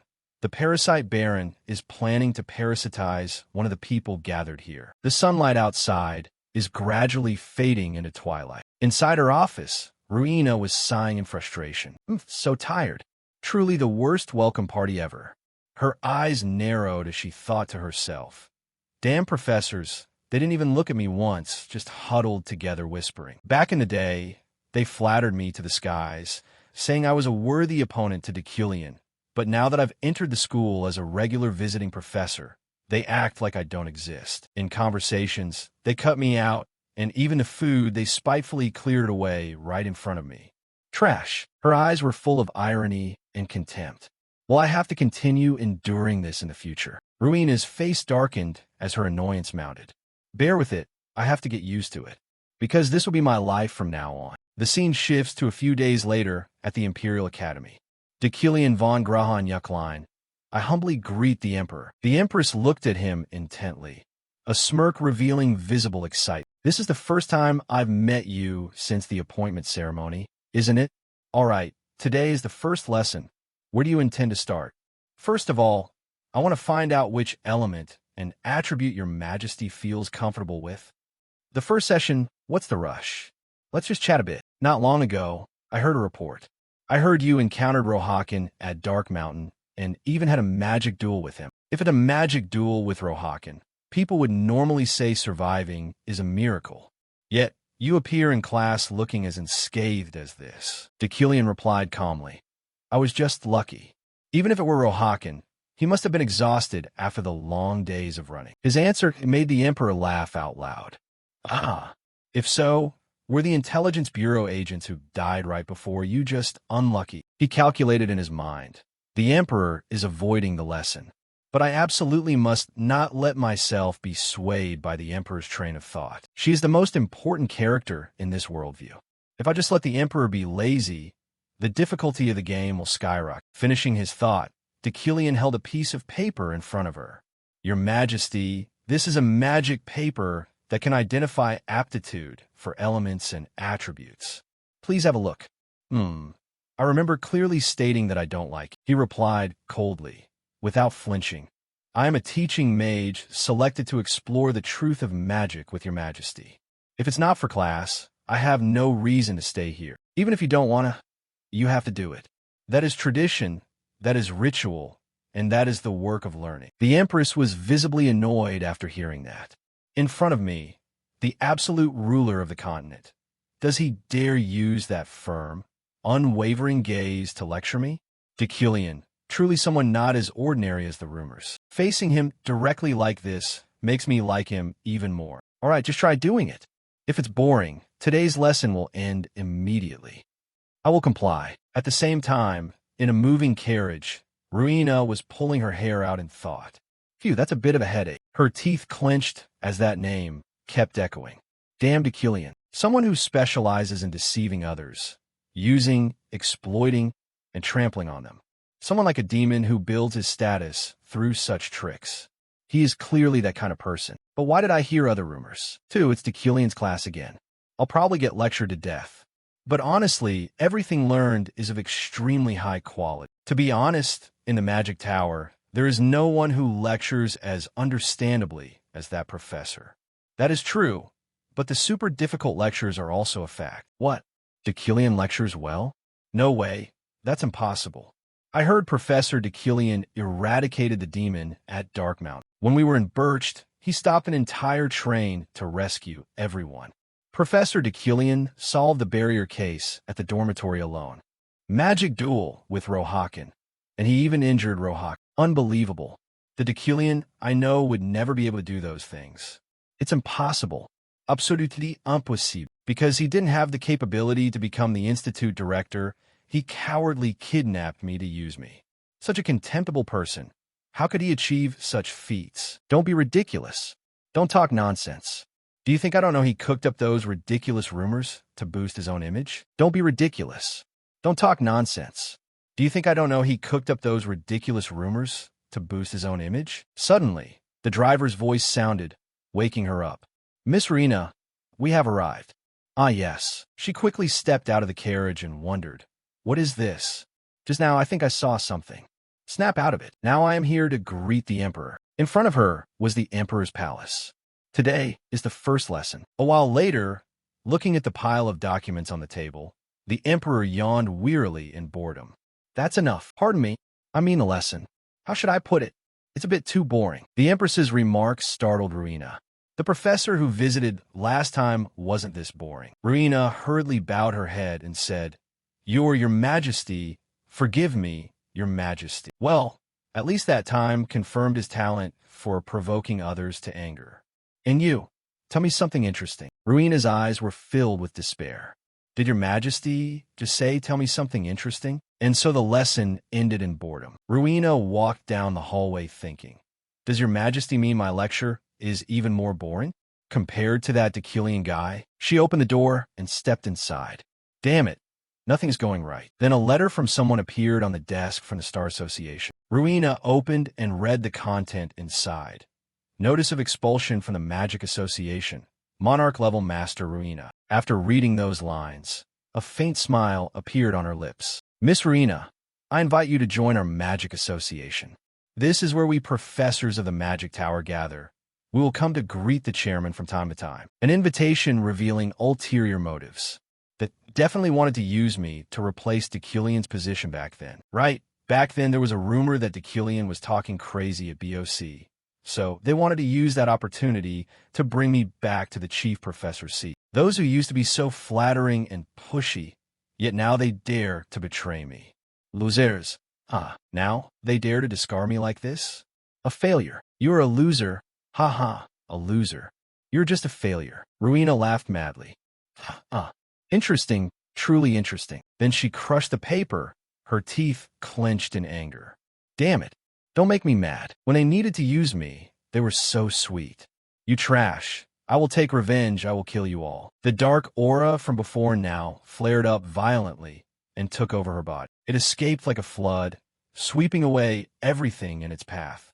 I will never forgive you. The scene shifts to the 20th floor, the self-study room. Sylvia and Ephraim were sitting and explaining magic exercises. I'm stuck on a magic here. I think changing it like this would be better. No, how can you be sure? Sylvia, don't just criticize unconditionally like that. Another student brought back a giant basket of bread. Everyone stopped for a moment and have some. Oh, thanks, buddy. How was the big assignment progressing? Thanks to someone's blessing, it's going smoother than expected. What? Sylvia, are you mocking me?